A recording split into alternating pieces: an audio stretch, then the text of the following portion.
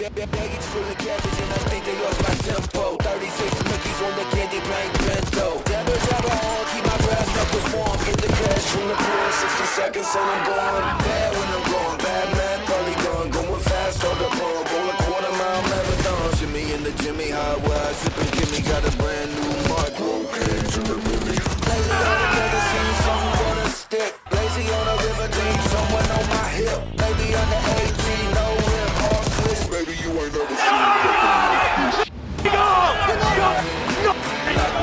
this. Nothing like this. Like this. Nothing like this. Baby, you ain't never seen nothing like this. Nothing like this. Baggage full of cabbage and I think they lost my tempo. 36 Mickeys on the candy paint bento. Dabba dabba on, keep my brass knuckles warm. Put a crash on the one, get the cash from the pawn. Nothing like this. Nothing like this. Nothing like this. Nothing like this. Baby, you ain't never seen nothing like this.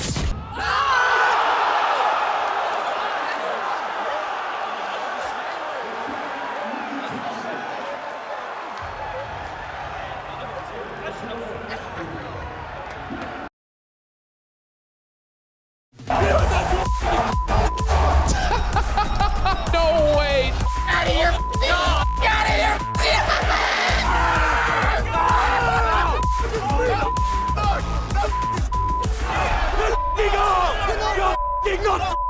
the out of here!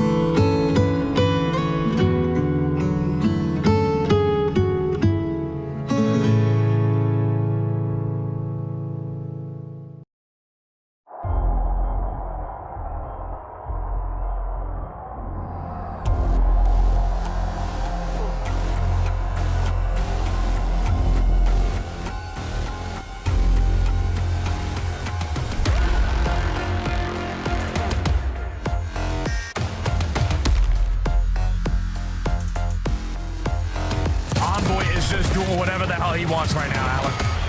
No, 9 Kids is back at it, baby. Oh, I don't believe it. Holy shit, in the corner. 3, gonna get a 4th. Gross! Out of Joe deceives. I mean, this is disgusting stuff from Neptune in the 1 versus 2. Has both weapons to work with now, and he sees him off the top rope, but off through the door! Get it, Crib! Get it! What's an ace? Wow! What's that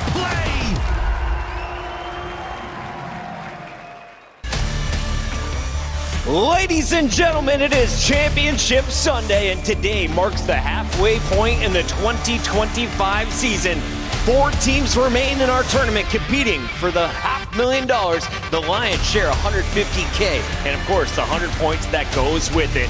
Welcome back in, everybody. We have a very special guest joining us here on the desk to start the day. He goes by the name of I Hold Shift. And Shift, we opened up with some challengers matches. We were at 10 a.m. watching some other games, but now we turn our attention to the pros. Yeah, man, I mean, Challengers was going nuts. They were there until like 2 a.m., started back up at 10 a.m., but now we've got our Final Four here at the CDL, and it is, I think for a lot of people, the 4 teams that we expected to see to this point. Maybe not where they should be in the bracket, but that's the way it goes. That's a great call out, Allie. Let's walk everyone through. If you missed days 1 through 3, we had some major upsets in the opening rounds. Yeah, like Alan said, we somehow still made it to the teams we expected to get it to day number 4, but at the start of it, it was LA Thieves getting handed an insane loss by the Boston Breach. Unfortunately, though, Breach's run did not go very long. They get sent down to losers, and they get bopped by Ultra, who also got sent down early and is trying to make that run into that championship final. Yeah, Ultra silently making one of the better loser bracket runs we've ever seen so far. Haven't lost the map down there in the loser bracket. They go up against the LA Thieves, where we know Ultra have struggled against the top squads throughout this year. And then you look at that match in the winners final, Surge versus FaZe. FaZe, one of the all-time great squads, but they lose to Surge time and time again. Let's keep it a buck. Ultra beat up on the bad kids, the bottom of our standings. On the other side, LA Thieves have had to cruise past some top 4 competitors, including the Carolina Royal Ravens. Vancouver Surge, though, the team with the most to gain this event, they were at the 7th, 8th spot starting this stage. Now they're looking to push for top 4. Yeah, I mean, Neptune, we talk about like what is a most valuable player. He gets added to a team that was a bottom 4 squad. Now they're arguably a top 4 squad. I think he's definitely in the conversation 100%. For an early season MVP. Talking about the top teams, we got to go with the number 1 seed, right, Allie? That, of course, is Atlanta FaZe on the season. LA Thieves came in with the number 1 spot for this event. Atlanta right behind them at number 2, but this is the squad that's gone unscathed through the winners bracket. What have they shown you so far? It's only been 2 matches. They've shown me some really good respawn and also just some insane individual performances. I mean, Sims had some lights out maps, and then same thing for Abizi. We've seen the First Blood Demon kind of be reborn once again during Major 2, and that was kind of my worry heading into this. They were unreal in respawn, but Search and Destroy have been slightly lackluster as far as Atlanta FaZe standards go, because they were focusing on those hard points, planning for that final and that rematch possibly versus the LA Thieves. But otherwise, everybody across the board is shooting on all cylinders. This is Atlanta FaZe that is in the hot seat of being the favorite. And Simp was my player to watch on day 2. Today, he faces off against Neptune, and I'm kind of surprised to see the numbers this close, this far in the tournament. I mean, both these guys, MVP candidates. You know, as Shiv pointed out, Neptune has completely overhauled this team. They've been unbelievable, and in the matchup against FaZe, they have dominated the last couple times they played. You know, just so prepared. You know, great prioritization when we look at like the Money Hills and Hardpoint, and that's something that FaZe focuses on, right? So that's why Surge presents a pretty tough problem for them. And talking about the Surge team, like, in all the game modes now, they are just so competent. The teamwork is there. 0-4 from online to LAN has gotten even better. Yeah.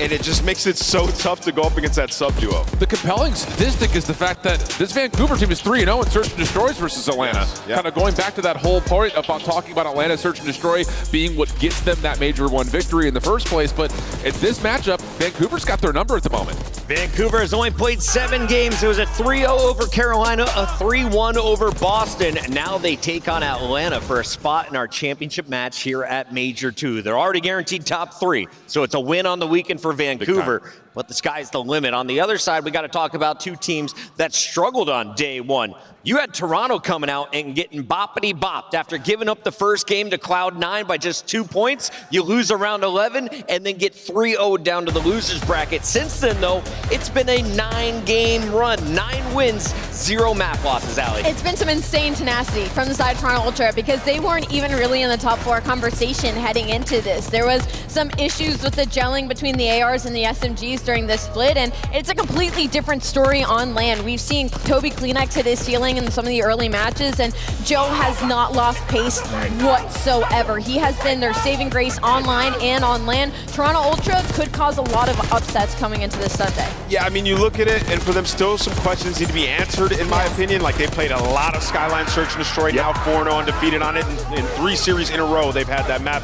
You talk about the Skyline Hardpoint as well. Teams continuously trying to test them there. They're just so good. So for Toronto, I think map vetoes, you approach a little bit differently. If you're Thieves, this could be a different outcome. And I'm looking at Kleenex. He has been so good this Major. 1.18 KD, kind of right there where we saw with Neptune. And that's going to be, I think, a major point when you talk about squaring up against this Thieves squad, because he did not play well the first time they played LA. That man right there, though, is my player to watch today. Joe Deceives has to keep pace with Hydra, if that's possible. And Joe, he has been known for his S&D prowess. He's always the one planting the bombs for Toronto Ultra. I don't know. I kind of feel like he can. Like, I don't even think it's on his shoulders at this point. I think it's a supporting cast, because he has been so incredibly consistent. I love this comparison. LA Thieves fall to Boston in the opening round. Since then, they take out their anger across the best of the teams in the league. Let's talk about their run, because it hasn't been an easy road, but they're sitting now 9-1 after 10 games. Some people use coffee to wake up in the morning. LA needs to be apparently losing respawns to Boston to wake up for the tournament, because that was absolutely the case. Even I would say just kind of watching the opening versus Miami, it was just like, what is happening? Yeah. But after that point, absolutely no sweat, no problems. They put Carolina in the dumpster. They beat up yesterday on really both teams they played. Ran through them, and those are two teams we had like in our top 4 potentially online coming into this. And you know, this LA Thieves team where, you know, throughout stage 1 we would say where the struggle was search and destroy. 8-2 in their last 10. They've been unbelievable there. They love getting the bomb down. #1 in plant win percentage. Like some of the small fine things they have completely fixed from stage 1 to 2, and they're just waiting for that rematch against Atlanta FaZe. They got to get all the way there though. I'm looking at this matchup. So Thieves just beat Cloud9 3-0. Yes. Cloud9 3-0 Toronto. Oh, here we go. But we've seen that certain teams have each other's numbers. I like Puck and Math. Does LA Thieves play enough like Cloud9 to continue to cause issues for Toronto? Yes. I mean, I think for Toronto, like, it's kind of been a 50-50 hardpoint team all year long. They've been winning a lot of HPs recently. I mentioned the Skylines that they've been getting in this series. There's no Skyline in this series, right? So for Thieves, I think they're just too tough a matchup for Toronto. We'll be breaking down that matchup in detail in just a moment. First, though, let's take a look at this schedule. Make some noise, Texas, because we got some great games coming your way. LA Thieves taking on Toronto Ultra, our elimination match to open the day as we get down to our final 3. It's Major 2. Lock in. It's going to be a good one. I'm locked.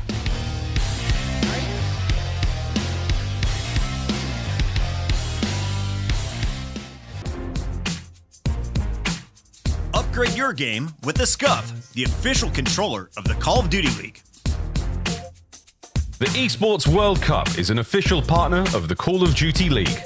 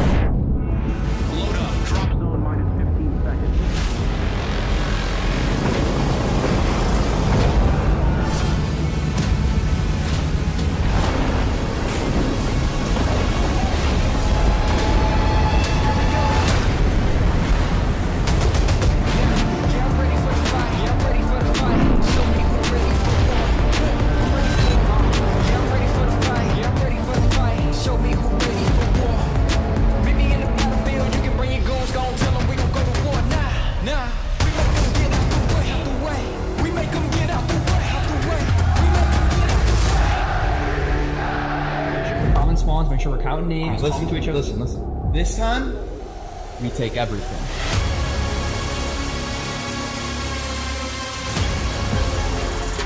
With Optic Texas out of the tournament, it seems like LA Thieves are the fan favorite here in Texas. A lot of people supporting the former Optic member in Dan Ghosty. But let's start here with maps and modes because the players are ready to jump right into this best of 5. Alan, who has the edge statistically across Protocol, Hacienda, and Protocol Control? Ant talked about it before the break. No Skyline in the series is terrible news for Toronto. Their map fluency is going to be tested at a major level. Hacienda, anything, seems to always turn up in favor of Thieves, so they got to be feeling really solid about how this picks and bans went. The Vault Search, if you can make it there for Toronto, is absolutely incredible for them. Most teams get rid of it, but I don't see the route to getting there. I think the route is probably going to be a 1-3-5. I think they're going to retry that Protocol Control because last time they went up against LA Thieves on that map, it did go to a round 5 regardless of them being undefeated. So Toronto's looking to play the long game here for sure. So I was doing some numbers and I looked at it. For the last 13 matches for Toronto, you have been blanked 4 times, 3-0. Teams are Cloud9, LA Thieves, and Vancouver. I think Cloud9, they're a better team than LA Thieves were? No, not the case. LA Thieves have to be the clean win this time around. Sorry, Toronto. If you win a map, you can win the series, but I think you get blanked.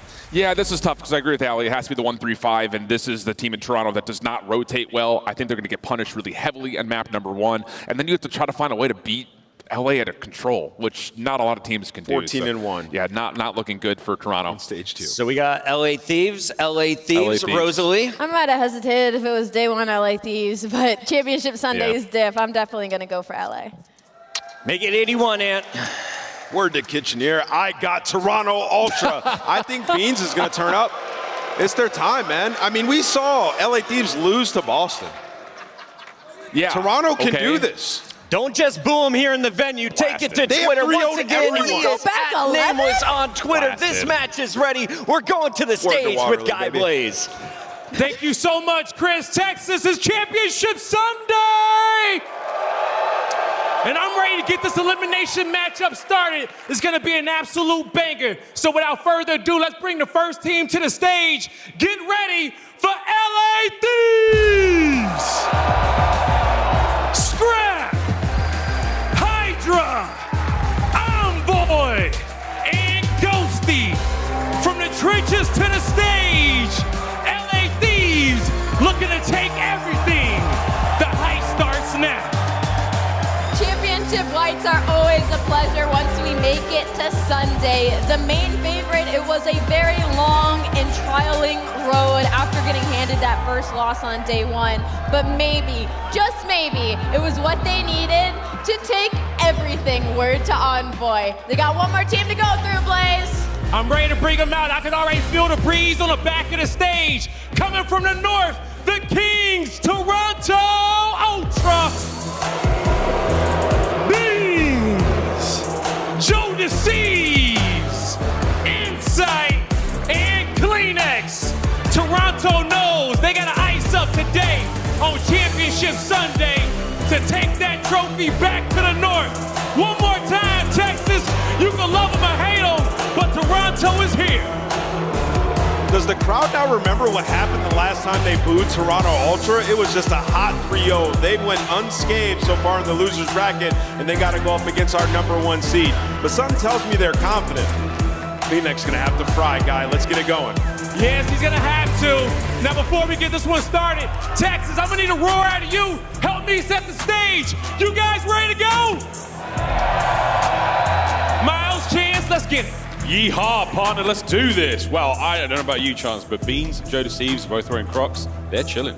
They're ready to go, and they've chilling. already gotten used to the boos, so I think this is going to be a very exciting team to watch, and they're the fresher faces, I would say, a newly formed squad. Toronto Ultra had to part ways with players like Envoy and Scrap, and now the organization, you know how bad they want to take them down. Yeah, it's nice, man. It's a little bit of, the old brotherly love now turned to nemesis. We'll see how things go in this matchup, because again, a big one. They fought hard to get here. The Thieves, an early drop to Boston on day 1. What a lower bracket it has been. But this is going to be an interesting matchup again. The bucket math, I think, actually adds up. If C9 beat Toronto, but Thieves beat C9, surely, Chance. Call of Duty math never makes any sense. There is never a rhyme or reason. I think the story of these two teams is a slow start, to be certain, maybe a shocked upset to kick their tournament off, but they have been getting better and better and better as the tournament has progressed. I mean, Toronto Ultra, they have steamrolled the losers bracket, and LA Thieves, every single series, we watch them level up, and it looks like they're saving their final form for Sunday. But first match of the day, I mean, listen, these players, how often do they wake up in the AM and get ready for anything? It is an early match in a world of competitive Call of Duty. You got to get the juices flowing quick. Yeah, there's not a lot of opportunity to start slowly in this series. Again, I'm with a lot of what the desk sentiment were.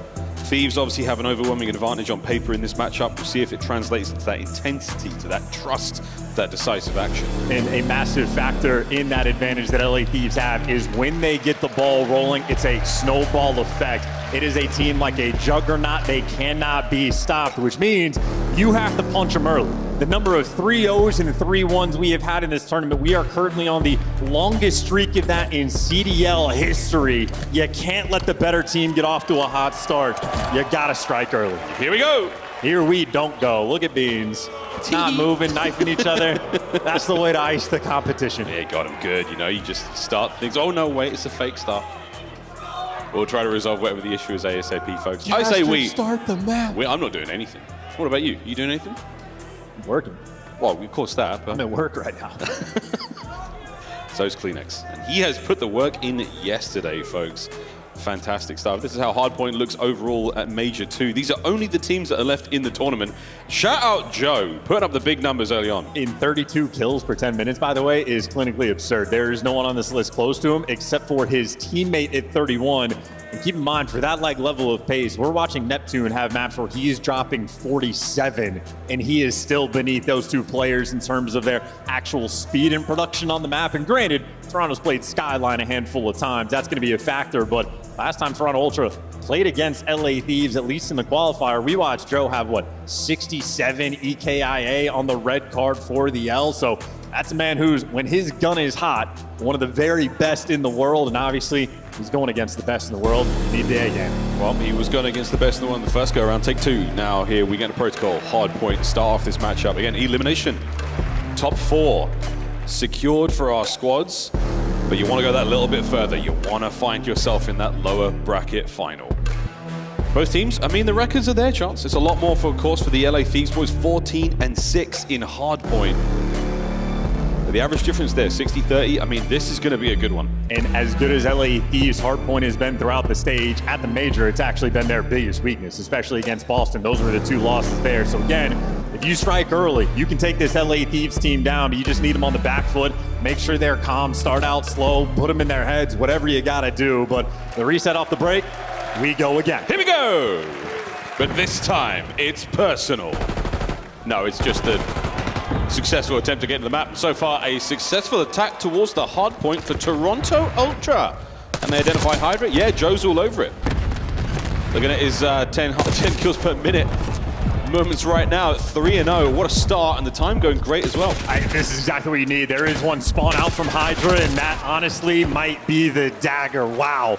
Unreal that he was able to get a free pinch there in the back line. So as good as the start from Ultra was, at least LA Thieves get to sort of reposition and begin to work their way out, because they were getting outslayed and they are continuing to get outslayed. That is all 4 in the feed in favor of Ultra. I mean, they're right now flowing. Insight 4-0 is always a gorgeous sign. And Beads is trying to cut off the reinforcements, and he gets 1, nearly a team kill opportunity there as well. So now over to P2. Over this dreaded little platform covered in rocks and soon to be covered in players. First in, likely to be Ultra. Cleanex, he's getting things going now. His first kill of the map. And he's got the hill time as well. Get to run the score up just to tag, and the slang is going to continue in the feed, getting everything. Cleanex, I mean, he's able to play with freedom and space, and that is a nightmare situation for Thieves when you let this man sort of calculate. But Hydra for 2, trying to find the guys.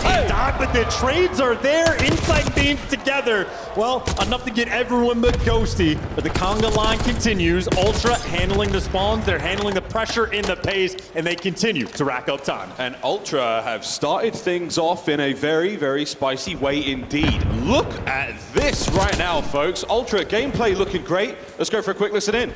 Okay, he's up. I spawn here still. Shouldering. Still zip, guys. Weak. Square. What's the chips, alright? Yeah, behind us, Joe. Fuck it. Okay. Oh, no, top bracket. One. Back a week on the green box, 1 in back lockers, and then 1 top trips. He's laying down like walking steps. Low left, he's both. Keep left me, then. Nice. He's hitting low left, okay? They could hit your top tip, okay? Nice, good shit. Ghosty again. Green alley weak, he's still challenged. He could have gone. Nice, Jamie, good shit. Keep locking, okay? Try Green alley. Give it again. I'm getting low Scrap weak, and listen, one's Green alley. 1 hit Green alley, deal, okay? Give me top one. Nice, Jamie. Give me top one. Yeah, I got top. Give me Green alley. I'm blocking. One's like deep right. Yo, Green alley, back right. One shot, back right. After the close dead. Back right, dead. Last guy. He already made Nice. Go to spot. They're gonna beat me, okay? I'm here. Yeah, I'm coming with you guys. They're gonna beat me. I'm laying down. Maps. Back up, tell me. Really back up. Nice, Maps. 2 last maps. One quick. Wait. Okay. There's one last maps in comps, okay? Yo, 1v1 spot. Calm Classic Ultra, a couple of bombs in there as well. The scoreline is ridiculous. Thieves, perfect setup now, an opportunity to get back into it. Listen in. 2 of them big gun. Yo, Charles, pal. Yeah. Wait, one big door. Big door, another close. Good job. I have insight. Insight first one, guys. You have maps? Yeah, I have maps. Look for mid. Spiral's open. You spiral block? Yo, he's mid P1. That's the first Inside. one. Ernie, hold my spiral. Maps coming. Maps. That's all I need. 2. One more. Ernie and Joe. One maps, too. Artie and Joe. Inside left. Left side. Spiral. Spiral's on left, though. One more. He's back time. Next. P2 Beans, really weak. He's back time in max. Top broken. All right, top broken and then... Top broken, weak. Mid gun, dead. Nice. Nice. Last two one time. I'm gonna get mid gun. Yeah, two, both mid side top. Two on time. Kleenex one bullet. Two on time. Beats him. Kleenex. Joe's going back double right now. Last second. Nice. Joe's gonna go low doubles still. Joe, right side doubles weak. Top triple, not weak. Top triple. I'm with P2. Let's go. We got this, boys. Top triple, right now. P2 death. It's triples, boys. Play this guy, I think we're starting the hill, yeah. I don't see triple. Triple. Nice. Bang in the front door. I don't see time. He's on our side. He's their side time. Nice there. Outer time, right now. Outer dead. Nice. Good job, Great. I got time. I'll block. We're not hard blocking. Missing bed. Yeah, flip. Heard you. I got time. Bunch off, Ernie. Could repitch doubles. Yeah, I have it. A tale of two teams in our first set. Wow, Thieves starting to bring the heat here as we get into the time. Great awareness of players as well, counting everyone they need to be worried about in that play. Yeah, Thieves to me just seem like they're a team that feeds off the energy, and they are struggling to find any. And I even love the moment from the crowd. The second Envoy gives up map in terms, I just heard coming through. Everyone knows how on point you have to be with all the timing. Right now, Ultra, complete flow state. Insight is the ultimate player. If you see him go double positive, you're slamming. And if you see Joe to see popping pieces, you're slamming. That's unbelievable. Over to Beans, 19-9. Insight joins him on time as well. And Insight the 18-9. It's just non-stop. The kills right now, the production for Ultra are unparalleled. No one can keep up. And Joe deceives as just a two-piece machine. Another for Joe. This is perfect. This is elimination bracket, and right now Ultra are playing like their lives are on the line. Everybody just got spreed out for the side of Toronto. This is the comfortable. This is the float state. They are playing without any pressure. What are we looking at here, folks? Beans keeping him at bay. One more bullet for Beans would have been unbelievable. 20 seconds to go. Ultra with the time. Rotation over to New as well. Hydra's got to go big. Yeah, we got to give Beans some more bullets. Let him keep shooting that gun. And look at Ultra. You see two players in the feed fall. Guess where they're spawning? Right on the new time. Yeah, right on time. We've got streaks to play with as well, just in case. That's going to help out in the other hard points. Not necessarily here. Insight 20-10. Fully streaked out. Looking towards new time. One man left there, and it's going to be Joe. How many can he get in this life? There's number one. Whoa, good shots from Ghosty. You hold for now, get some time, Thieves. Well, take your time, play for kills right now if you're Ultra. Insight, there is absolutely no rush. Wait for your teammates, and if there's no rush, he's the right man for the job. Here we go. Insight, one. The second not going to be there. Can they get on the time now? No, all four dead. Thieves survive. Now you get a push out, take some space. Everybody block the spawn. Shout out Ghosty for that. Envoy's going to fall and call out two players on the cross. And, well, those two players are going to fall. Scrap picks up the other errant player. So a moment for Ultra where they're going to have to restabilize and maybe rotate to New because they're just running through no man's land, getting picked apart. And they're still getting picked apart. Hydra, this is freedom. You can keep going for spawners. There is absolutely no coverage there. No cover in fire to get those players anywhere near. So an uncontested hardpoint nearly basically a full 60 right now. Over the walls we go. The dreaded P3. A big 2 from Kleenex there. That certainly helps the rotation. Looking to seal the deal. Kleenex is going to fall. The Beans was there for the trade. Scrap the only man up now from LA Thieves. You can't break this by yourself. That's a good start. They're trying. They're certainly trying. Inserting Kleenex now. Or Beans rather. Trying to find anything to watch for. Big hit through Spiral. 3 men. Here we go. Inside's got to find a couple out of this Kleenex. They're trying to help out, but the connection is there. LA Thieves, they make opening contact. They find the kills. Jovi Scrap. Here come the rest of the reinforcements for Ultra, and it's another break, but Hydra finds 2. And there you go, the pressure. He knows the third guy's up to the left as well. His teammates getting all the kills. A 1v1 for the time between Kleenex and Hydra. You're sliding around, desperate to stay up on the map, and Kleenex delivers. Scrap finding kills as well. Here come the rest of the boys. Envoy fighting forward, traded out. Ultra with the time, and 10 seconds for the win. They're going to get it. Look, and this is going to be an interesting moment from Ultra. Are they going to stand up, scream, keep it calm and casual? But either way, map number 1 is theirs in dominant fashion. Okay. The Thieves did not necessarily wake up on the right side of the bed today. Not at all, and that is one of the worst hardpoint defeats the Thieves maybe have suffered all year, at least since the early days in the tournament. How about that from Jamie Insight, 25-15, and if Insight has a 0.8, Toronto Ultra are winning the map by 20. If he's got a 1.6, it is a slammage like that. I heard a sign that Nate Shot might have been showing up at the venue today. He might need to leave. That could be a jinx. Wow, what a start. 1-0 Ultra with a ridiculous performance on Protocol. You get one, things are looking great. Social's drawing control coming up. Again, Thieves been great control.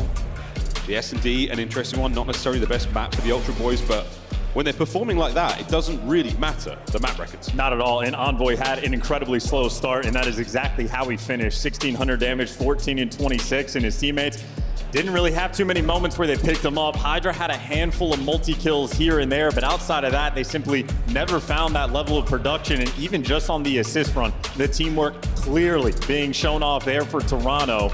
I mean, hey, they're able to break a P4 even when they get the chip damage coming through, everybody getting the mix. All 4 players with over a minute on time as well. I mean, that is a nearly perfect Protocol game. Oh yeah, as far as the stats are concerned, yeah, Ultra playing a nearly perfect game and a fantastic start to their campaign here in the lower bracket, trying to break into the top 3.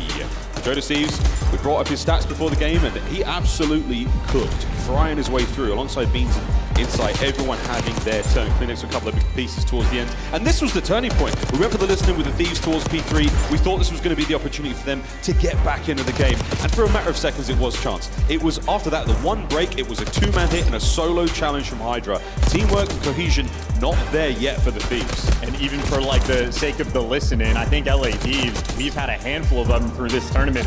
Sometimes they're on point, sometimes they're on fire, and a few times they just seem like they're flat. And I know from the side of Ultra, it's you practice how you play. This team is always cool, calm, and collected. The players deliver the exact same experience every single time. You know what you're gonna get. On the side of Thieves, I mean, practice how you play.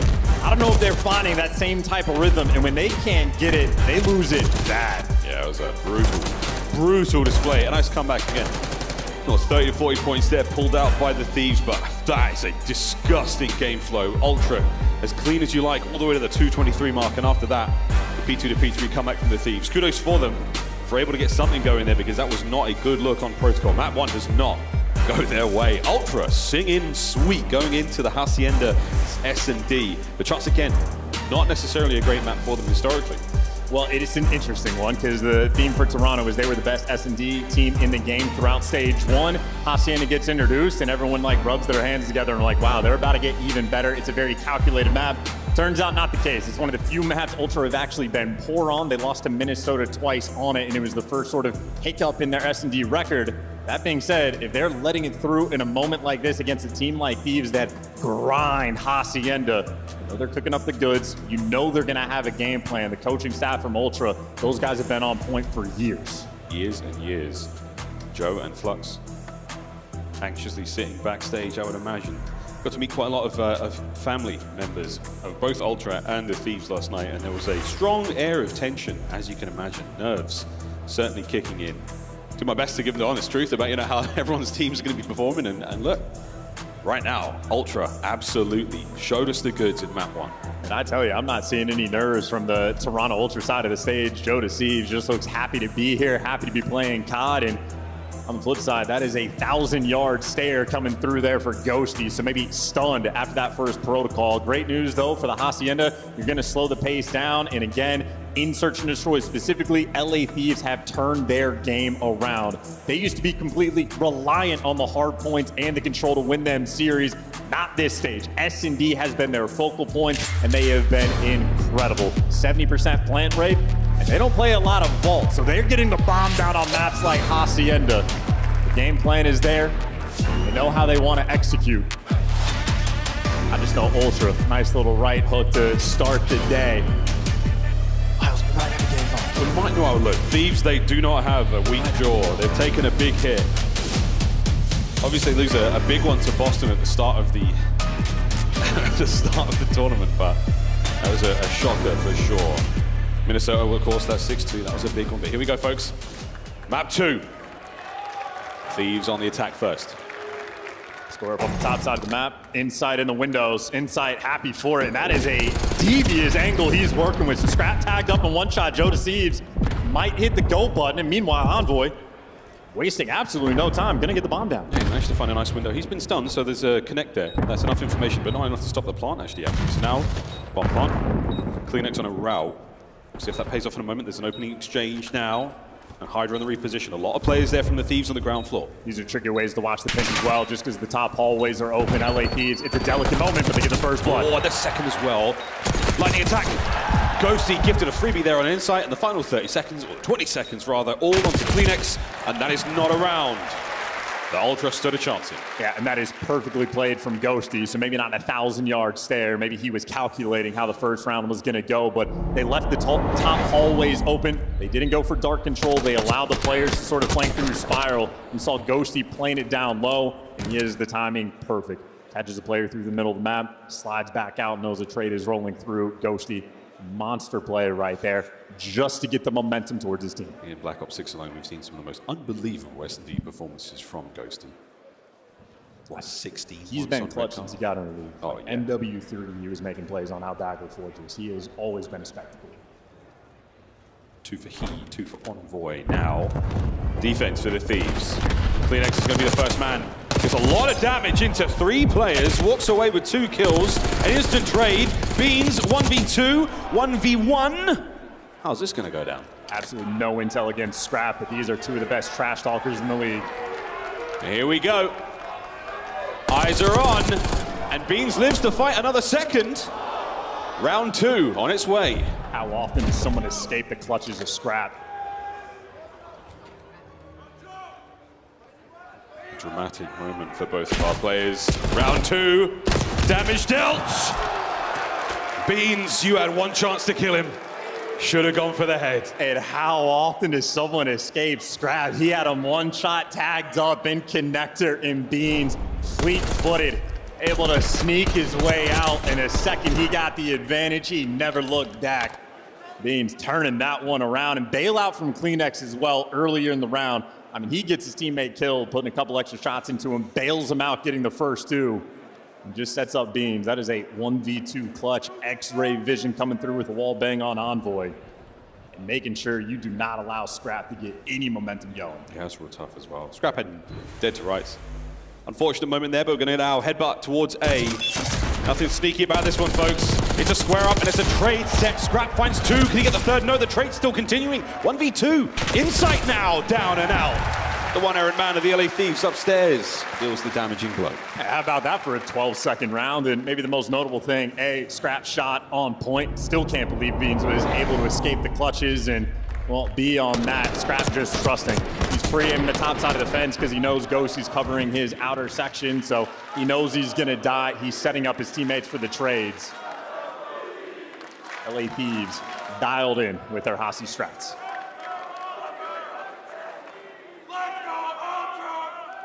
See what the Ultra Boys have able to cook up. Attacking round for them. Lightning fast plant situation with the LA Thieves going around the first time again. Envoy finding the most narrow of windows to work with. Now this time, a lot of love towards the B-bomb site here, as the Thieves have guessed correctly. And now across the map we go. Look how fast that is. They spotted all those players towards B. They get out of dodge straight towards this A site, and it is completely open. That is a snap call, and it is done perfectly. Joe's got a trophy as well to play with here, so you get the perfect setup opportunity. Insight on the far side of the map. He'll be in the fight a little bit later on. Ghosty stun check. Yields no information. You have to keep working forward, but here come the Thieves all together through plat side. This is too many stuff to clear out. So many corners to check. Nades are up. Once again, not a huge amount gain there, but it does eliminate options. Damage now from behind. Wait a minute. We're into the red. Scrap opening up the proceedings with a kill there on a Kleenex and now Envoy. Clearing out everything you possibly can, but the time is still ticking. Joe keeps the fight going. Hydra on the trades, less than 15 to go. I mean, there's just no time. Someone's got to hop the bomb in the next few. Someone's going to be nearby. You're running out. You're playing for the checks. Player dropped. The defuse is there, but it is not in time. Thieves, too slow on the map. And they were calculating everything. Beans on the pinch, you're worried about the timing. You know, Insights can be playing a little bit late as well. And Thieves were ready for all of the different pressure. But Ultra were just so patient in making sure they could seal the deal towards the end. Joe deceives. I mean, no mistakes made in this moment. Pre-aims, kills the right guy. And that all is off the back of, they were trying to triple hit through the hallways, had Insight on Lambo. The second they felt that rock pressure, there was no hesitation. Fly over that A site and waste all of LA Thieves' time. You have to be quick at this level. Make calls like lightning. He's slippery, boys. All tied up 2-2. Thieves going to be rocking the bomb upstairs, going to make her way towards the B side of the map for a moment. But again, lots of options here at Hacienda, and your options become even greater if you manage to get a first blood. Ooh, now we're swimming. CleanX is taking the sneaky route, so he can get to Lambo for free. Hydra wins the first blood. Heads up awareness to take that player down, but now we're waiting about our timings, and CleanX. No way. He's waiting for his moment. There's a possibility he heard something there, but if the time's this right, this could be huge. Gunny was good. A Hail Mary. Does not connect. Got to worry about the other players now. He's waiting for Insight. He's waiting for his longtime duo to come help him out, so he's gotten protected. But now the same thing from Ultra. They're man down, and they don't have the time, and he don't check the corner. Envoy in the perfect spot. Oh, Envoy nearly able to get the next there. 25 seconds to go here. And Insight, good luck, mate. It doesn't work out. Thieves. The opening gambit on B pays off. And that is just Hydra getting in prime position and knowing someone is going to be coming down these stairs at a certain point. I don't know if Jodeci's got caught unaware, which is looking for the chow, but Hydra drops him and everything after that is perfect. CleanX had a very small window. The problem for him is he has no intel. He's just waiting for the bomb to go down, try to hope the timing goes your way, but LA Thieves don't let anything slip through. Yeah, it's a blind play. I mean, unless a teammate is nearby to maybe get a stun check, it's really hard to make that. We've seen a couple of players try it, and it's not really been that effective. But hey, live and die by the try. A round up now for the LA Thieves. They go on a defense this round. Joe's got the bomb. He's got a bomb site on his mind. Inside, opening gambit. He's not really ready for this fight. CleanX certainly was, though. Man advantage. Yep, if I see Hydra coming my way, I'd send CleanX in for the kill, too. And there's the coverage. Envoy heavily tagged up. He's going to be getting away with his life for now as the A-bomb site now fully planted. CleanX on the wrap once again. Spots out Envoy. Damage dealt, but no kill. He's just wasting his time right now. A couple tags in. His teammates, meanwhile, outer fences. They know they only have to look forward because everything else is covered. Envoy traded out. Eventually, they get him and scrap in a 1v2 with not a lot of time. Yeah, he's going to get shooting. He's going to get his gun going, but there's no way. They're set up now from Ultra. They have him pinned. And he's on a 4 spree, so he's just looking for some extra kills if he can hit him. That's number 5 in a row. Maybe 2 kills off of the Hellstorm. And maybe next round they're going to want to give him the bomb and see if he can get a plant off as well. So Scrap maybe trying to play the long game, but ultimately in this round, I think that is the long-time duo of Insight and CleanX turning up. They played together for years. They have the coordination perfect. Insight feels the pressure. He lets CleanX handle Hydra. He's got the Jackal and the coordination after the fact. Still on point. You don't have to overcommit to go and kill Envoy in the Dark Hall. CleanX gets the tags in, dips away. Always a high IQ player. Ultra, they are nefarious. Tied up 3-3. RCXD in the back pocket of Scrap. We've seen what shenanigans he can bring with it on this map. Nate checks by B, nobody home. You've got an open site right now for the Thieves. The trophy sounds like, oh, right on his head, ow. Should be able to get the plant though, with a concussion. Well, Hydra does the right play as well. He's able to get out with his life and disappear. He was dealing with 2 players, and that's bombed down for free, and Ultra are nowhere near this retail. Oh, Hydra heard the door bang, but CleanX knows the fight's on. It does help indeed. Trades either side. Numbers now towards the bomb site for the Thieves, but the time ticking. Gotta be quick. Shoulders from CleanX. Gets away at least one of the red dots. He's managed to make his way closer to the site. He gets up to the rock. He gets up to the very rock. Taken care of by Ghosty. The trust is there from the Thieves. Envoy now to the middle of the map. 1 man left alive. Down, done. Thieves. Good round on the rock. Ghosty getting that first blood as well on the pinch just makes Ultra's life absolute hell. And this is quite a few retakes we've seen in this game where, frankly, the teams are just not giving themselves enough time to actually make any type of good play. You see Ghosty 8-3 as well. He has been on form. Young player, nowhere near veteran status, but consistently throughout his career, when his team is down, he will pick them up in S&D. You can always rely on Ghosty to do something wild. And again, 1 round at a time here, folks. Thieves with a slight lead. Still with the RCXD. Heavy presence now upstairs. Great timing from CleanX, and not enough the right weapon from Hydra there.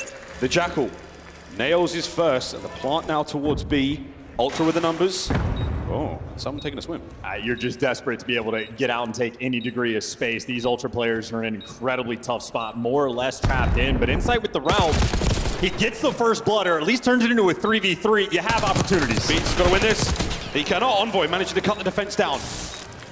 And that's a big opportunity right now. Hydra on the flank, finding himself inside. Go to Joe. Joe's got to try to make it happen, and he does.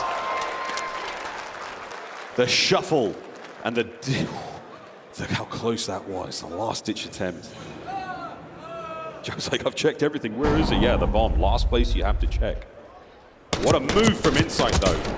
And I think he's laughing because probably whoever's spectating Joe in that moment is like trusting him to check it, and after a certain point he doesn't. He's like, hey man, the only thing you got to do, and laughs. He goes, oh yeah, for sure, great call. Because honestly, Envoy, a little close in that moment to getting the defuse. I think once the kill pressure, like if you know Insight's over towards boat, it's not planted for there. Try to pop it off. But either way, a 3v4 clutch in that moment from Ultra.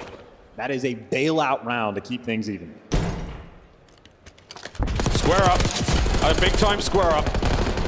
And a massive advantage right now. The Thieves win the opening fight, and they get a lot of damage in, but somehow Beans walks away with a kill. Can he get another one here on Envoy? He sure does!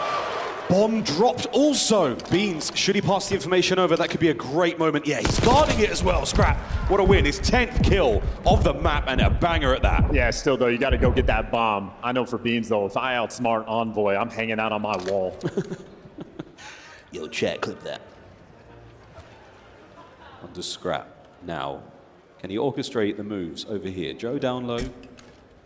Stun check's not going to yield anything. And this is just corners. If you ever go for the bomb plan on B, Joe Deceives will be sending in for the kill quick. And if you go towards A, Insight doing the exact same thing. So cheeky spots. Hello. And just a guaranteed spot. Joe Deceives lines them both up. And goes both down. Come on. Joe Deceives, how do you do? Joe get 2. 7-6 overall. And Ghosty just took a couple too many tags on the cross there. That is fantastic centering. Here's the kill again. Watch that transition. Immediate pull.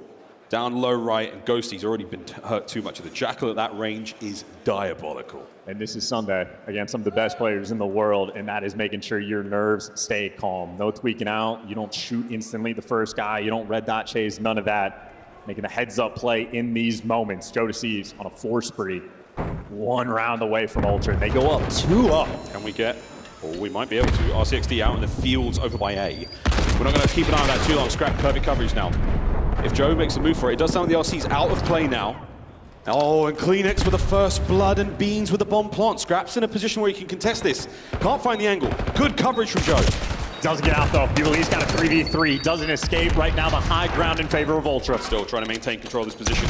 Perfect nade in from Ghosty. Nobody on the ball. Ghosty now in the play. Kleenex takes care of business. Man advantage. No, 2v2. You know they're down low though, and they're just going to be running out of time. You still have the dark control. Joe Deceives, no, he needs to keep it. He's tweaking out, running around. Envoy on the hunt. Oh! Joe! No way! A 1v1 game! Toronto Ultra take the search and take a 2-0 lead. And Joe Deceives wishing the other team well, getting in the game chat and saying, nice try, guys. You almost had me. Oh no, the kill in dark, the turn, the full 180 while being tagged up. A brisk walk back to the dugouts as we game plan for control. Ultra though, ice cold. I mean, in game plan though, might just be the name of the game there from Ultra. Hacienda S&D is not a map where they have had a ton of success, but how many times was Kleenex able to get the first blood on Hydra specifically? Always ready for the chows, always ready for the top hall pressure. They read him in that final round as well. And for LA Thieves, that was the stage 1 flaws that they had in their gameplay. Hydra trying to make a hero play and just getting caught. And I mean, hey, Ultra is a team, and they get the man advantage. It is incredibly rare for them to make a mistake. And they go up 2-0 in this series, in a dominant hardpoint win as well. They got all the sauce. Oh, wow. Well, big damage and a slightly skewed stat maybe from the top side, but 11-6, 10-7 there from Scrap and Envoy. Look at the damage output. They had a good map. It did not matter when you were playing those, you maybe getting the kills, but it was the timings, it was the bomb plants from Ultra. That was getting those rounds. And I think the biggest round as well was the 3v4 clutch that Ultra had in the post plant with Insight swimming out over towards the boat room and just making those plays. Joe Deceives catching that final player off bomb. That is certainly a round LA Thieves are going to look back on and say, we had to win that one just to see a round 11. Who knows what happens there, but shoulda, coulda, woulda. Ultra, they're up 2-0. Shoulda, coulda, woulda 2-0 lead going into the half control after this. Obviously, a big favorite for the Thieves. See what the best thinks. Man, Alan, Texas is always full of surprises. I'm your host, Namus, joined alongside Ali and Shift, and it's almost like somebody predicted this one, huh, guys? Oh, God, Dude, here we don't go. start with me right now. So confident You're for so the Thieves. I mean, unserious. that map one was absolutely dominant, but let's talk about the Search and Destroy a little bit. Ali, in that Search and Destroy is kind of neck and neck, and you saw the 3v4, the spark that they needed at the latter half. What's insane about this Search and Destroy is in the first half of this, it felt like it was totally LA Thieves in control. Like, even though we were trading, like, LA Thieves were consistently getting those first bloods. Yep. They were getting into these fences, bang outs, where Scrap is pre-firing. He finds two. He doesn't find the third, but Ghosty's able to clean up, right? So it felt heavily in LA Thieves' favor.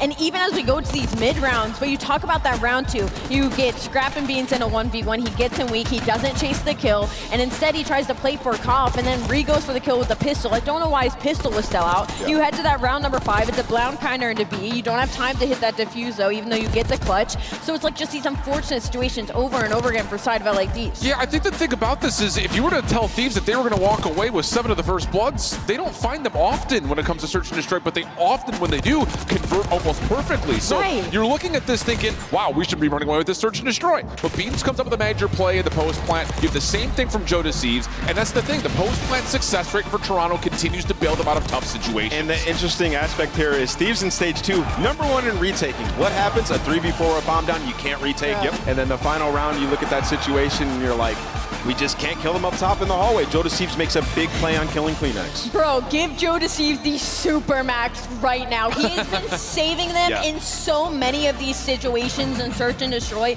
It has been unreal. How do we feel about the rest of the series, Alan? It's still tough. I mean, there's a level of you still try to beat him in control. You do have the safety, though, of getting to a map 5 vault Search and Destroy where Toronto has been really, really solid. It's just trying to stave off the momentum reset that I imagine Thieves are going to be looking for in the control. Yeah, so for this, is this Toronto kind of overperforming right now, or do we think we're seeing the Thieves from day one rather than the last 2? Overperforming, for sure. I think this is Toronto hitting a ceiling. Obviously, that map 1, you have to talk about how slow LA Thieves started in that, but that was just Toronto Ultra coming out with some fire, dude. All right, well, that's enough from us. We got to get this series continued, but before that, we got Guy Blaze with a special segment for the crowd. Thank you so much, Nameless. Texas, make some noise for yourselves. You guys been awesome on Championship Sunday. Now, I want to give a warm thank you to one of our special partners here, Scuff Gaming. We all love Scuff Gaming, yeah? And Scuff Gaming wants to hook up these guys over here with the Scuff Lucky Roll. Make some noise for them and show off everybody in the crowd. What does Scuff hook you guys up with? An amazing hat right there. So lock it in. We're going to say Scuff on 3. 1, 2, 3. Let's get back into the game. Casters, take us away.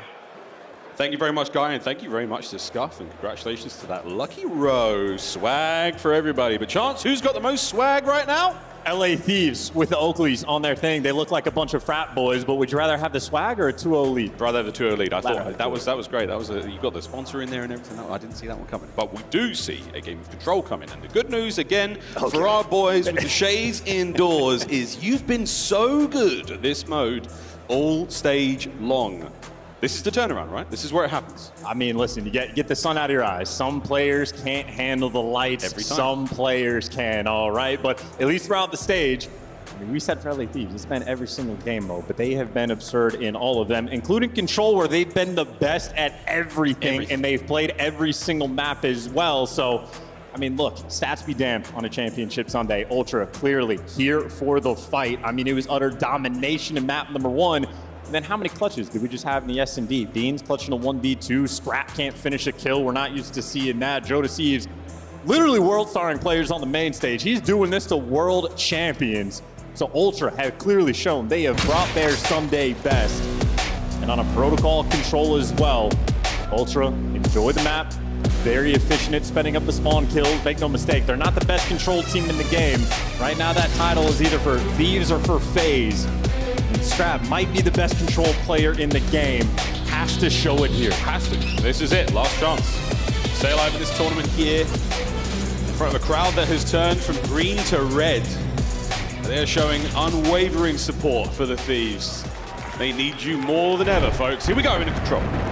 Well, nades are going to connect on those players going out of gun, and maybe enough for a few trades to roll through. 2-2 split, make it Scrap last one standing. And Beans doesn't need it, shall, because if you do, you get zapped. Few people in the world shoot like Scrap. Buzz starting towards A on the capture. Doesn't have any teammates to fill his position so he can start getting some spawn kills. So there we go. Ultra managed to pick that moment up just for a second. Over to Onvoy. Continues the capture and secures the segment on A. Yeah, nice bounce back from Beans, though. Take him down and make sure you don't let that clock get stopped. Right now, Ultra want to play off the time and make sure no one touches this zone. 1 minute to play here, folks. Hydra, perfect coverage from his teammates there. He can't even get the kill on it. Now over towards the B zone. There's a little bit of an attack. A nice win there from Insight with the aims at that range. Of the Joe as well getting kills. And it's a nice two-piece there, and that's a clean board. No Thieves back in spawn. All four. And CleanX with an 0-4 start. That does not matter because his teammates are picking him up in Beans. One of my favorite call-outs in the league. The Deads starting to roar. He just gives a big hit, and his teammates keep picking up every other kill. Joe! What a three! Might end up being the best, series of his career. It's not over yet. It's not over yet. It's still going. 7 in a row, 11-2 on a time. Damage into the next man, and you still can't get out of spawn. I mean, you just have full belief that he's winning the gunfights, even the ridiculous ones. 11 kills is great for any round of control, and he's got more time to work with. And LA Thieves, they have no lives to work with. You are desperate for any tick of progress. A 5v15 turned into a 5v12. And hey, maybe the A zone could fall. That's fine. Second segment. You've got one mistake you can make, and then you can roll over towards B. Ultra are now set up for this one. They are playing for the kills, but they're playing quite tight. Envoy, first man in. Hydra with a backup, and the trade. Every single kill, though, is huge, but that is going to be 2 in the feed there from LA Thieves, but now you're going to be forced. You have to get to the zone and win the gunfights from here. Inside, he goes down as well. Hydra on the capture. And this is everybody stacked on the point. This is everybody stacked on the point. This would be a 5v13. CleanX upstairs, though. It's not over yet. Defense holds. CleanX, can he get all 4? Tobias Julianson! The nades land, and Ultra save the zone. What the hell just happened? What did CleanX just do to him? That's got to be the best play. Tell me that's the best play. 3, 2, 1. Here we go. Ghosty, Hydra. Envoy was the last man he got there, and I think the nade over the top from Scrap.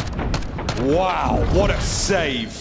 But what an attempt from the Thieves as well. That would have been the best control clutch of all time, or at least in the conversation if Thieves somehow pull that off. A 5v18, something along those lines, before they had even captured the A zone. And they just string together a sequence of perfect attacking round of protocol control, but hey, CleanX started slow. He bails them out with those final 3, and now their turn to attack. This is how you have to play against the Thieves. It is no mercy. You cannot give them anything to work with. Over towards the A side of the map. Hydra, yeah, he's doing laps, so you have to worry about that as well. Ghosty, top grannies. And there is no pie on the windowsill there. He is getting kills. Hydra down the back spawn, dealt with Beans. Good job to clean that side of the map. Now we go forward. It's Insight, not an SMG. That's going to be the guy flanking through grannies. There's fine. the first freebie. It will officially be the thorn in their side. He forces the spawn out over towards back Lighthouse. But right now, Thieves, I mean, they're just crawling around the Trips area. Jodeci picks up 1, but you have to root out every one of these players before you can touch the zone. And this is a massive issue Insight cannot yet solve. Oh, he's managed to escape once again, though. So these players were committing resources to try to get rid of Insight. Not a clue where he is. So Ghosty's got to watch 3 things at once. Gets picked. Insight continues his run. Scrap. No one can find him. The guessing games continue on the inside of Grannies. It's the very slow capture A now is on. No way. The knife at the back window. I believe it not. Ghosty lives. and wins the fight finally. I mean, by the time you do, though, this might be 2 ticks of progress on the A zone. Joe Deceives going to secure that in the moment, but now Joe Deceives might get overwhelmed, needs to drag some players to the grave, can only get one, and only 30 seconds left on the game clock for a moment. The hold on defense so far so good, but you got to finish. Players all over the place. Insight now, sport for choice, who he takes care of. Shots in a ghosty now, no scraps coming off spawn yet. You've got the awareness, but you do not have the manpower. Less than 30 seconds right now, and the Thieves are good. And now they're going to have to go to B, though. This is going to be a force to go to the zone you do not want to deal with, at least not with this sort of time on the clock. They get 2 in the feed, and Beans is going to pause the time over towards B, but if you're his teammates, yeah, you still have to work the A zone first. Yeah, Thieves know that as well, so Thieves committing more men towards the A zone. Scrap, nice shots in. This is going to be a big piece. Oh, they're so close to each other. Watch out. Oh, Insight and Beans get the kills. The contest is still on. Joe's got to live, and he does. That might be the capture. It's still all on Joe to get this one done himself before the lads show up. That should be a 9-9 on the clock. Hey, that is such a delicate moment as well for Joe Deceives, barely able to stay alive. But this game is going to come down to the life counting. 8v6. You got to play it like it's TDM, and Ultra are the ones that are forced to make the move. Yeah, they got to make it move fast. What a win. Beans v Hydra once again with the aims at that range. Trade's going to be there. A favorable position for now for the Ultra boys. No lives left, and again, Ultra so close to that as well. I mean, LA Thieves just threw away all of these lives. That's a big stack as well. You got to go, Thieves. This is it. Decisive hit has to be there. Second segment done. This is huge. Not enough of a commitment from the Thieves. Have we fallen asleep at the wheel? What is going on? Hydra over the top. 3 dead, and that's the round.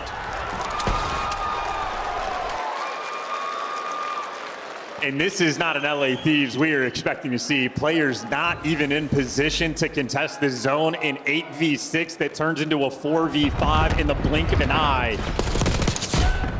Ultra woke up today and shows violence. LA Thieves, we're still waiting for them to wake up. Our COD gods falling asleep at the job.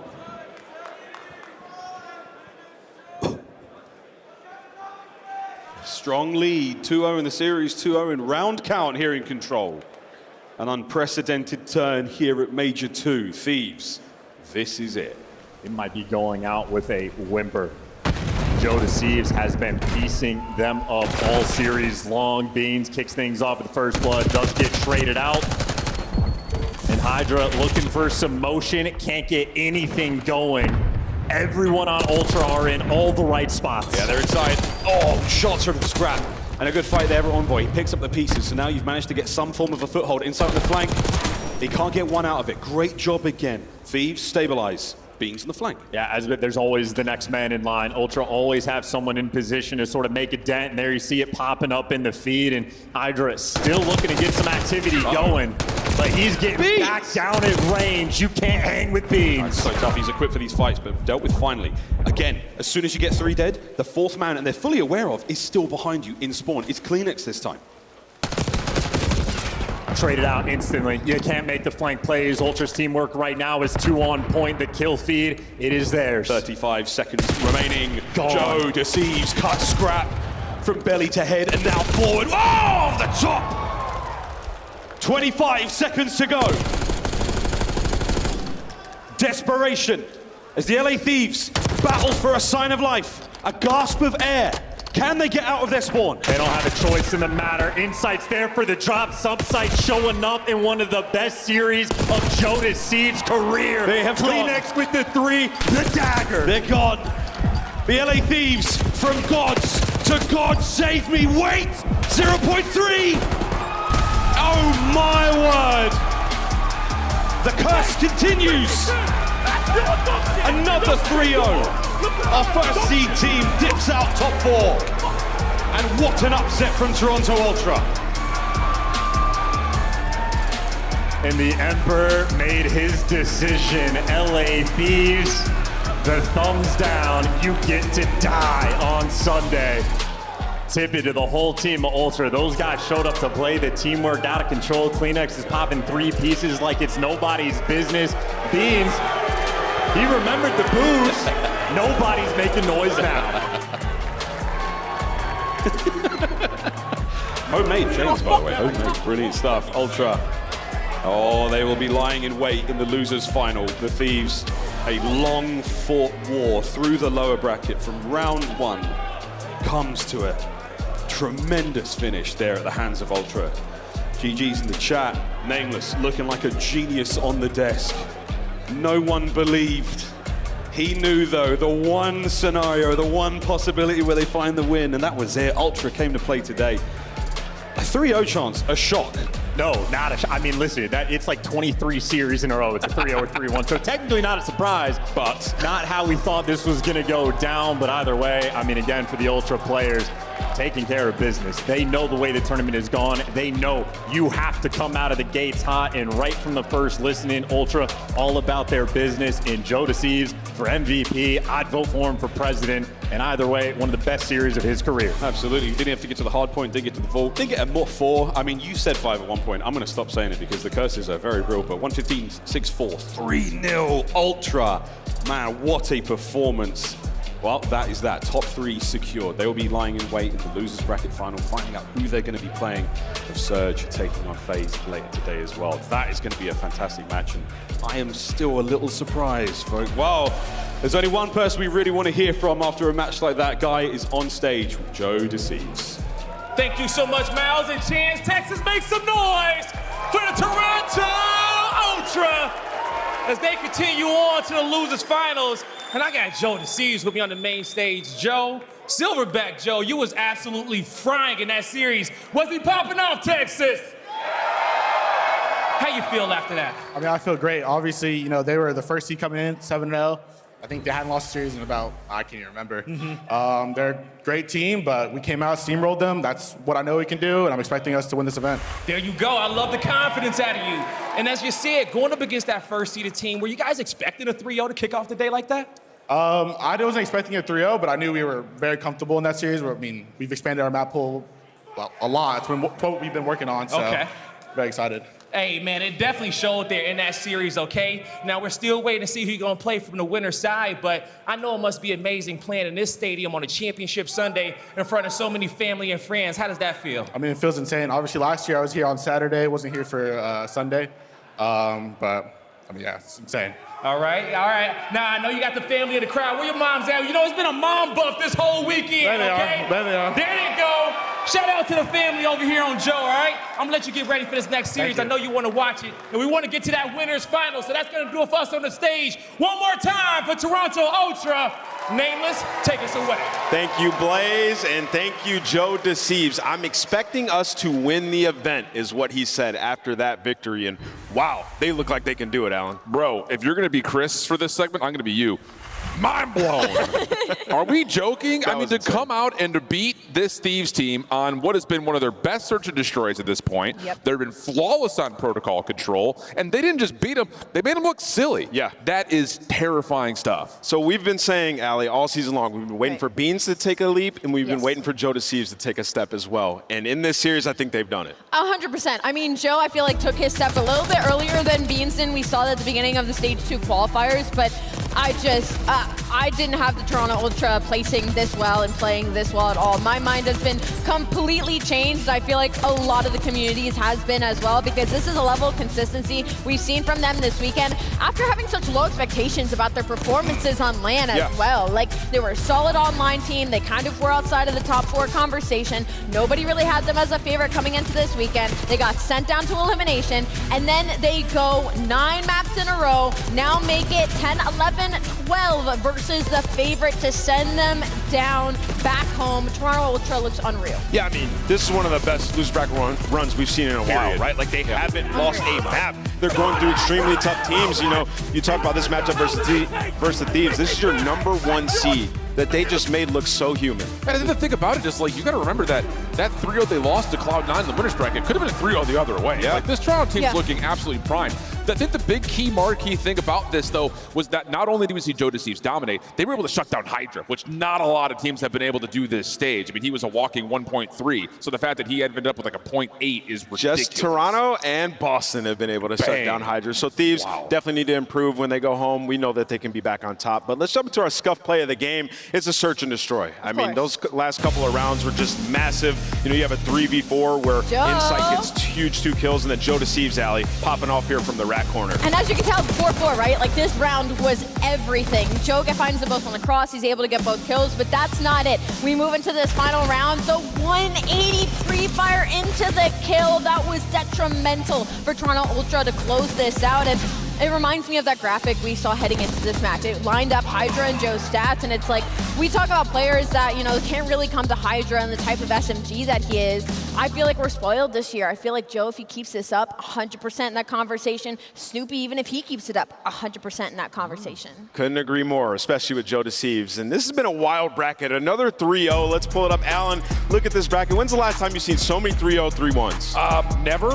I think that's the easy way to put that. This has been an astonishing series of events that have come through the last couple of days. And now we take our focus back up to the upper bracket. And I'm not going to lie, as much as we would like to see maybe 5 come through, this Vancouver team is currently 2-0 in the head-to-head versus Atlanta. So there's a little bit of history, a little bit of revenge, a little bit of blood on the line. Yeah, these teams know each other extremely well, but we got to go to break because we have our winners final. We're going to get this crowd to stand up here. Atlanta FaZe versus the Vancouver Surge. Who will make it to the grand finals?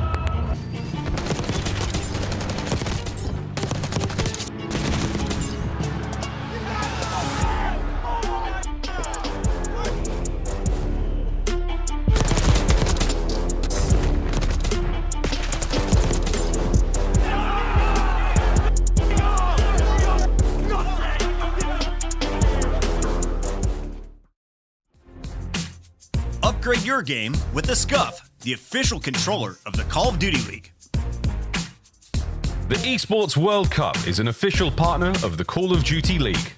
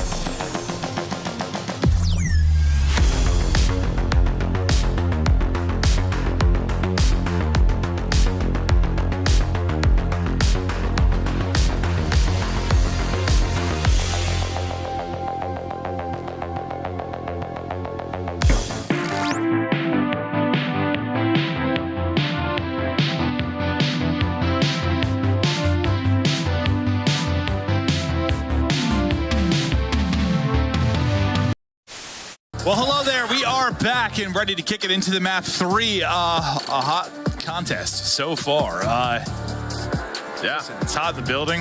It's hot in the series. Hey, you got shorts on today. You're hot. Yeah, I knew it was going to be warm today. I had a feeling, so I had to pull out the quads. Look at these things. You think anyone's blinded? I've been see through them. I've been hitting the Peloton though. There's some muscle there. I'm telling you, these things feel like a couple of rocks, man. Okay. I'm so sorry about that, everybody home. Hopefully, no one.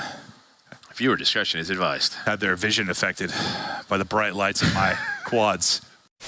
Played him. Wait, hold up. Was he the greatest sniper of the Oh my god. He was hella good. It all comes down to this. Nate shot running it down. He's trying to no-scope him. Ricky trying to no-scope. Oh my god. Oh no. Oh my god. Didn't even hit him. Oh.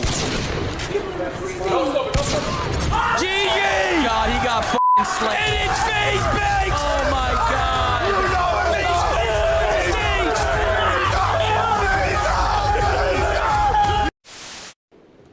Marnie or top guy? Wait, I think they're probably working, eh? Yeah, they have Deddy, by the way. Sheesh. Sheesh, bro. Good Hold that. Sheesh. Okay, bro, my POV that. All right. I look at it, it's guaranteed. Well, actually, well, talk about things that are easy to do. If you're having the knife holding, that's unstoppable.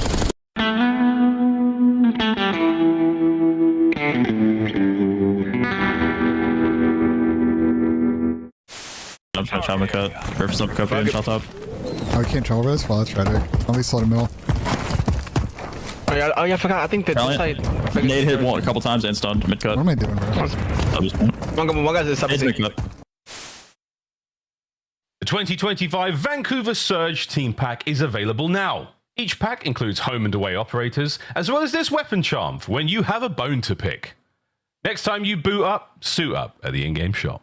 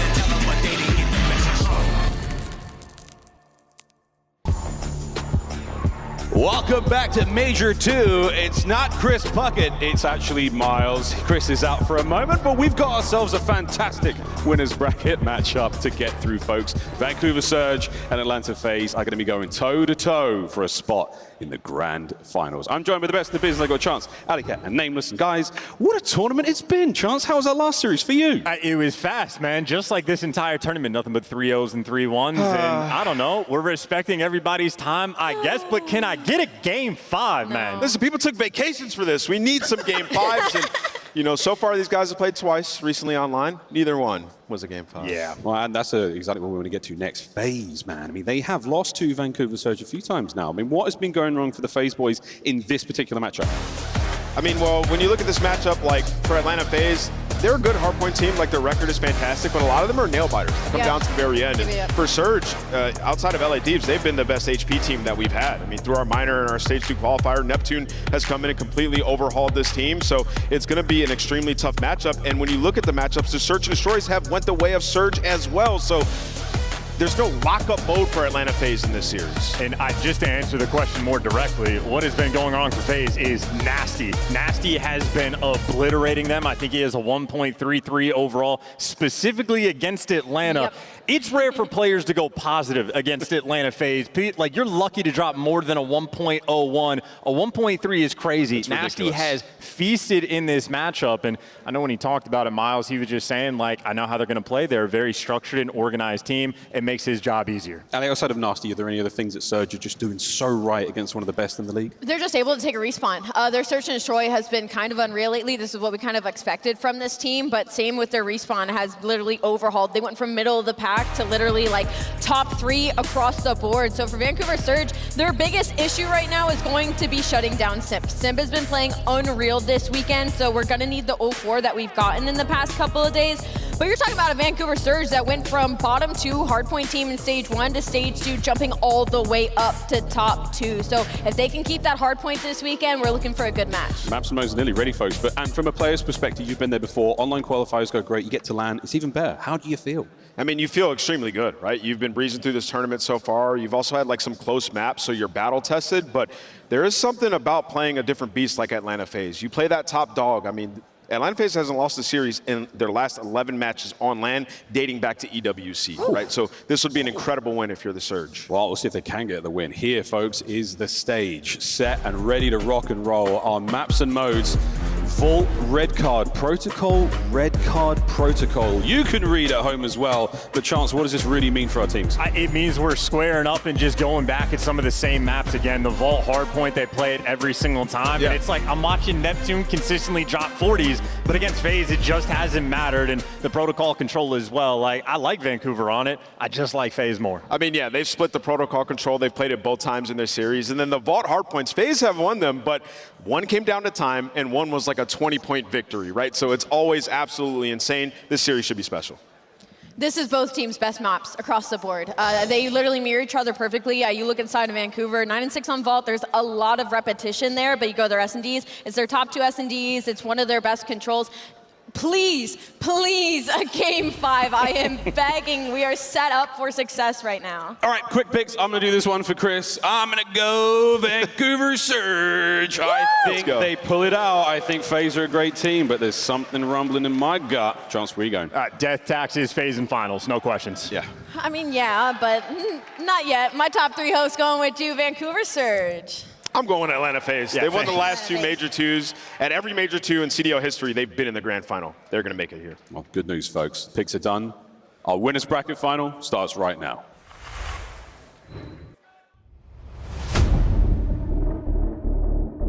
Well, they're 5 seconds away from taking down FaZe. Yeah, this has been a terrific series. Draza gonna get dropped. 4 now onto 12. Cellium falls and Surge do it again. They are the real deal. They take out FaZe. This is a disgusting attack. They don't know if he's going to jump in the window, go on a route. He is just hesitating, taking his time, messing with C9. 11 in a row. This man is the reincarnation of God as he wins another 12th streak to close it out. 1, 2, third, done, dead. Vancouver Surge take aim. Didn't see the cost a bunch of time, but it hurt. Speed kill number 44. Deal, line him up, gun him down. I think they are a solid team right now, but I think we're looking lights out right now.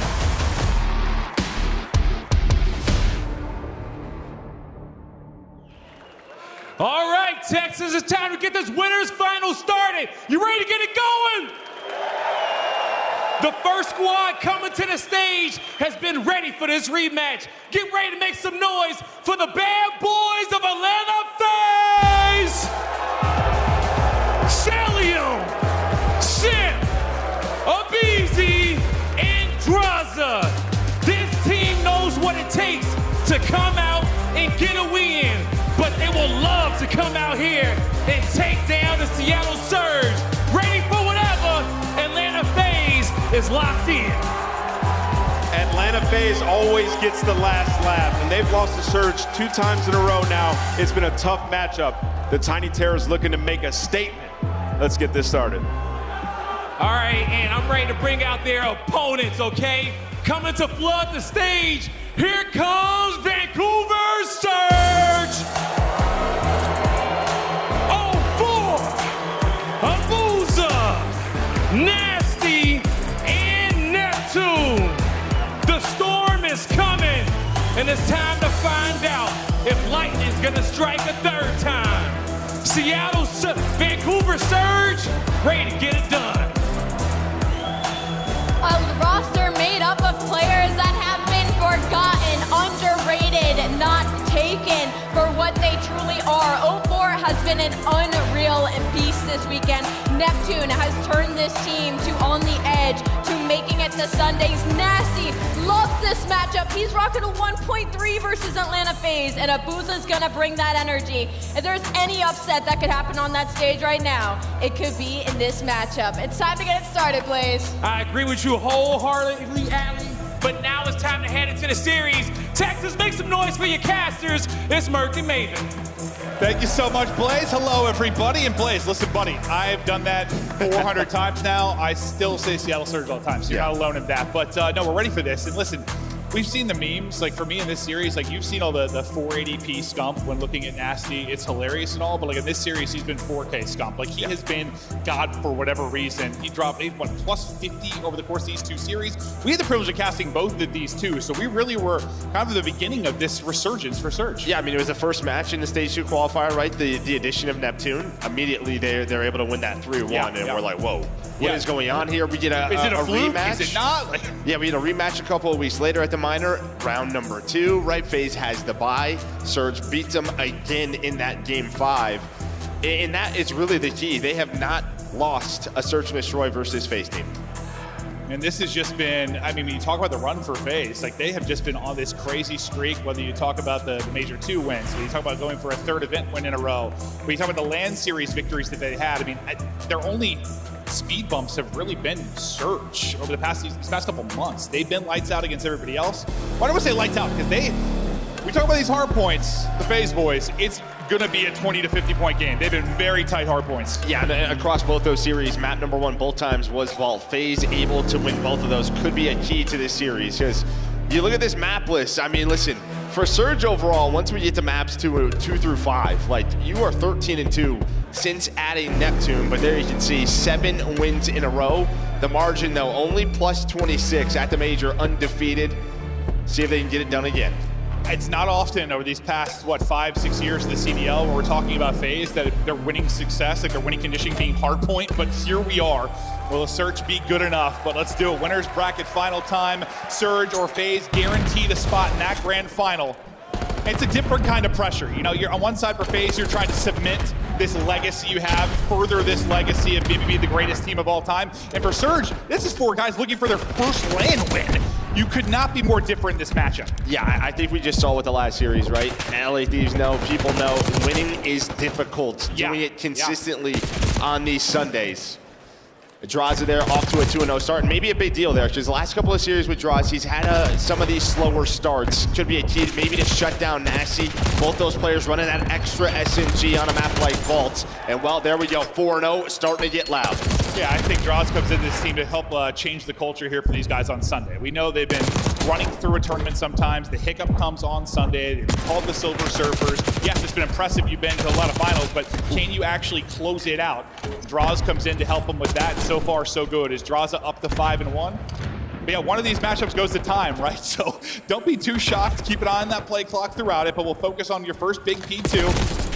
FaZe's been such a strong rotate team, but kind of get blown out of the water here early. The break is looming. Yeah, well, they just get choked out. I mean, you had Nasty just pretty much hold that heady, and he has the crossfire. So FaZe, they cannot get pushed towards palm trees, out towards Cat. It's a couple of early kills. It's now 3 more for Surge, and well, that's going to be all 4 dead. You have them spawning in the back, 28 seconds left. You will take that. Now, what do FaZe want to do? We fight and scrap? Are we rotating towards Art? It looks like Simp, he is gone. The rest of the players maybe going to stay for a bit, but a great break there on this P2 from Surge. Beautiful break, and then the next wave leads to all the time. Cell's going to get a couple, maybe alleviate pressure, allow kind of Simp to get freedom on the other side and get the early rotation, try to keep P4 side during the course of this P3, but he's going to have some pressure starting to brew now, as leaving the old Hardpoint will be Surge. Neptune on 4 straight. Great start from 04, who's been a different beast here on LAN when you talk about the respawns. Simp, though, going to get picked. It's a big gunfight win for Nasty, so keep an eye on him. Likely going to flip spawns. That's exactly what's going to happen. He'll spawn 2 of his teammates out Art. That's one of those big gunfight wins. Nasty's been crucial in this matchup. Yeah, it's a big middle of the map setup, though, from FaZe, and pretty much what they're saying is we're just going to take this time, right? This is normally where Surge is so strong. It's just taking time at P3, then playing around the break. 04, though, couple of headshots coming to play. Spawns flip once again. So you get around 20 seconds. Now both teams fighting for control. Yeah, I mean, everyone wants to have left side control early, but more often than not, we're going to flip a couple of times before we actually get to the P4. What, 15 or so points between them. Nothing too crazy. FaZe just trying to keep Surge out of the point, make sure they can't do what they do so well, like you talked about, just soaking up some free time at a, I don't know, split-heavy Hardpoint. With 5 seconds left, these are the big gunfights now. Next Hardpoint ready to pop. Number 6 and Sip is going to drop, and that's going to be 2 players spawning out now for Atlanta FaZe. They're trying to rally back, but the numbers are here for Vancouver Surge. Off to the races we go. A chance maybe to hit the gap, but the fire already going to be there from the ARs of Surge. And when the big gunfights went down, it's Surge winning them all. And that's just what it is. Surge, no, they just need to find kills with 5 to 10 seconds left, right? They have a 3 versus 2. 04 is able to get on through, break the sponge, but now can they hold on? 04, what a start from him, 12 and 4. Now just soaked it up this time. You have a BZ working the flank, well, you might be waiting for him. Nasty's gonna get taken down, maybe a chance here for FaZe behind the BZs too. And man, we have been critical of 04 at times, just with his online play and consistency and respawns, but also talked about where they're playing online, how hard it can be for them from Vancouver, but to get him to land, bro, he has been a monster. 13 and 4, still ripping and roaring. Break comes in for FaZe, and they'll get some of this time to try and keep it a little more competitive, but as close as it is, you feel good if you're Surge. You got a pretty solid lead with some really great breaks. If you're FaZe, you're probably thinking just a couple of mistakes and we're in a much better spot. Yeah, just early holds, right? Yeah, early holds at P2 for FaZe, and then the hill doesn't pop yet, but you just die at the wrong time if you're FaZe on that P4 rotation. But yeah, 14 and 5 and 04. Honestly, he struggled individually in this matchup versus FaZe, right? He would love to play better versus them, and he's doing it right now on a Sunday. Oh, he is. It is not the names you saw in the online matchups popping off for Surge, but the fact is somebody is popping off, and now it's the whole team popping off. FaZe going to get spawned out and cut down. You'll take all this time. You're building this lead on Vault. Things looking so good for Surge. You got to imagine FaZe are going to get something going at some point. Can you deal with that run from them if you're Surge? That time might be now. There's a big wave, 20 seconds remaining, so you do have time to get out of your Surge. Trying to get pushed up as number 5 and Cell to kind of cut the reinforcements. Make it not an easy rotation over towards P2. Surge, though, you got a significant lead. You're up about 60. You're feeling good. 04 is leading the way. I want to hear the comms from Vancouver Surge. Yo, one way pool, probably. I'll be track, dude. Yo, what's your cat? What's your cat? I cat. Dead. One more cat. I'm a P cat. Nothing cat. Yeah, nice. On the pump. Nice, back to. I do try. Place spawners. P2 tech. Nice, one on time. I'll beat you one on time, okay? Keep right. One time, nice. One on time. Okay. I'm not thinking you got it. Back door. Got mine in my back. I can come out. On the back side, two. That's on the back. Keep back right. I'll beat you back right, chill. Back right. I can put you back right. I don't know time. That's one. One on time, chill. I'll beat you back right. Save right. I'm dead. One time. Okay. Yo, don't flip. Yeah. I'm one HP. Bucket cap. One's gonna be me. Cast it, one shot. I'm trying to get one can be me. Hold right. Yeah, it should be me. Yo, he's already right. Keep torture. I'm on him. Go. Mid line cut on you. Line cut, 1 HP. 1 HP line cut. Under you. Yo, cast it. Team was under you. No, I don't. Okay. Yeah, mid on. Yeah, this one next to go on. Yeah, one's in the back, I think. Yeah, well, mine in my left. Close. Yo, close and lights. Close and lights. One HP mid, okay? He's lay down. on the step. Yeah, stay down. Nice, stay down. Stay down, watch mid up. I need flip cap. Yeah, I'm gonna try. Make sure we control mid. I'm watching my left. Yeah, I'm getting cat. Right side. It's still kind of open. Okay. Top go, that can. One shit, top go. Don't die. Yeah. Yo, Able's cat. Hold my line. Yeah, I'll try, give me a second. I'll watch it, I'll do it for line, okay? No, left open. Line. Two running up taxi. I'll try to left. Yeah, I'll be left. Two on left, one on left. Now, two on the left. Still a tight one. The play clock going to be in consideration again with just over 2 minutes to go, but a fresh P4 has popped. Vancouver Surge in position. Pressure on FaZe now to break. Yeah, this might be the game. I mean, you talk about this 20-point lead, but this could be, 80 or 90 after this hill. You heard it in the listening. Don't die. He was able to spawn up safely after getting taken down. And well, all 4 players are here, but well, FaZe feels like at some point they're going to get on through. They have 2 players in the hill. Someone's going to go on the pinch. That is Simp. A slow game from him and Draza, especially off that start from Draza that we saw earlier, but a BZ and Cell going off. Yeah, Draza was like 5-1, now 11-20. They put him in a body bag, but yeah, you have 2 players having a slow start. You're getting outslayed. Cell's carrying you a bit, but you're still in striking distance, only down 20. Surge have got to try and take advantage of some of these situations in the slow start from FaZe. Can they walk away with the map 1? They couldn't do it the first 2 times they played. Maybe they can do it here, but they're lining up in front for Simp, and maybe this 4 spree will get him going. We know yesterday he was slow, then he was a cheetah as he came alive with a 12 spree to call game at the tail end of that red card versus C9. Not seen anything like that yet out of him, but maybe that'll get him heated up, and with this early time, maybe we got a lead change looming. FaZe starting to roar. Yeah, and again, just that play clock, you would have to imagine. I mean, no one's even close to 200 quite yet. It might be. We'll see if it becomes interesting. Yeah, it might just come down to that P2. Last time, FaZe did such a better job with the early onslaught from Surge. That's how they got back into this game. It's going to be a couple of dead now for FaZe. Surge on the hill, just chipping away. Chipping away is right. Taking a route around the back will be a BZ. We'll see if they're able to pick this up. They go to pick it up, and they pick it up perfectly. Nice job by Neptune. Got the internal timing, shuts down the route, and continue to get this time. It's been fantastic time here at P1. You'll likely have an early setup for FaZe at P2 again, but it's not going to be a clean one. Not going to be a clean one, and maybe not a setup whatsoever. You get all the kills of your Vancouver Surge. Spawning out Narnia is going to be Atlanta FaZe. They're all the way out in Art and trying to cross. Neptune's got the angle, and he's shutting them down. The ARs, the subs, everybody doing it right for Vancouver Surge, and you're in a fantastic spot to close out this map. Yeah, I mean, Neptune, he's just got both weapons, so he's just switching it up. Simp finally able to take him down. You're going to need a break. Abizi was able to earn a Hellstorm. So we're going to try to just flood on through towards the front. What does he connect with? There's going to be the first. The call out to Nasty, but Nasty takes down 2. Again, so good versus FaZe throughout the year. Can 04 hang on? Trying to find 29. 5 in a row from 04. He's got over 2 minutes on the hill as well. The man is doing it all. 04, an absolute monster. But yeah, the streak gets one. After that, though, it's all Nasty in 04. And you've got near a perfect hold here at the point. You've got to scramble towards this if you're FaZe, because you're getting towards a winning condition. You're at 220 if you're Vancouver Surge. And this has been unbelievable, but taking a look there, you saw the map 1s over stage 2. It has been all FaZe, but they are in trouble right now. Yeah, 10-0 in map 1s, a key to their stage 2, but it's looking a little bit differently. We saw from 04, he has a Hellstorm to work with. P4 and P3 in position will be Nasty, so he's just controlling this, and you can just take your time. This is what we talked about, 219. Every single moment you are on that hill, the pressure is over to FaZe. Absolutely, and they're able to get into it for now. And but look at this setup you've now got. How far you've got them spawning out. This has been picture-perfect Hardpoint over the last minute or 2 for Vancouver Surge, and you were so close from calling game. FaZe at least able to pick the player out of the Hardpoint, maybe alleviate some of the pressure from a score standpoint, but now dipping their toes will be Neptune.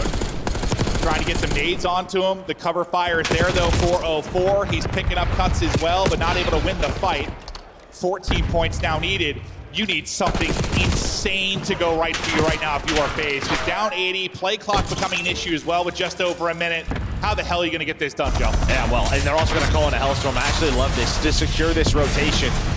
Nobody's really watching Art, though, so number 7's going to be on through. There's a BZ up top, so Neptune's going to chow with it, and that's been the difference. There's been a lot of AR presence, and I think maybe that is, you know, why Draza is struggling, but they're in the hill now. FaZe have to break on through. Here comes the big break opportunity. A couple players maybe getting through or not. Abuza trying to dip, dive, and snap as he's getting swarmed, but you win the fight again, and that will seal it. Surge striking first and finally able to take the map 1 vault. Man, what a map from 04. 36 in 20, over 4,000 damage. 2 minutes and 15 seconds on the hill. He has been self-critical. And while he is bringing it so far on Championship Sunday. He absolutely is. I mean, for the most part, you have, 10 to 20 points separating these teams, and they're almost 30 through, like, the mid-game. But, man, once they started to pull away, you had that perfect P2 hold. It really gets going at the P1 before that. It is just excellence there, and Draws, after starting out strong, just puts up a dud. He's going to have to turn it around big time because you're getting it out of everybody on Surge. Like, I know 04 has a big one, but, like, everyone's producing right now. Everyone's there in the damage. And it is a 1-0 edge now for Vancouver Surge, and they are feeling good. Well, and I mean, you're thinking about this is sort of the map that you've struggled with versus this team, right? In the 2 series, you have lost both of the vaults. Elsewhere, you have been fantastic. Yeah, I know they had to beat them at 5 the one time, but the other time they lost this, they rip off 3 right after that. So now you're in the driver's seat even more than you already are. I mean, I think for a lot of people, FaZe are probably the favorite here, just based on the fact they won the last major, they won EWC, They're the number this one. core Yeah. roster, they're the number one team, yes, so on and so forth. But in this particular matchup as of late, it has been all Surge, and now they've got to have even more confidence after the map 1 victory. We'll take a look at some of the highlights here before we get into the search and destroy. But man, 0-4 was wheeling and dealing early. Well, it's just like when they're finding their kills. It really is on the side of Surge. They're finding it right before the hills are going to pop. They flipped the spawns out. They did it at the P4 first time through. They did it at that P2 on the second time through. And then you can just tell it puts FaZe in such an uncomfortable position when they're just earning all of this time. This is when Neptune, he's gonna find it. You see Nasty working up the minimap, flips it. As you said, they were spawning in Narnia with 10 seconds left at P1. They were, and like the strength of this FaZe team in Hardpoint has been rotating and holding. It has not been breaking. No, break was what we said for years with them, but that has not been the recipe for success for this team in Hardpoint. And they were put in a position where, you not only had to break, but like you didn't have like spawns anywhere close. You didn't have easy opportunities to flood the Hardpoint. You were getting, those setups were incredible. Right before that P2 was insane. You had them spawning hard. It's like, okay, great. Good luck. Yes, and Neptune's getting shots into you off the spawn. Like, that was like the perfect setup there. We said for a long time, it felt like this team, when talking about Surge, they were a bit ahead in Hardpoint. You saw some of the reasons there. Like, they can be so good at taking advantage of situations.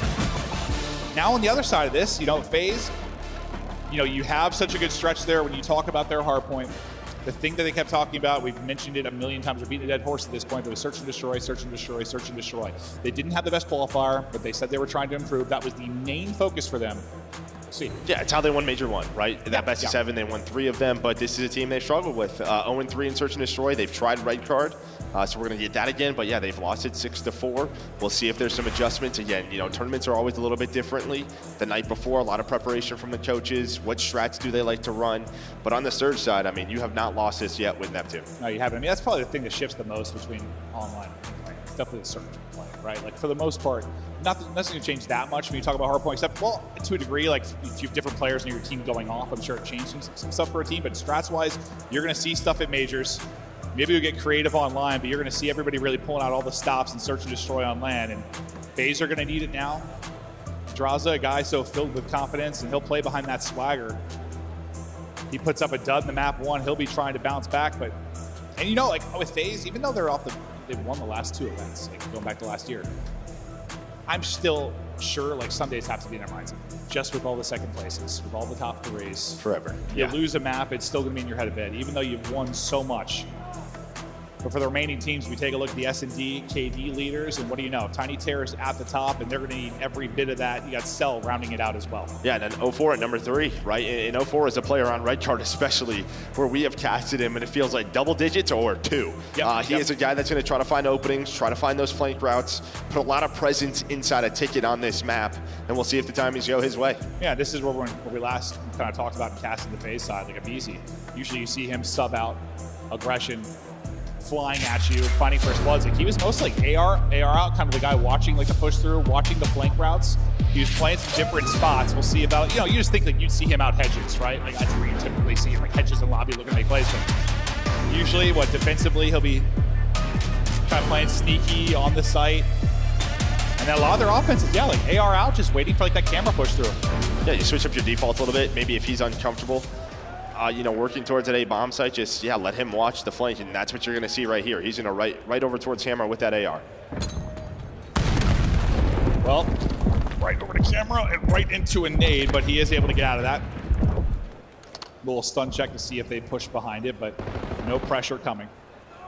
Little game of dodgeball early on as no one's got trophies to use, but they're building towards it. FaZe trying to connect on their utility deep as they work out towards A. Still have a BZ deep.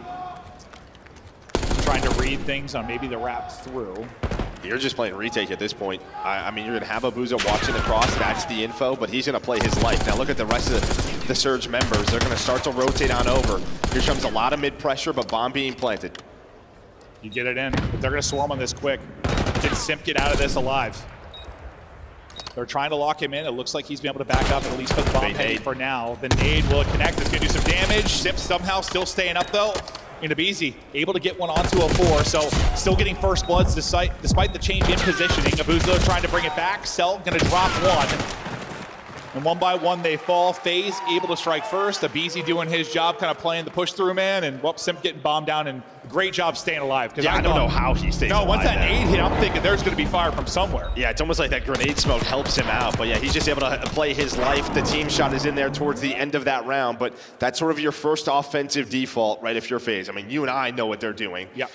So you get a victory there, and that's always a good thing because now you can make some adjustments off of that, try to read the map.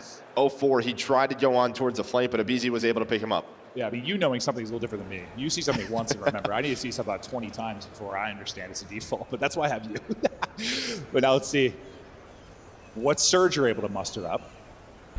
It'll be Nasty, kind of playing towards that position where we saw aBeZy, and kind of a similar workup like we saw on the other side of it. The nades will hit, but no picks actually in. aBeZy's going quick. 0-4 trying to hit a rainbow, but that's going to be eaten up by a trophy. aBeZy will be quick, but it's the other side that hits the nade of the Tiny Terror. Simple get that opener with the first blood. aBeZy finds the timing. He's able to pick up Nasty. He's probably like, I know the spots you're playing. I play the same exact position. I'm just a little better at it. Yeah, Nasty was trying to rotate back, maybe catch him on the flank, but aBeZy was so quick there. He just goes. Maybe because the nades connect, right? So they know sort of the push is going to stop. Slows things down, and aBeZy, the comms from him are just like, stay up. That's when you saw Simp. Just play bottom stage, wait for him. He's able to find a couple of kills and close out the round. Yeah, we saw this, last for FaZe in the Rocker matchup. And like that wasn't, I don't want to compare really Rocker and their form currently to Surge, but where they found success was like, they ended up getting frustrated, just kind of hitting stuff, right? Like they could not find any openings on the map. Anytime it was sort of your default setup, FaZe were absolutely obliterating them. They finally, it was like, they ended up winning 3 rounds, but it was like defensive, just hits, offensive hits, just flying at stuff like through lobby. 3 or 4 through mid. Yeah. And I'm not sure Surge have to do that yet, but felt like FaZe got under Rocker's skin. Just not leaving really any openings to allow the playmakers to find anything like your 0-4s of the world. And here's the switch up, right? So aBeZy has sub out. So I'm thinking maybe if they get bomb planted, they're potentially pushed through A. So something a little bit different from the FaZe side. You are going to have Celium on the flank. A great nade from aBeZy to back down aBuza now. Can you work this objective? Oh, nice little counter nade, though, to make sure there's no more pressure. Second nade not able to hit, though. Maybe finish him off. Well, 2 are going to hit, I think, onto draws, but he just barely stays alive with 14 HP. All the Surge are here. They're grouped up. Simp can't get across. aBeZy, though, able to trade 1 out, but not in the best positions. He'll get dropped. Good tracking there from draws as we get into this 2 versus 2. A 4 and aBuza versus Cell and draws. We take a breath here for a moment, or do we? Draws is just going to chow and win the fight. Nice slide out to the bomb, Heady, and then Cell wins the last one. FaZe remaining perfect. Yeah, I thought they were chilling for a moment, regrouping, but second draws got back to full health. He's like, I'm taking this fight. And that's what I love. He's going to play with confidence, even if he got smacked around the map 1. Yeah, no 4 and aBuza. The reason they take that so slow is they have no idea where Cell is. So you have to worry about your Windows flank. They're not exactly sure where MC is on the map. He hasn't shown any presence yet. And since there was such a quick rotation, all 4 members of Surge were there. They're just sort of waiting in the 2 versus 2. Draws, though, with a big confidence gunfight, you would have to think, to make it a 1 versus 2. Now they're up 3-0. Confidence gunfight. Absolutely what that was. I know you have the bomb Heady there, but still. He didn't have to chow that way. He did, though. And this is what we're kind of talking about before. I mean, he had a great map 1, but he can be the literal hard carry in Search and Destroy. Is he able to start finding some openings for this team? What a playmaker he can be. His mark in S&D felt the second he came into the league. He's got to be careful here. He's the lone man on an island. You see the other 3 players. Celium's going to rotate quick. Door's going to open up, and while Celium just gets there in time. If 0-4 goes earlier, Pride catches aBeZy, but now everyone is here on a quick rotate. Yep, we're all grouped up, and now we're getting ready to party. 0-4 wants to go. Cell going to get tagged, but the crossfire is there. Simp able to shut down 2. It's falling apart quickly here for Surge. aBuza just can't find the angle. What a delicate dance it can be over towards B. A crazy win from Neptune, but that's all you're going to get. FaZe remaining perfect, and so far it's looking like all we heard, all qualifier, all the focus on Search and Destroy, it's paying off right now. Yeah, and when you sort of slow down, if you're 0-4 and you're in that spot, I mean, listen, it's tough to just run through a door and try to take a one-on-one when you're down 0-3. But as soon as the timings kind of make sense to FaZe, all 4 players then rotate. That is what they want. It's when they get caught off guard where they're surprised. But yeah, as soon as they see nothing outside, Celium's going to rotate. He's going to help out Abizi. 04 tries to make the play, just a little bit too slow. Yeah, and it's just tough. I mean, obviously we can see everything on the map. We know how it's being played out, but like the players have timings. Yes, you have timings, and sometimes you just have to take a gamble. Call that they don't have a stack there early on. Oh wow, you've had some different powerful looks. glutes right there. Yeah, it really is. You've had some very different looks here offensively for Atlanta FaZe. Quick on the flank, though. I think finding an opening. So we number 4. Neptune does get through. He's going to be able to tag one from behind. Cell, I think, should trade that out pretty quickly, but will it be too late? It'll be way too late. It's a little bit windy. He's going to get cut down, chased down. Surge, deal with it. Yeah, I'd have to watch it back again to see how Neptune kind of got through, but it looked like it was early pressure kind of from Draza and Abizi as they were working up towards camera. Yeah, Cell should have been the guy kind of dealing with that. He just found an opening. Yeah, he finds the opening. It can be tough on the flank sometimes. You got to watch a lot of different angles, but again, just sort of switching up the timings, and I think he does there. So quick on the flank, they're caught off guard, and they just get smoked. Yeah, and that for the FaZe side, something you can't allow to happen because that just literally shuts your round down pretty much instantly once somebody gets through. But you're right, you have to, you got to watch multiple locations on the wrap through. Neptune ends up getting 3. Dissects that round, and finally something positive to think about for Surge in the search and destroy. Car out though. Playing for info on the FaZe side. They're able to deal with that. Does some damage to 04, but they're trying to lock them in, but that's going to make it harder. Cell's going to drop. That's going to make you in Abizi have to rotate quickly here, I would think, because they are picking them apart. Great little 2-man game towards the back side of it. Abizi will get over and able to finish up 1, but that's all you allow him to do. Great aggression here out of Surge, and honestly, that opening pick onto the back line and Cell just opens up everything for you. Yeah, and then 04 able to play his life, right? And just sort of wait for his teammates to get there. So you're thinking maybe Draza has a kill. Maybe to force a 2-on-2 or at least another trade, but doesn't happen, so Simp left in a 1 versus 3.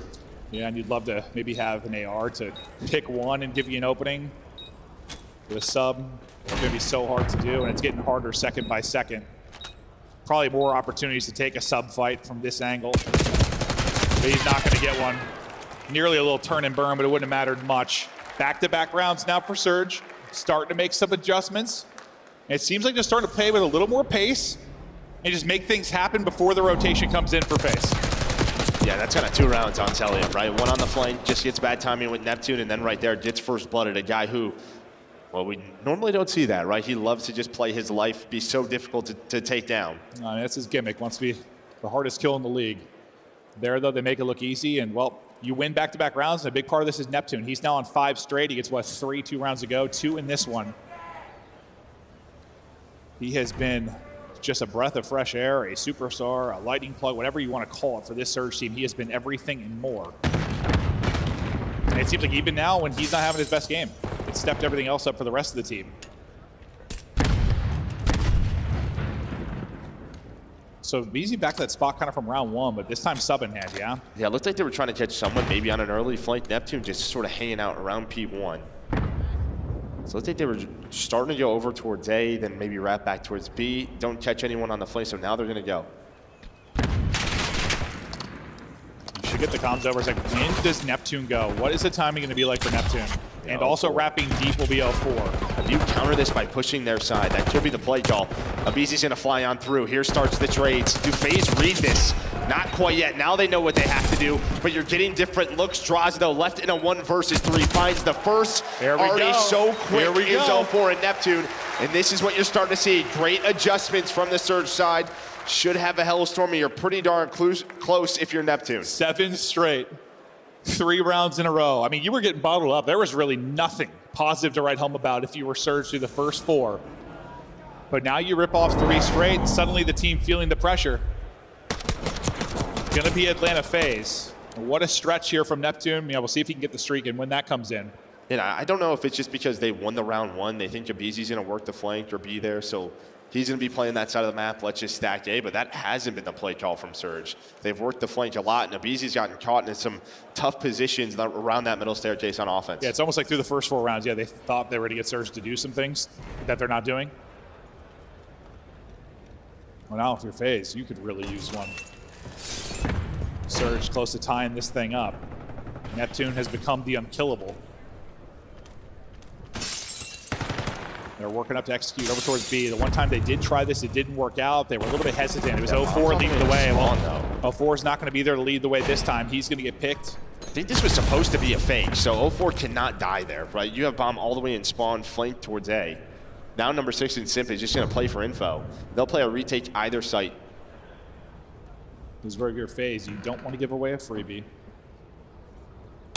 Nasty trying to take his time and look for an opening. Wins a wild one, but the trade is there. Neptune tries to collapse. Not going to be able to make any magic happen. His streak will come to an end. I don't think any streak going to be earned for him either.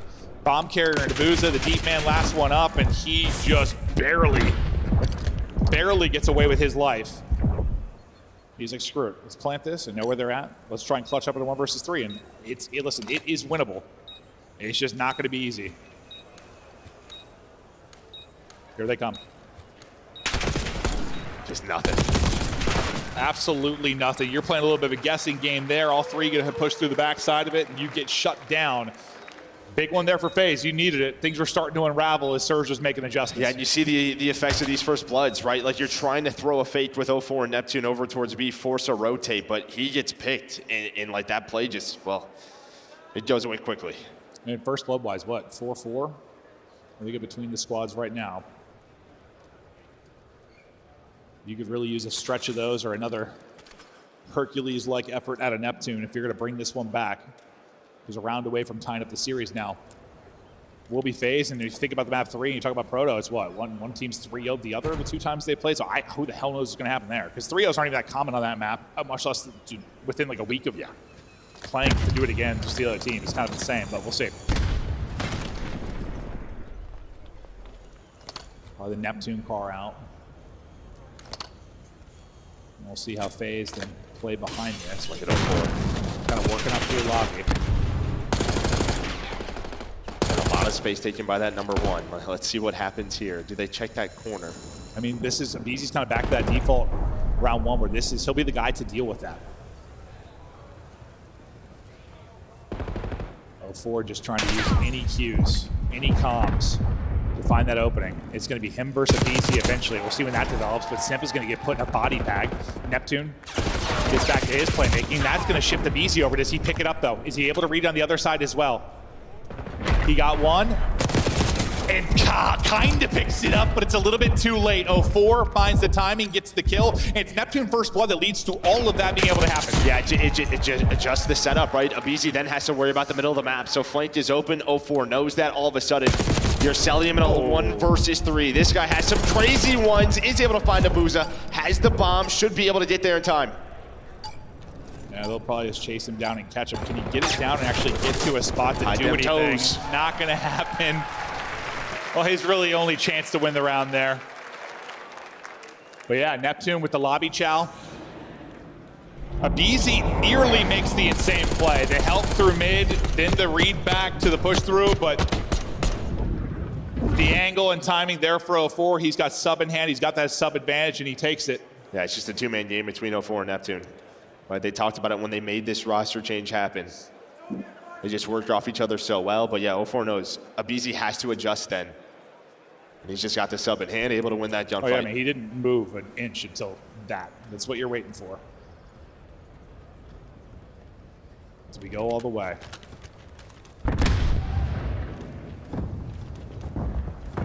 Haven't found success on this push yet. Oh, might catch Abizi though. He's trying to get out. He's going to scurry away. Now Celis here on the rotate. 2 are going to push through though. It doesn't look like they're going to group up in the back, so you're going to have numbers here for a while if you're Surge. You can take the plant, just force the retake. Abuza got shot at, but not didn't expect Simp. The players on the flank just getting picked apart. So now do you push on through? Exactly. It's like you have numbers. Do you just push through this or you just take your plant? For now, they're staying gun up. They don't want there to be an awkward timing. So now they're too late, though. All 4 members of FaZe are here. Still doable for Surge to hold. Nade's going to do damage, and that might seal the game. The double nade's going to go in. Gunfight win from draws. Last player up is going to be Nasty, and they are hunting him down. Position given up and nowhere to hide. Can't win the fight on the bomb site. And despite a crazy run there in the mid-game from Surge, it's FaZe with the Search and Destroy victory. They're going to win this tournament. Despite how good their hardpoint is, you know it's going to be in the back of their Search and Destroy. We don't get a lot of sort of, I don't know, in this title, the Search and Destroy, No, that was mid-game that was a fun adjustments one. between both those teams. That was one of like the legitimately fun Search and Destroys. Yeah, Red Card is like maybe one of the few maps, that and Hacienda, that we have where it's not just sort of these 4-on-4 retakes, instant chaos, and that was a great one to watch. No, it really, really was. That was fun, and yeah, it's 1-1 now, and we go to Proto, and Proto, I still think it's insane, like that. Yes, a lot of times that's one that'll go to around 5, sometimes around 4. It's not that many 3-0s. Just the fact they did it to each other, I got no clue. Who do you favor in that?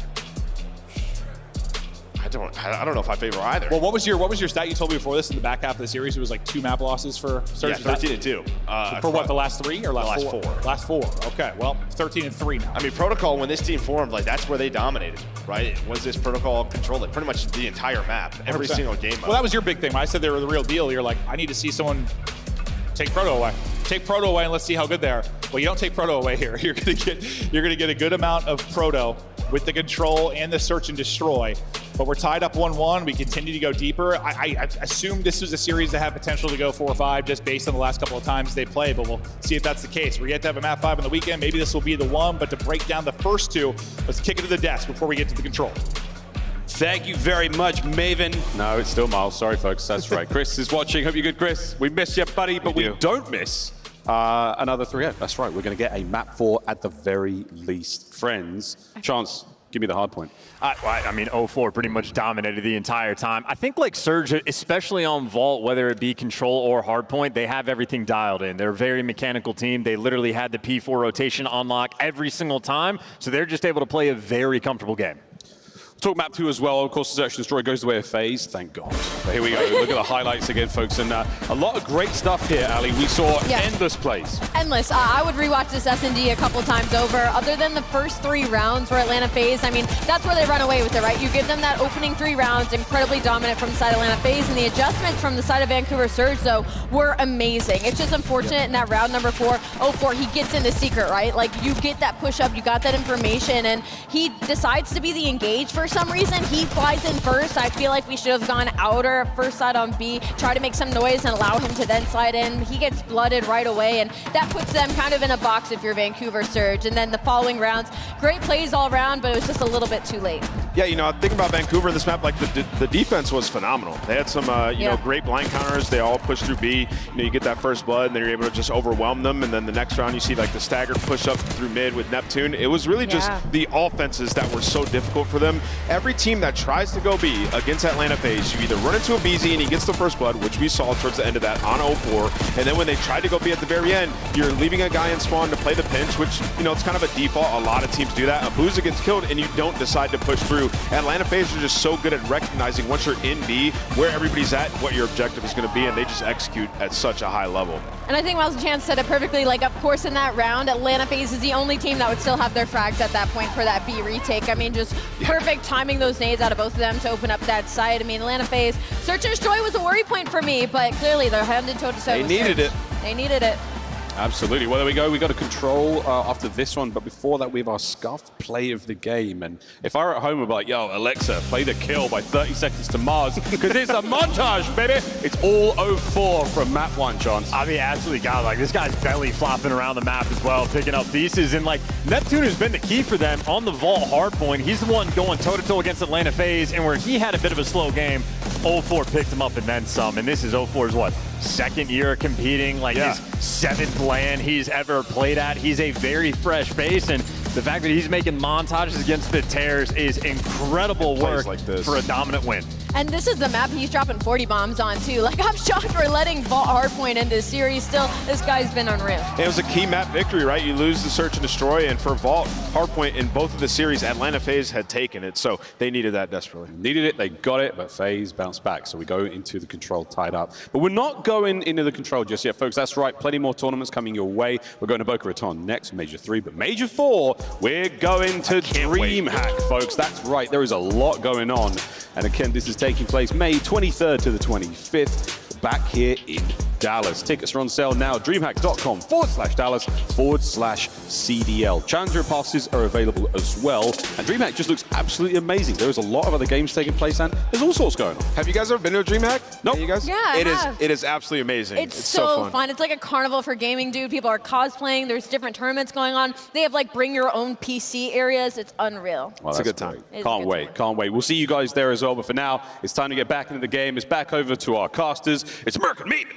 Thank you so much, Miles. You're very, very wonderful and handsome. Who do you think Miles would cosplay as if he entered a cosplay competition? Man. I always think like Johnny Bravo with the hair. Yeah, but he doesn't have blonde hair. That's true. He could dye it, though. Good. Probably look good. Probably Yeah. real good. I've always wanted to be in a cosplay competition, but the focus back to the winners bracket final. You play Jumper Like Ball, guys, for sure. I know what you want to say. Just don't say it yet. Don't say What do you mean? I can play say any anything. ball guy. You were thinking of one in particular when I get all the time. Oh. But no, we get ready to go deeper into this, to the proto. Is he a plumber? He's had a lot of things, Joe. He's had a lot of different jobs, from my understanding. But FaZe, you bounce back with a big victory there. Maybe alleviate some of the pressure you're feeling after dropping a map that you expected to win. You take a look at the superstar ARs and control at Major 2. Cell, been back to work. When he is in his bag, statistically, it feels like there is no one that can touch him. No, I mean, like, I don't even know how to, like, compare it, but his numbers are always insane. We're just, like, used to this. When I was looking back over some of the years and stuff, I was just looking through some like historical stuff, and I was looking at Vanguard, and like we were talking in Vanguard, like at the time it was like, what's going on with Cell? Like, bro, they're losing It's hard like a points by 1-4. 100, and he's like double positive. Like, what's going on? Like, is he kill whoring? What is happening? But then you look back at it, and like the stats of the other guys, like they're off years. And it's like he might be the only reason they got all those second places. Like, Maybe. But yeah, I'm sure there's some give and take to it, but. Yeah, he's had some years, some tournaments where it is truly remarkable the numbers he can put up. Yeah, I mean, he is, he was like the one guy in map number 1 who was piecing up. Thought maybe he could get it done, but he loves protocol control. We just saw it there, 1.34 at the major. You know exactly where he's going to be, watching the flame from top 3, inside the Dramus house. But on the other side, it's Surge. And they played a lot of Vault, a lot of Hasi, because they are 4-1 throughout stage 2 on this map. Their only loss, well, is to FaZe. Well, the last time we saw FaZe, though, and what the Cloud9 match, they did not look good. They got slammed. They absolutely got slammed. Like, Crimp and Mac were just in those cheeks round after round. They could get nothing going. Well, let's see if they study the VOD. Look for improvements here as they'll be off to the offensive side of it, and Draws is able to get a pick early. So is Abizi. Can't chain that into 2, because that might have been a great opener. You take out all the players outside of the window player. That, yeah, melee hits, maybe that goes differently, but not able to connect. Trying to find an opening is nasty, but that opening is shut down. Yeah, one thing we always talk about with FaZe is sort of them just getting into like that setup, right? One player on A, one player pushed up, and what Cloud9 did so well is they didn't really let them out into that position very often, but the AR is able to find 3, Sim's gonna find the 4th, start to work this A objective, and there the arrows start to push on forward. Yeah, you gotta think if Draws starts to pick it up after the double neg map 1, the respawns maybe look a little bit different for them, but slowly progressing this, Cell trying to maybe take too high of ground and he'll get shut down, but you hear the trophies absolutely eating on the map. You don't quite finish this point off, you feel it's just a matter of time before it's done, but Nasty trying to kind of thin the lines. You're down 4 lives. Surge still trying to keep this in the fight. But some good objective progress already for FaZe. Now you're trying to pinch this on both sides of it. Yeah, now you're just kind of waiting on Abizi here. Yeah, what does he opt to do? This isn't usually the side we'll see him working through if you're on A. 2 of his teammates drop. Cell's the only one that's able to get 1. Abizi wants to catch the timing before teammates come off spawn, but it's able to funnel that into his teammate Indraza. But it's his round, his first kill that sort of gets them out of this position and back onto the A point. He's able to find 04, then have to worry about him. Abuza, 04, they're both able to find kills, but the A point going to be done. A minute added to the clock. It's going to be Celium inside of ammo, just controlling that staircase. Draza still trying to find kills in the middle of the map, and well, he does it with the pistol. Does it with the pistol, and you're retaining kind of this life advantage. You're up 5, and you have all the time in the world to take this down to lives. Can you get a clean wave? If you can get like a beautiful 4 down here if you're Surge, this becomes so much more winnable. I mean, that is like a... What the hell is that? Insane shots, that's what that is. I was gonna say, you were like an iron away from Abizi, maybe getting a 2-piece and being on B, but Simp plays his life, hits the headshots, now pauses the clock. The one player though in Abuza is all the way through on the flank. I mean, you see people pick with an AR off the PC heady sometimes. Not usually like that, but after that, it is all Surge. That is exactly what you needed. All 4 dead. Abuza also pushed up the map. You still have time to work with. The time might not be the case. It's going to be a lives thing here. What can Neptune do? Can he get 2? He does. Neptune with a brilliant play to even up at 5 versus 5. He's like, I'm the hell out of here. What a play from Neptune. Don't overstay your welcome. It's like, it's my buddy 04's turn. Let's see what he can get done. Sets up 04, one backs away, the other moves forward. Jump shot on Acelium's forehead. It was a 5 life advantage for FaZe, now a 4 versus 3. We're not done yet. We are not done yet, but the subs maybe giving Surge the round. They got to go, though. Simp's going to get dropped. Now going to be on Abizi and Draza to try and do this. Draza's going to get a pick. His position now given up. Under 10 seconds to go. They have to find the kills or work the objective. Draza taking the right fight, just not going to be gun up. Abizi, he's just going to send his body at it, and he'll get shut down. Some big clutches there, but Neptune, I mean, he does everything. The fact that he's able to win 2, get away, keep them guessing, and then just the perfect route and timing for 04, that little 2-man game ends up being everything to get the round victory. And it's really the set of kills before this, right? Because that's true. That was behind dead. Sim. Yeah. Yeah, you had all the map control in the world if you were FaZe, but then you get a couple of kills from Nasty. The Neptune 04 able to do this in the base of FaZe, but yeah, you had a clean 4 dead to set these plays up. I thought they were going to have the clean 4 dead right before Sim won that gunfight because they were in a pretty good position. I was like, oh, there's your moment. But then he won that. You give FaZe another chance to kind of layer the map. But I think, like 30 seconds before that, I was like, you really need a 4 dead? Because there was just, you had like a minute 40 and a 5 life advantage after you got A. That's one you're going to want back if you're FaZe, but really it's just down to the playmaking from Surge. Yeah, those were ones like, they just didn't lose online. Those type of rounds? Yeah, those rounds like that. Abizi working one side, 04 working the other. They're trying to shut him down, but now you got more things to worry about than that. I mean, Abizi's the only one that's really finding a kill. He'll finally get dropped. Sip will bring 1 back, but he's traded out. This is going to be bodies and trophies now onto the A objective. Neptune, he gets back to dancing. Nearly incredible movement there to take the second fight, but man, when he's moving, he is a fun POV to watch. I thought he was about to hit that slide, catch that second player. It's really just the AR slowing the map down on both sides, like finding the picks, opening up the routes for the SMGs. 04, he's going to get on B. They also have some pressure on the B point. Oh, I thought the timing was going to go his way, but Celium just hits all headshots. Yeah, no, that was straight heavies. He got nuked. Yeah, just ARs on either side for now. Flooding it through with kills. Little progress done, but not a whole lot on A. Tap B as well. That's a snap from Abuza, and now an opening out mid. You do have Abizi kind of hunting around their house, and he's actually able to pick them off at A. So he staggers us even more, and with 30 seconds left, that's a big one. Can he win the second fight? He's not able to do it, so Abuza's actually able to win that fight. This is your big chance for Surge, but the fact that Abizi's there so long, who's next? It's going to be Simp on the other side of it, so you're starting to thin the masses. You just see how important like 1 kill is, right? When you have these setups from both of these squads. Allows your teammates to get to a better position, pick somebody up off spawn, and that's what we've seen throughout these rounds. What did they get total ticks for the FaZe attack? It was just 3, right? Nothing on to B? Okay. So 1 here. Can you develop this into anything more? It doesn't look like that's going to be the case. His 3 gets shut down. Abuza not able to get towards his last guy up. So as good as the Surge answer in defense was, that's a lights-out defense from FaZe. I mean, I think the Surge win's almost more impressive considering the circumstances, but... I mean, both teams have had great rebounds, right? Because you've had clean 3 to 4 deads. That's true. That's true. Sort of the attacking team in your base. But yeah, I mean, it was Abizi finding that one onto Abuza. Got them out of it. There were probably... We didn't see his POV during it. But I think there were, even in the early part of that round, like there were 3 different scenarios where you're like probably 2-3 dead, and then Abizi gets 1 or 2. He's just roguing around. If he doesn't, you know what that can turn into. You're suddenly getting trapped in. Or you're just left on an island if your teammates don't get any kills, which they eventually did. But he's a big part of why they're able to get out. We're tied up 1-1. Story of defense so far. 3-1 tick advantage to Atlanta FaZe.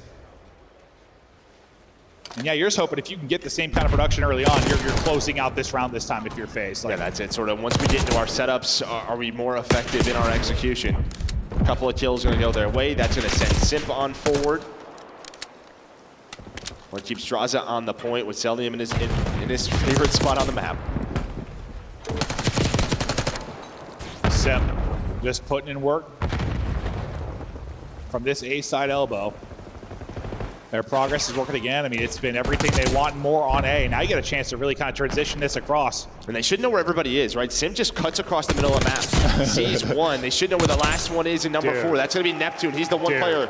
But A is done. Sim's on 5 in a row. They're transitioning towards B. Celium is just trying to find Neptune. That's got to be the time right now. Where is this guy? Yeah, they're looking for him everywhere. Simp is still on his terror, by the way. He's up to 7 straight. He has been plucking them apart over the last 90 seconds. Finally, his streak's going to come to an end, but you're up 10 lives already. There's 2 minutes and 12 seconds on the clock because you had a body on the point basically at every single moment. Now, as good as the comeback and response was in round 1 for Surge, this would be absurd. It's not happening. Not happening. I was like, you somehow stopped that from happening, but there's just no opportunity. That's about as good of an offensive round as you're going to see on Protocol. No, that is perfection. Literal That's what perfection. That is. Like, just right from the get-go, they win the break. They get Simp pushed on up, and, well, he does what he does better than anybody else. We were talking about this last night. Like, I don't feel like Simp goes on as many like 5+ sprees as a lot of players. Like, he doesn't always go on those. It just feels like when he does, he like calls game around. Yeah, like double digits. And it literally ends it. Big one from Simp, big one from FaZe. Now up 2-1.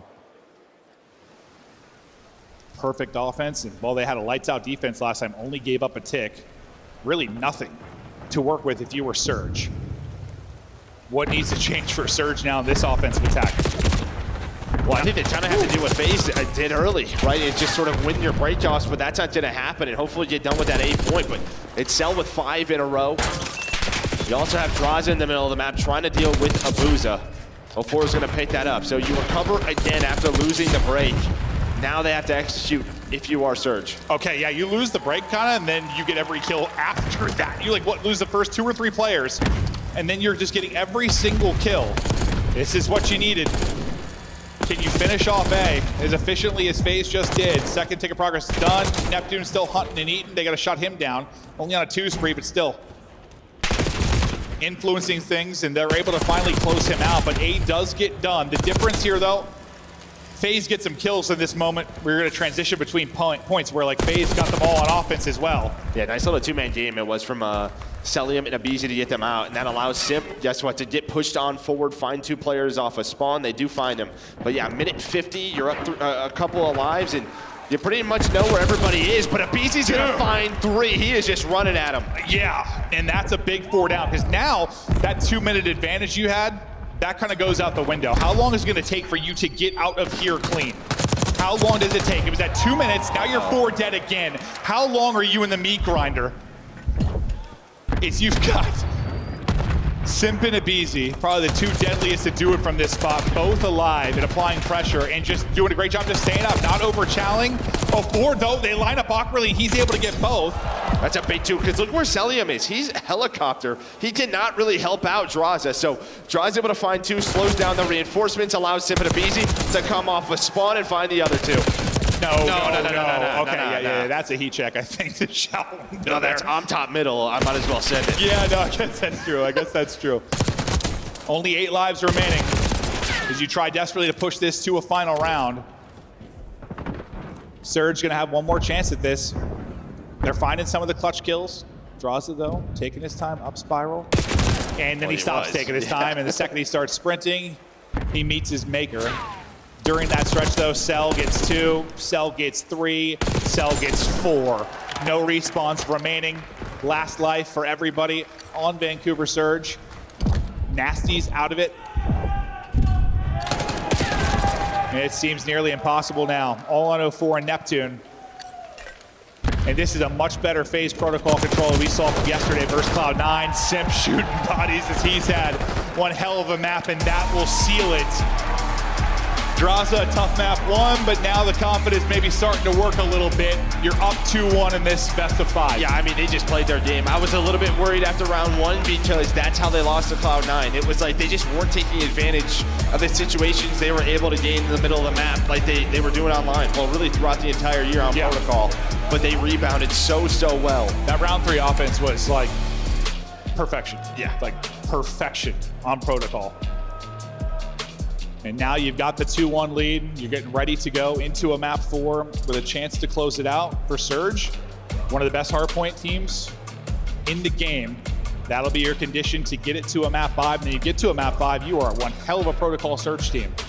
I mean, I always think back, like we talk about Cloud9 being a really good one as well. We know how good they can be. I'll still think back to the game 5 where they 6-1 them. They smashed them on Protocol Surge. Like Vancouver can be very, very good, but we got to get there before we talk too much about the map 4 and the map 5. Stats-wise, anything that pops off the page. I mean, maybe you just kind of look at like offensive kills, right? Nasty, not a great game from him on that front. On the other side, it's just a balanced effort. Like it really is on the FaZe side. Everybody right around 3,000 damage, all 20 plus. But yeah, Simpto's on that nasty spree, and just the offense, that round 3 offense, just so darn clinical. Good. The definition of clinical. We'll take a look at some of the highlights, but FaZe are a map away from another grand final. Like Chance said, death, taxes, and FaZe in a grand final. It's felt like that really since the inception of the CDL. Or well, the inception of Simp into the Call of Duty esports. Neptune had some moments, had some brilliant ones. Just wasn't quite enough. And it just feels like, I mean, the ARs are so important, I think, in getting the SMGs to their spots and allowing them to make plays. And also getting like a kill or two while that SMG player is maybe on an island. But once you get those players to those spots, they are who take over the game. It's going to be your 04, your Neptune, your BZ, your Simp. And well, one side got the better of it in this. Yeah, and I think you had your chances if you were Surge, right? Even with that round 1 victory, then even spread throughout the rest of the rounds, well, outside of round number 3. Like there were rebounds, there were times where you had 3 or 4 dead. They just did not take advantage of it enough on the Surge side. But if we do have a rematch, this is probably gonna be a map that comes back again. We see this final, so yeah, just something to talk about if you're Surge. Yeah, no, I'm sure we'll see it in the final, but I love the stage setup, players just shouting back and forth at each other. It's been led to some incredible clips. The trash talk continues to grow over the weekend, but all right, now to red card, and I don't know, like I feel like every time we watch FaZe on this, it's like not the prettiest of wins, but I mean, last night was pure cinema. With the 12 spree from Simp to kind of call map, that was insane. Granted, they were tied. It was close throughout most of it until that. Just that second P1 or second P1 where they really like kind of won that game. Simp then goes on that crazy spree to close it out. But yeah, on the side of Surge, you're undefeated with this new roster on this map. You don't play it very often, but again, just such a good hardpoint team overall. How many reps is it? What, 2-0? How many wins? 2-0? Okay. Just don't think they saw it very often. On the other side for FaZe, you're 3-0 throughout stage 2, but I would imagine the plus minus is 10. No, probably. And you probably would have played more of that if you weren't working on your Hacienda so much of your FaZe, because you ended up having 5 or 6 reps of that over the course of the qualifier and the online minor. But stats from the guys on the Surge side is you're going to need a huge performance here if you get it to a map 5. You're able to beat this team in a map 5 once. No opportunity to close it out in 4. What a story it has been for Neptune. What a story it is for this team. Like I said, you couldn't have more different conversation when you talk about where they are at in their careers, what type of legacies you have. One team further cementing, one team just trying to get that first win for all their players. It's awesome to see Surge here. It is. We didn't know who was going to be. Like, we didn't know, especially, I mean, we thought it was going to be like your Optic. We thought it was going to be your Ultra. It's like a top 3 team, but right now, it's this Surge lineup. Yeah, I think throughout stage 2, like there was just question marks, and then the minor just erased them. Yeah, no doubt about it. They can play with the best. I mean, if it wasn't for the change in a best of 7 for the minor final, like they win that. They won at 5, right? Yeah, they were up 3-2. So they can beat the best of the best, but they're going to have to do it in another hardpoint. I forgot about that. Their hardpoint has been good, so good. But they've got to get it done to get to the Protocol Search. Here we go, map 4, winners bracket final. FaZe win this, they're guaranteed a final berth. Other teams gonna have to run it back through losers. Get through a very hot Toronto Ultra who's not dropped a map on the loser side of it. Eyes are going to be on Neptune. I mean, just like how we saw Simp yesterday on this map, he's going to be a guy running laps sometimes. Will have the timings to just an absolute point. And can pick you apart. But this has been a nice start from Surge. He's getting some early time here. 04. He had 2 minutes in the hardpoint, 40 plus in the map 1. Right back to work around the objective. Well, you'd probably find the final 20. Honestly, if it's not for that Abizi play, you're controlling the outside with Abuza and Nasty with the ARs. But Abizi starting to feel himself a bit. Up to 3 in a row, get some of that objective time. They're going to get set up for P2. But 04 going on a pinch here. What is the timing like? Because he can honestly ruin this setup for FaZe. Yeah, I think his pinch might be the reason you end up spawning out. If you're Cell. He's trying to pick it apart. They deal with the one, but that's it. Yeah, it picks it apart. Now it is all Surge inside of the point. What a start this has been. Chance to pin FaZe in as Neptune is beaming and piecing, taking out the tiny tear. Beautiful stuff there from Neptune. 04, I thought the shots looked perfect, but he can't quite take that one. But you've only got 10 points if you're FaZe through a hard point and a half. Again, it's when these breaks happen from Surge. We saw it in the map 1. We see it here again at the P2. 20 seconds left though. FaZe just trying to take down Neptune. Both teams spawning on the low side of the map, trying to just get the scrap time and then foot race across towards P3. Neptune still here. Still here. There has been no opening for FaZe. They'll take this final bit of time. 2 spawning out so far though. So the foot race obviously gonna be won by Surge, but the one player kind of up front will be Simp. For Atlanta FaZe. So force POV for now to see what he's going to be able to do. Eyes are going to be on to Simp. Nade's going to be on to Simp. He's just trying to finesse up top. Nade missed. Nade missed. Cell will get it though, but numbers, I thought you try to recenter if you're a 4 and Cellium makes you pay. So now with the close spawn in the back for Atlanta FaZe, you have a chance to flood in this. I mean, Cellium continues to win gunfights. He is the reason they're going to put some pressure on this hill. He's going to get him out of this. The problem is, though, all of FaZe still spawning inside a garage. Draza trying to do what he can. 04's just out of bullets. Doesn't matter. Has the pistol. And while you are set up for P3 and P4. No, this is, I mean, you've been ahead every step of the way. I mean, maybe the only saving grace if you're FaZe, you're only down 30. You've had some scrap time. Yeah, it feels like it could be way worse because there's another brilliant moment from Surge. Sabuza gets up to 11-4. He's still dipping and diving. Pre-fires on point, but the nade and the gunning going to be a little bit too much. That would have been an insane stretch, though, from Abuza. 04 is going to carry a 3 spree, though, as we head out towards stage. Now, this is one where FaZe can be so strong, but it's a very good early setup from Surge. Draza. Nice finesse there for Draws with 9 HP. He gets a little bit of help as well, but I thought he was dead to rights. Nasty. That is the hard part, right, with P4, just the cross. Everyone has the ARs out. It's like even if you get some space around the middle stairs, you don't know if you're going to get to the hill. And this was what's so tough here for Surge, or for FaZe, is like this Surge map pool, they are such a strong red card Hacienda Hardpoint team. We could be going to the distance for the first time. Oh, it's feeling that way. Up big. Tried to catch somebody to BZ, not able to do it. The crossfire in from 04, and that is a perfect hold when you already had a sizable lead. It's just growing now, nearly up 100. BZ had 3 kills at P1. And now up to 4. Well, it's kind of like, I mean, draws in the map 1, right? Like, start out 5-1. I looked at you during a listen, and I'm like, how's he have 8 or whatever it was? So many hard points later. You have got to get a good hold. You've got to shift things massively if you're FaZe. You want to close out the map here because it is not looking good. No, it's another one where they're in a position. Well, I thought maybe there was going to be a break, but Cell Abizi bail him out of it. Can they turn this into time? They could be one of the better teams on camera when they get their setup. But as you lose Abizi, the numbers start to thin. A team kill does come in, but Draws is able to get 2 as well, so puts him in position. But you're down in a massive hole. Yes, you're up in the series. Yes, you're guaranteed a map 5, but currently down about 80. Let's hear the comms now from FaZe.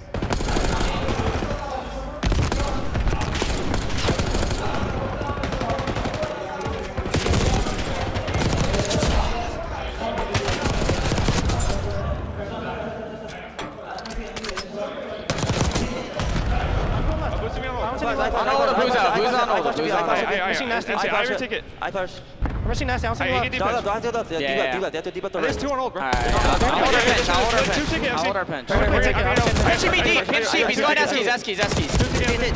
One's S-keys, one's S-keys. Yeah, one's S-keys, one's S-keys. Top class weak. Top class and 1v flowers. I'm flowers, I don't see One's our top class though. What's that time? Let's go. That's two, dead. Head, shit on! Three dead. They're all flying deep, I'm getting it. I'm getting it.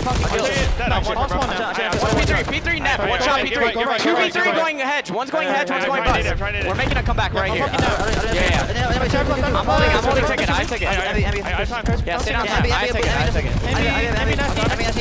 One shot on time. Two on time. Mid time, weak. Oh, nice. One more mid door. One more there. He's like left Marcus. Listen, mid door. One more like edge out there. Yeah, I'm gonna play through all of Nasty stage. Tell me. Hey, what's close man? Yo, they're mid hedge. They're hedge. Abuza, they're hedge. Yeah, they're hedge. Abuza. Close 4. Weak. Our hedge showing. I'm going up mid. Yeah, one's their mid. Abuza, they're mid. Abuza's their mid. Yeah. Flowers. I'm playing outside. Archer's nasty. Archer's nasty. I'm putting Archer's. 04 on time. 04, weak on time. I suck him, he's dead on time. I'll tell you what, you kind of heard the face comms, like we come back right now. This is where we make our run. From that point though forward, you don't win a gunfight. They just get slammed. And where you had everything you wanted, like you think about the P1 to the P2, you had spawns, you had the comeback, you saw it on the map.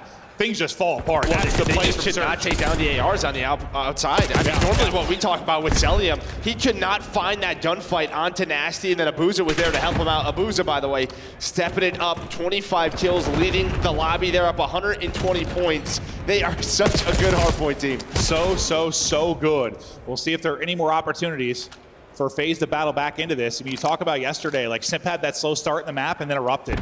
He was what? He was like 7-14, then he goes 35-10 or something, but the way Surge are playing, I don't know if the opening for that is going to come because they're not allowing FaZe to get into the setup that they want whatsoever. Tire flip into a car. Finally, as the dust settles, FaZe are going to get numbers. What kind of time can you turn this into? Can you pen them in the back and soak up all of this? Because maybe the comeback starts here. Yeah, these gunfights look fun. They look like a ton of fun on the outer side, but you can see what they want to do, right? Everybody's pulling out ARs. They want to get pushed out outer towards this bus, then maybe flip the spawns, but FaZe, they continue to hold a good chunk of time here. Already 30 seconds. They have P4 spawns. Can they finally hold on a rotation? This has been the key for Surge. This is where they're finding breaks right before the hills pop.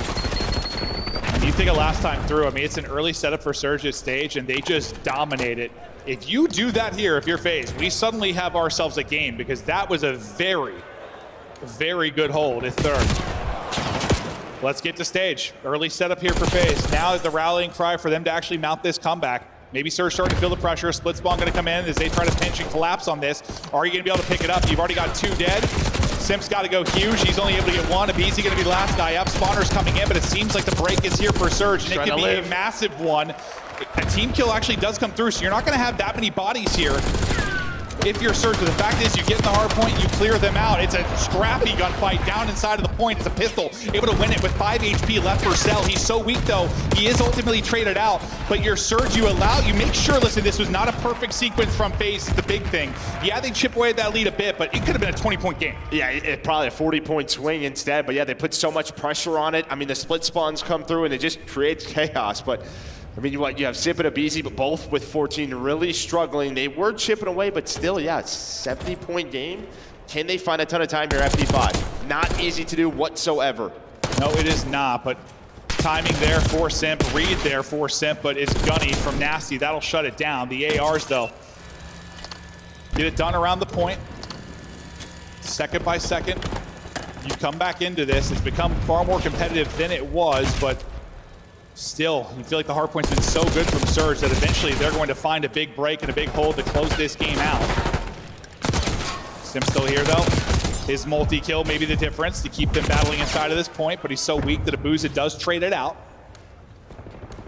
And again, it's like just a good job from Surge, just making sure you don't get a bunch of time if you're FaZe. Allow them to close the gap a little bit. Don't allow them to close it down to like 20. Yeah, that last player is always so weak on the hill, so they're just getting traded. Yeah, There's one player in 04 just kind of lurking, maybe just sort of waiting for someone to make a play. You get around 20 seconds or so if you are FaZe, so just chipping away. Can they get into this P1 setup? This is where they are normally so strong. This has been their bread and butter, at least over the course of this weekend. Oh, that is just disgusting there from BD. He's going to be frustrated, but at least you snap back and deal with it. Nice little lurk play there from 04. That's going to get them now into the hard point. Trying to chow out and get the angles of Easy, not able to do it. Neptune, Abuza, the two-man game, shutting it down, and this could seal the game. Just enough time here to win it. Just enough time here to win it, and maybe finally a magical game 5 here at the Major. We've had none. Second by second, we get closer. A big break opportunity for FaZe to try and extend this, or at least maybe see another hard point. With another tick, yeah, you can no longer win it now if you're Surge, but still, you're just so damn close. This is going to be some insanity from FaZe if you pull this off. Yeah, I mean, you just got to think of the next couple of hills that are coming up in P2 and P3. Yeah, you're going to find 5 seconds, 4 seconds. They find the kills. They're on the hill. Abuza 39, trying to find number 40. Doesn't happen, but Surge sent us to a game 5. Finally! They exist. Yeah, wow. All weekend long, we have been blanked. It's been 3-0 after 3-0 with a spattering of 3-1s. Finally, a map 5. And these guys are familiar with it. Last time they go to it, Surge are able to take it in 5. Can they do it here? Because they're getting to one of their great maps in Protocol Surge. One of the best teams in the game at it, Surge. I think the favorite to close this out and head into a final. Yeah, I mean, 4-1 throughout stage 2 with this roster on the other side of FaZe. I mean, it's been a strong map throughout the year, but throughout this stage 1 and 2, it just feels like, I don't know, they haven't been able to find that form we normally see in this Search or Destroy. But it's Major time. We haven't seen it yet. What adjustments do they make from online to land? Well, I mean, for FaZe, you're like, hey, last Sunday at a Major, all we did was win Search. We won a Major. Maybe they're going to do it here too, with a little bit of control wins in as well. But what a great job from Surge. I mean, you even heard the listening from FaZe, like, hey, this is our run. This is when we do it. They just never allowed them to rally. Never allowed them to rally. A big part of that Abuza. I mean, not only does he have 39, but almost 5K damage. Look at his damage compared to the rest of the lobby. Those ARs were popping off, and probably a big part of why Simp and Easy gets silenced. Those openings aren't there for them. The map controls go into Surge so massively. You rarely won the rotation battle and had early setups, and that has been the recipe for success for FaZe. How often did they have their ideal setup in Hardpoint? Not often. I mean, you saw it one time at that P4, but you split that time, right? You got him at least off the hill. And then the P1s, that's where, if you were FaZe, that's where you're finding so much time setting that up. You just lost the gunfights outer time every single time we got there, right? And that was Abuza in Nasty and those ARs. This Surge team is disgusting. It has been awesome to see their development over the course of this qualifier, and now the run here. They do it, get top 2. You talk about the minor, a chance for top 2 here. I mean, you already guaranteed top 3, obviously, but now a map away from the guaranteed top 2 and maybe getting a first victory for these guys. If you're wondering if the main stage was going to be, I don't know, worrisome at all for them, not like they're brand new players. I mean, they have experience, but Sunday's a little bit different. Sunday make a run to a final a little bit different. Yeah, it is, but I just think if you watch these guys, you know how fundamentally well they've been playing, and they brought that to the stage. Yeah, that's right. When the guns aren't hot, maybe the nerves are hitting. What carries you? It's fundamentals, and the fundies are on point for Surge. We have our first map 5 of the weekend. Quick break, then we get after it.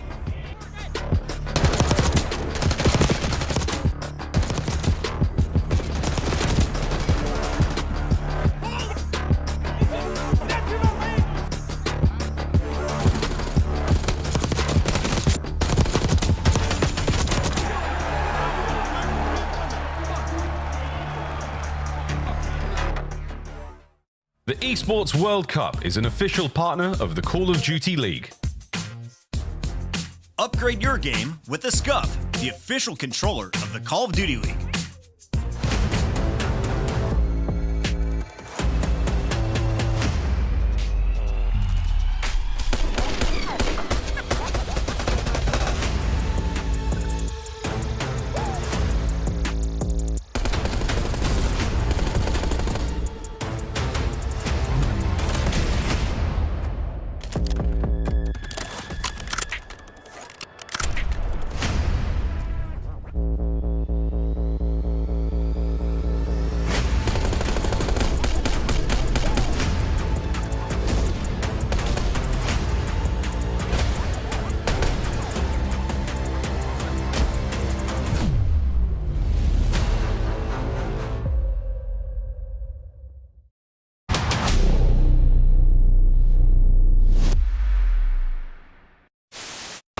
I'm stunned. There's too weak. One more. Weak. Get killed. Back out. There's two. You can refill your secret in a second. She's one more back door. I know your secret. Secret. Back door. One shot. Holy shit, Eric. Last one. Nice, Eric. Good story, man. You can't kill me. What the frick? I have a streak. Here come the thieves. They cannot allow this to slip now. And there is snaking going on. Octane and Envoy have broken through. Ken finds a second 1v1. And it's Clayster looking for the last. And they put it out. 10 seconds. 10 points. The comeback of the CDL year. Can they do it? The thieves are moving. But they are moving into the kill feed. And Legion have just made the greatest comeback in Hardpoint you will ever see. Scrap follows up with another one. It's all going to be on to Brezzy now to make the play, and he can't do it. This is dominant from Ultra. Scrap just stood up, celebrated, took off his headset. You got another round, bud. He's locked. He said, my bad. All right, hey, chat, watch this. All right, let's go play the game. Let's take a look at this bad. FaZe fans, the hype squad in the front row, they make it to nearly every single event. That poor guy that hit the deck today outside the venue, is he here? Saw that. That was tough. Hey! What is that poor guy ate concrete for breakfast? Tough one.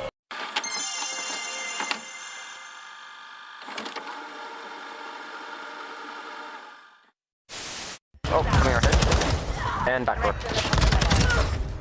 Oh, no. I'm coming alley.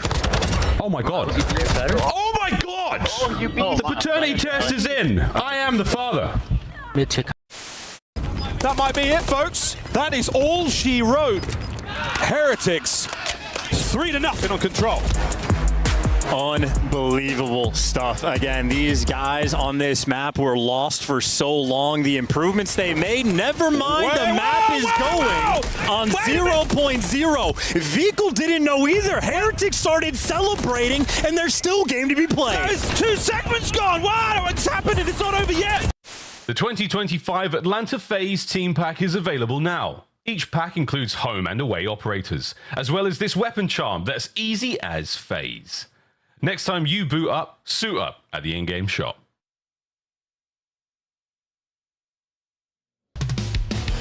Welcome back to Major 2. We are deep into the tournament, final day. As we're going to see who gets crowned our victor, but we still have several matches to go, battling for the trophy on your screen. For Vancouver, you got to this map 5, you got to one of your bread and butter search and destroys. You know, this is a team that their hardpoint's been so good when they have lapped. Sometimes it's been losing at like a 2-3-5. You know, you think about their loss to Toronto Ultra late in the qualifier. They can be susceptible to that. The hardpoint has kind of been their rock, but in this particular matchup, they've been dominating the search and destroys. Yeah, I mean, 3-0 before jumping into this first phase, but yeah, they lose map number 2. FaZe looked very good on that red card search, but now the question mark is this protocol, because yeah, throughout the qualifier online was not great for FaZe whatsoever. Just a lot of just sort of low hits that didn't really work on their attacks, where on the other side for Surge, very creative, love to work top middle. Watch out for a 04 who loves to find those timings. Near that helicopter, work that B-bomb site. This should be an interesting one, and finally it is done. That's insane. 24 straight series out of map 5. It finally comes to an end as we get it in our winners bracket final. I hope we were due for a banger of a Sunday considering the rest of the tournament. Then after the first match, I'm like, okay, I don't know what to expect, but here we go. These two teams have gone toe-to-toe, looking to beat them 3 times in a row. And really the only team to beat them over the last couple of months is Surge. Can they do it on the Proto? The FaZe defense gonna come out swinging as everybody challenging there at A, but now we'll back up and reposition. That was so much info though. Neptune spots 3, but it's almost like a bait, right? Because now FaZe instantly rotate. They wanted to show that presence there on purpose to hopefully force them to go to B, and they are here. Well, to be fair, Surge have been very, very good. Watch for draws. When it comes to B. Abuza, he finds the opening, doesn't spot him. Neptune gets traded out instantly though. You do have a heli presence now, though. Now on the route, that's going to be number 1 in 04. This is what he loves. Does he find the timing? Does he find the route? He's going to spot Cell deep. Did Cell see him? Oh, he's so worried about top. He shouldered it. He spotted him, but it's not going to matter. Hits him down to 31. 04 with the patience and the play. Numbers over to Surge, 3 versus 2. Then you're going to get aggressive if you're FaZe, but now you have to wait for Nasty. I think aBeZy gets some awful timing, but Simp is there. Now it's all down to Nasty versus aBeZy. You have the AR, you have the advantage. 20 seconds to go. Nasty looking for the gunfight versus aBeZy, but aBeZy wins it. Oh, I thought he had it, but aBeZy and Simp clutch up late in it. And I don't think I've seen a round like that in every Pro Golf casted. Like, that round was insane. And I think a couple of those shots from Nasty went through whatever that stuff, that tarp. Yeah. Part of this helicopter, 100%. But aBeZy, the timing a little bit awkward when he first gets there, but he is going to be the one that can clutch up and just, 100%. Nasty, that helicopter was eating some bullets. aBeZy gets the shots over the top, wins it, but that is a wild round one. I mean, kind of the fake and setup from FaZe. Yeah, and then the adjustments on the Surge side, right? You set up 0-4. And I love it from aBeZy and Simp. Well, maybe not this round. Boo's going to find the first blood. They went so quick where Nasty was kind of out of the play until it was a 1v1. He's just hoping he can get through, but not going to get there. So this becomes so much harder to get done. Just hoping you can get a pick. aBuZa not letting it happen. We'll wrap this out and try to work into A. You have a player down there. Simp's just going to hit it. I thought he had that gunfight won, but he leaves Neptune 1 bullet. Cell leaves a player 1 bullet. And there's just not an opening anywhere. You get pinched in and choked out. I mean, you've probably done 800 damage this round of your FaZe, but you haven't got a kill. Finally, Draws gets 1, but not going to matter. You've been picked apart and dropped. You don't have bomb here to deal with. You have under 30 seconds to go. Just don't allow anything crazy to happen, obviously. Nice nade there to kind of stop it, but Draws is like, I'm still going to chow. Yeah, you have no over-challenge from the Surge side. Everybody just playing their life. Great movement on both sides. There was a chance there. Maybe if Simp wins that first one on a Neptune, things are a little bit differently, but it doesn't happen. I thought he got the perfect timing and slide onto that, but Neptune wins a big one. That, and then what, Cell on the player up top in the window. He can't finish it. Great job playing your lives, winning some key gunfights. Surge now tie it up, and they're thinking, man, we should have won that round 1 as well. So we definitely saw a different look kind of from FaZe when you think about the offense and what they were, or sorry, the defense, what they were trying to do. Curious what they're going to do this time around. They showed such a presence down at A. This time it's like they're just hitting outer A. Kind of peeking and sending it. Yeah, big door hit, and then they're just making sure nobody can work near this P2, but locking down A, and it's a very slow offense here from Surge. Trying to spot for some info. 4's like, oh, lordy, let me get the hell out of there. Yeah, please don't peek. And, you know, you're kind of worried maybe there's a second player there, and you're going to over peek on the FaZe side and get dropped. 4, though, maybe finding an opening, just taking the route. Up through top, Cell's back down. Looks like he's ready to take that fight. Bomb is here as well. Straight out of aBeZy. Cell's there, but that's the multi-kill that maybe turns the tide. That's when Cell's got to win, but it's a sub up in your face and 4 making plays. Nearly caught early on, but he continues to go. The slide out, I thought he had that, but 4 not able to win the fight. Nasty now trying to hunt it down. Draws, just hides. Lurks, Nasty finally able to get the angle and take it. It's all going to be on Simp now. 1 versus 2 to clutch. There's a dead nade as well on the jump down. He goes, he gets the kill, and he gets out. Bomb does get planted, though. Simp. Nasty. He thinks he's still 1v1. low. Yeah, he thinks he went low. Nasty's got an AR. He spotted him, I think. He spotted him. Tags in, Nasty's in trouble. He lost the 1v1 to aBeZy, and now Simp puts him down. Another 1v1 clutch for FaZe, and it's got him up 2-1. Yeah, that's the risk of the B-bomb site, right? It is so difficult to cover the person on the bomb. They throw a detonate at sidewalk. He waits for it to blow up, just able to catch him. And that's just like, I mean, it's tough gunfights for Nasty, right? In the sense, you just got a sub kind of moving, grooving at you, trying to cut the distance. But some winnable rounds for Surge. Well, especially with the 0-4 double, right? You destroy Celdium with the SMG. You have numbers advantage. Sim doesn't help draws out because they have no idea that bomb is down. They don't know where bomb is going. He's basically saying, hey, if they rotate A, it's on me. That doesn't happen, but he clutches the round.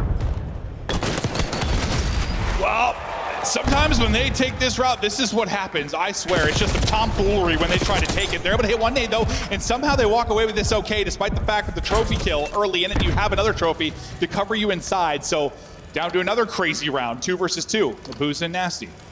Selling draws. We take a breath. This is tough. This is double AR, right? On the FaZe side. There you go, scoop something. Oh, sweet jump dive. He's gonna hit down to 61. Maybe they try to collapse off of this, but not yet. And bomb not planted either. And they know they're split.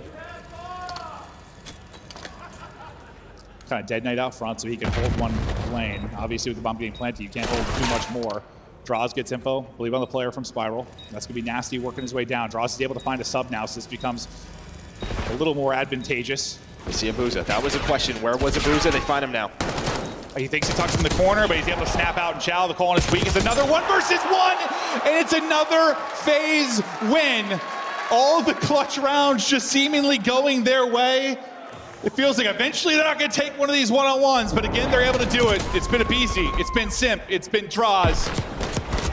Maybe Cell's going to get a chance at some point. Well, and it was all 4 ARs, and that was what I was worried about. Who was left on the Surge side? Did someone have a sub? The answer was no. And then Draws able to find one, so he takes the aggression to them, wins the first one, catches that player. Spiral, the trade is there from Abuza, but you're just going to lose that gunfight to the Jackal every time. Oh, I mean, really good two-man game, kind of from both sides. Just a little bit more in the tank to come out on top of your FaZe. And Draws, maybe not the best series, but he's having a good one here. 4 straight from Draws. Does he end up with the ace? Well, it was crazy because the trophy kill. No, he did because the nade kill was his, so the ace for Draws. Honestly, I kind of forgot because the circus that was the beginning of that round. Abizi hunting and getting caught top mid, but Cell able to get the kill, but this quick plant is going to lead to pressure for FaZe. They got to try and retake this. Well, get the car in, spot for info, getting damage in. You want to push off of that, but the nades slow down Simps. They can't fly behind the car. Now only 20 seconds to go. You got to go swinging. From top middle, it's Neptune. He takes the route. He's able to get both, and you shut down the retake. Good answer there from Surge. No, I think you're right. I think if that car hits, they go. But there was a nade, a Semtex to stop Sim. Allows Neptune then to get into this position. Oh, 100%. That nade doesn't hit Simp and they just go. You might catch both. Maybe, and that's probably a Neptune to clutch type scenario, but the fact that Simp kind of has to hold there after the nade. Because the car, I mean, it gets damaged into 1, maybe 2. And I think that's the play call, like hit the car and go. Just good utility out of Surge to make sure that doesn't happen.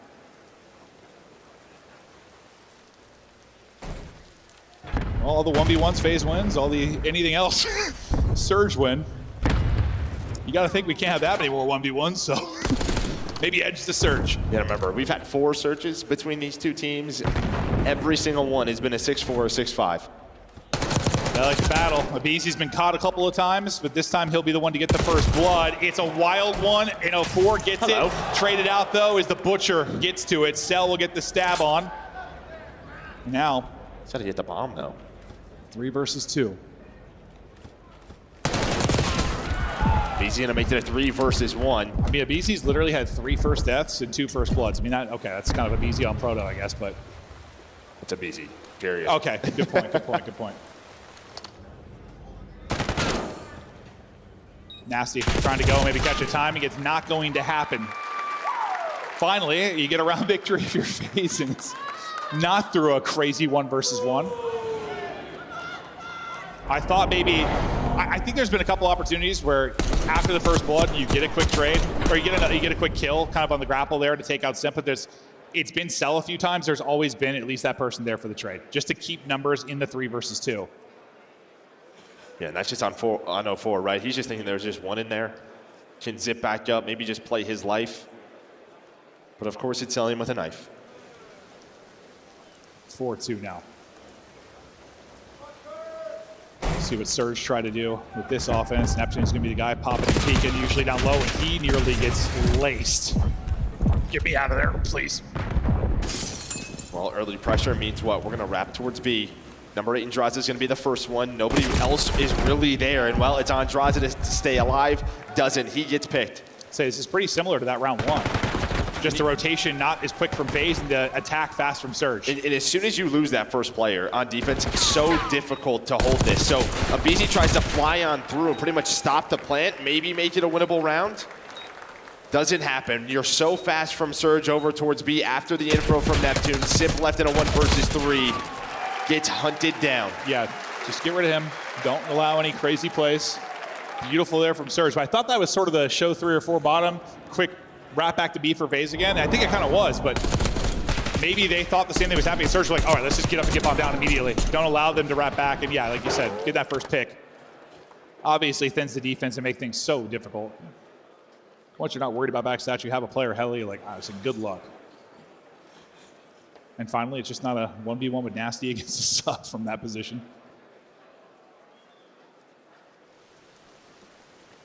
And like you also said, yeah, these teams in Search, it's either around 10 or around 11. It feels we're guaranteed. We're headed that way again. They're challenged, damaging all over the place, but nobody going to fall outside of aBeZy. At first, I thought everyone going to walk away from that. A nade's going to hit, and suddenly it's a massive advantage, and maybe we're going to have ourselves a tie game. Simp got a dip because the nade hits. Cell and Simp 2 versus 4. Dominance in the early round again here from Surge. Yeah, I think it was a nice sort of creative opening there from FaZe. It's just, they didn't find the kill on a Nasty. They just want to back him down. But then aBeZy has a crossfire in. Neptune just quickly adjusts to find that kill on the player pushing big door. Simp was kind of waiting for the 0-4 route, but at some point, you just got to go. They're aware of where he is, and they deal with him perfectly. Only way that falls apart is maybe Simp walks away with 2, but we saw all 3 players kind of focus on him taking the backside. They leave it open, they trap him in, and Cell last up. Here we go, 4-4 now. Another great round from Surge. And now it's just this question, how do we defend this B side? Are you going to give up A, just play a 4-on-4 retake? They did that earlier, they had the car, still didn't work out. FaZe have to make adjustments on defense. Now you're definitely thinking, we're Surge God. I mean, just a 1v1, we won this map already. At least one of it. If we won one, we'd be a 5-3. Yeah, 5-3's looking a lot better, but they kind of started to make a run, remember, in the map 2, strung together some rounds, but that's when FaZe bounced back. Can you kind of do what you did in the Hardpoint? Like, don't give them those moments. Don't give them those rounds where they get going again. Just shut them down. It's been lights out for 2 in a row. Looking to do it again here, but yeah, different defense from FaZe. Not really showing anything. At A, outside, looks like Cell. He's tucked away, and aBeZy picks it up. Simp is caught and dropped. What a play there from aBeZy. Well, I was going to say, I imagine they're going to check this because Nasty plays that like every single round. It is a common spot for Surge, but 0-4, he ends up throwing those numbers away. So 3 versus 3 bomb, though. Where is it going to end up going? What is the timing like for Draws again on this position? He is able to snap. Is there a trade from aBeZy? I don't think so. Not going to happen. Neptune keeps on moving. Numbers Cell's to Surge top again. Window. He cannot go out towards the front door. They do not know where Cell is. And well, they're going to catch him. They're going to catch him on the rotate. Again, these adjustments, man. What, you were down 4-2, 3 rounds in a row from Surge. What a pickup from aBeZy in the early round.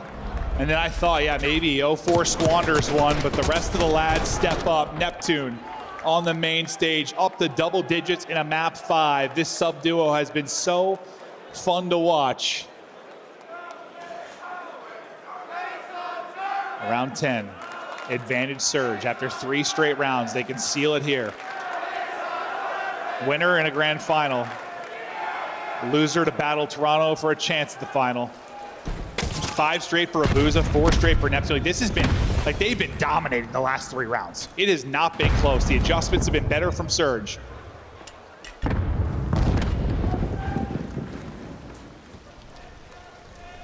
They're slowly working their way up.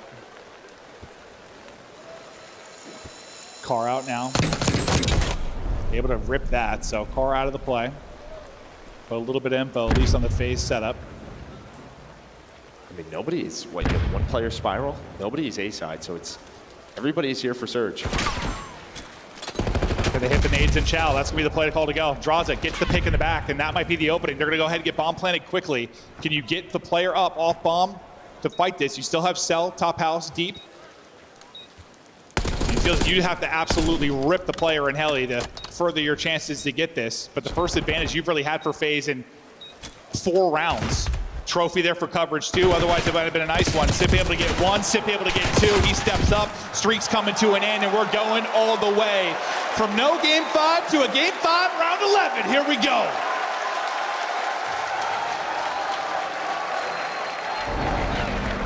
Well, we'll see who's attacking, but again, just that first player on B defensively cannot get taken down. One time it was Draza, this time Draza able to get that first blood. Immediate plant, Sim plays his life. Woo! Here we go, finally! We deserved it, round 11. Offense for FaZe. This is gonna just be a good old-fashioned A hit? No. Imagine. Let's send it in battle. Abisi a couple times, got caught on the crossover top middle. Cell trying to get in fire to get him out. They're thinking they can isolate one. They've got Neptune at the box. The help is going to be from bottom. And they're able to catch him. There's the first blood. Of course, it's Abisi. 4v3 numbers now. Over to Atlanta FaZe. And I love the transition over there. You're thinking work top middle. Oh, they're to drop down. Is it trade there? It's not. What a play for 04. But you're able to sandwich it. Cell finds the angle. Numbers back to FaZe. Well, they're just working A, right? 04 was the only player. Nasty was B side. Abuza was, well, he was up top. You have 2 trophies, so much protection. How do you do this? Nasty and Abuza. You gotta rip somebody. For the map. Here we go. Tags in, but not able to rip him. Finds a sub though. That'll help. Could change it, tries to go vertical, it's all on Nasty, gets 1, but we're done! FaZe clutch up in the round 11, and they've got a D with another final! Perhaps a third Major 2 victory lying in wait.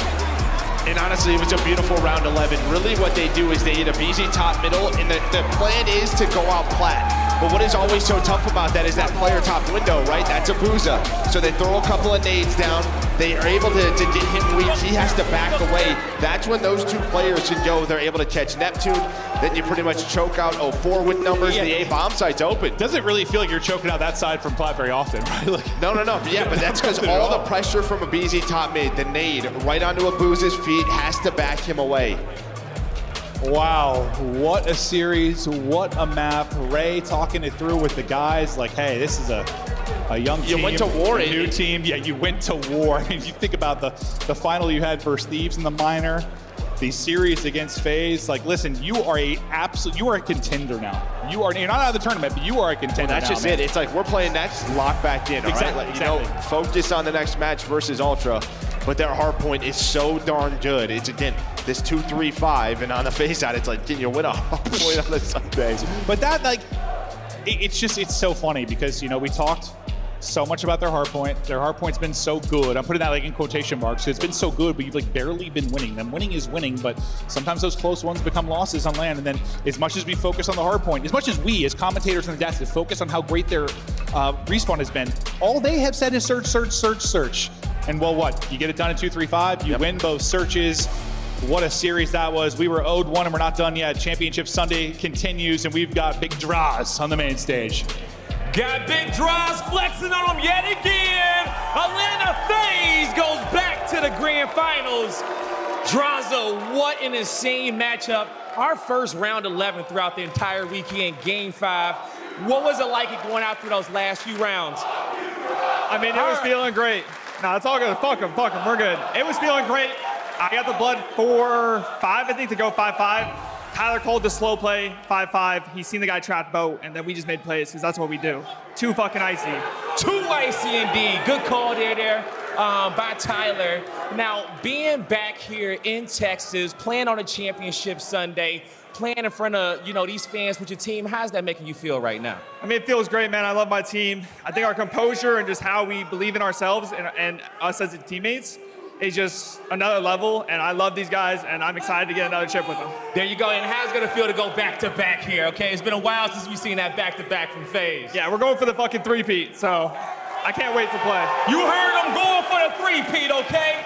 That's gonna do it for me and Draza on the stage. Des, take us away.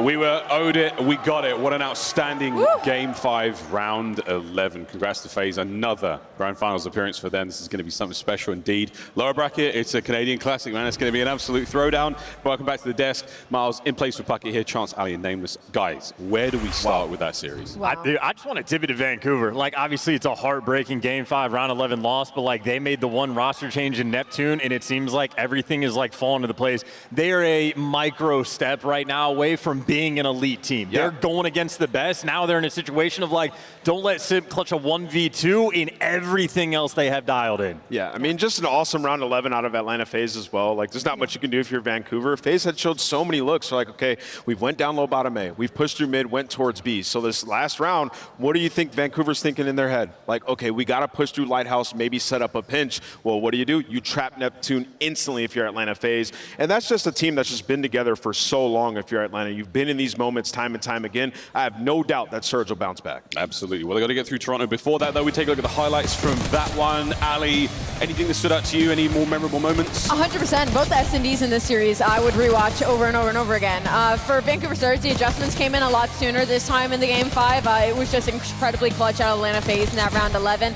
Vancouver Surge, they stopped basically prioritizing the bomb plant through the middle of this series on their attacks. They started instead playing this kind of mid push-up, working these picks, and Atlanta FaZe didn't really know what to do with it, which allowed a lot of lanes to be left open for Vancouver Surge. It left a lot of area for Neptune to find a couple of kills, but then Atlanta FaZe comes in with the adjustments. They're like, all right, fine, you guys are not going to start stacking any of these points anymore. We're also going to sit back and start playing for these picks as well in our attacks. And then that final round, they get that opening first blood. They're able to get that bomb down. And Atlanta FaZe, I mean, there's not much you can do once that bomb goes down to computers and you're a man up onside Vancouver Surge. It's just an almost impossible retake. I mean, yeah, and you think of like the context of this map, like a couple of the B pushes for Surge, like they just lose a 1v2 to Simp. Yeah, plus a huge 1v1 early that Abizi ended up winning on Nasty. Poor Just so Nasty. tough. I mean, you're one round away from winning that. I mean, that's just an absolute battle. I would not be surprised if you see it again in our grand final. 100%. Outstanding stuff once again. Surge, they will play again in a moment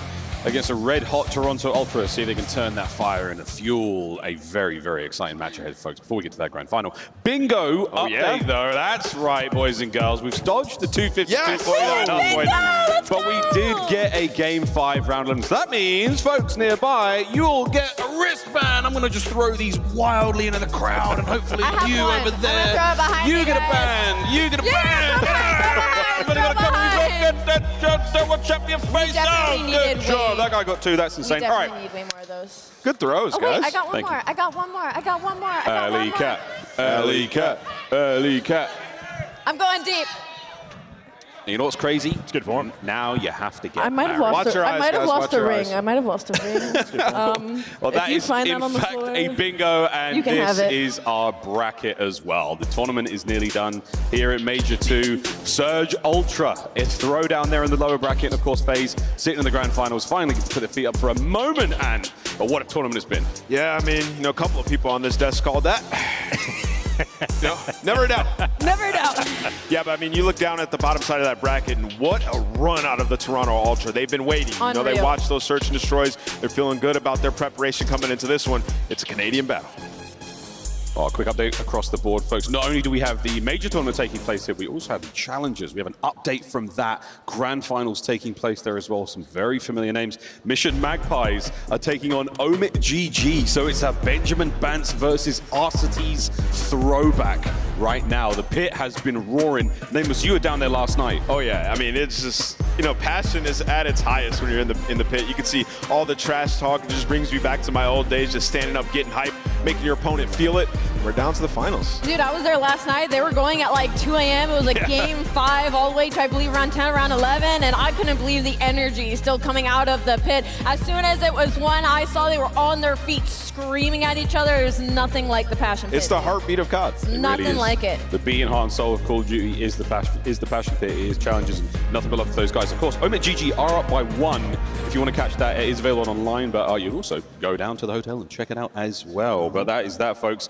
We also got tweets, because let's face it, folks, everyone's always chirping. Zinni went down there, stepped in the pit for the first time in ages today, and it all came flooding back. We never forget where we came from, and we never forget that Path to Pro is the lifeblood of what we do. Wow, we actually had all that lined up before we saw the tweet, which is great. It's because it's true, boys and girls. Well, that is it. We're going to a quick break. On the other side of this one, we throw down a Canadian classic. Vancouver Surge take on Toronto Ultra for a spot in the grand finals. This is the CDL.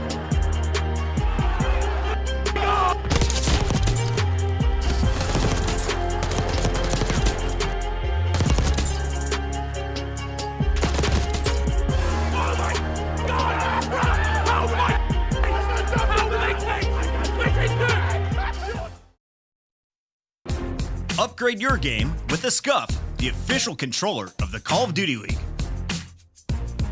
The Esports World Cup is an official partner of the Call of Duty League.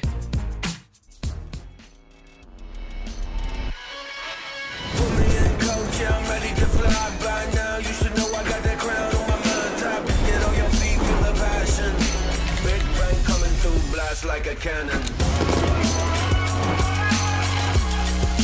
Blast like a cannon. Big bang coming through. Blast like a cannon.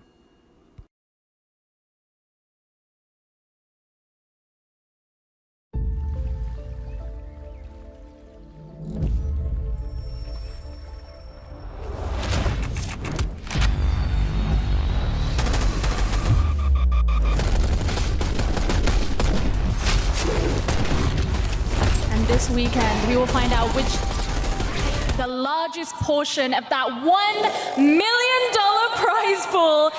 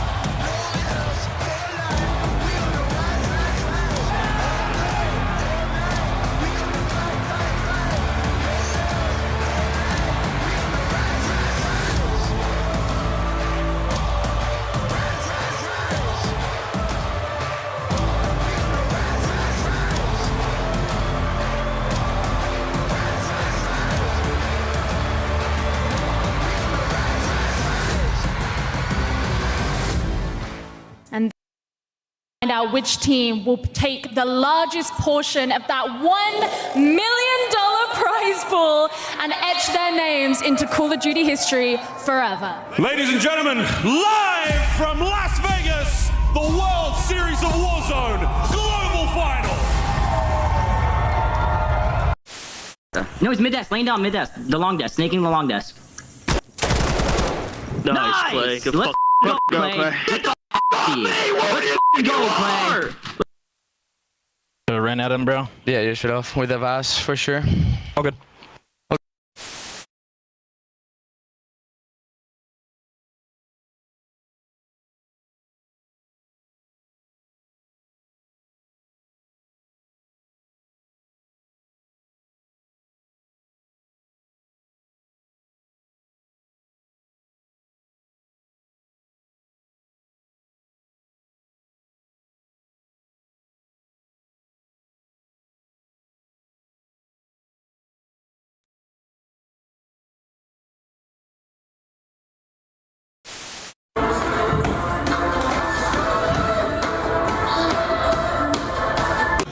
Absolute love of the Rio edition to the asset. And you get into the Karachi SD just so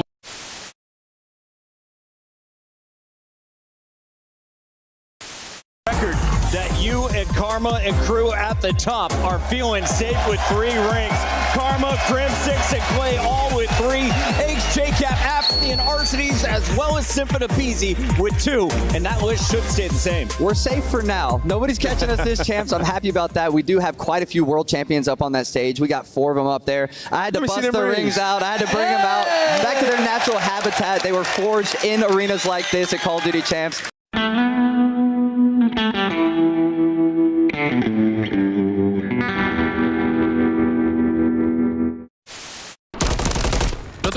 Cerca del... El otro tiene que estar por el under, creo. Going Ellie, going Ellie. No en el Ellie,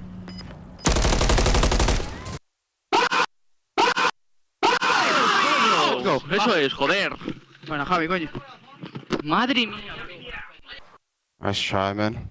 Oh. I calmed it, dude. I said, like, wait for that. I know what you meant. I know what you.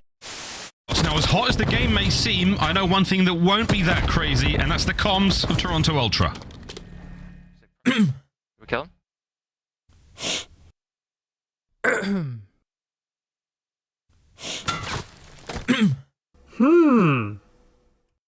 The 2025 Vancouver Surge Team Pack is available now. Each pack includes home and away operators, as well as this weapon charm for when you have a bone to pick. Next time you boot up, suit up at the in-game shop.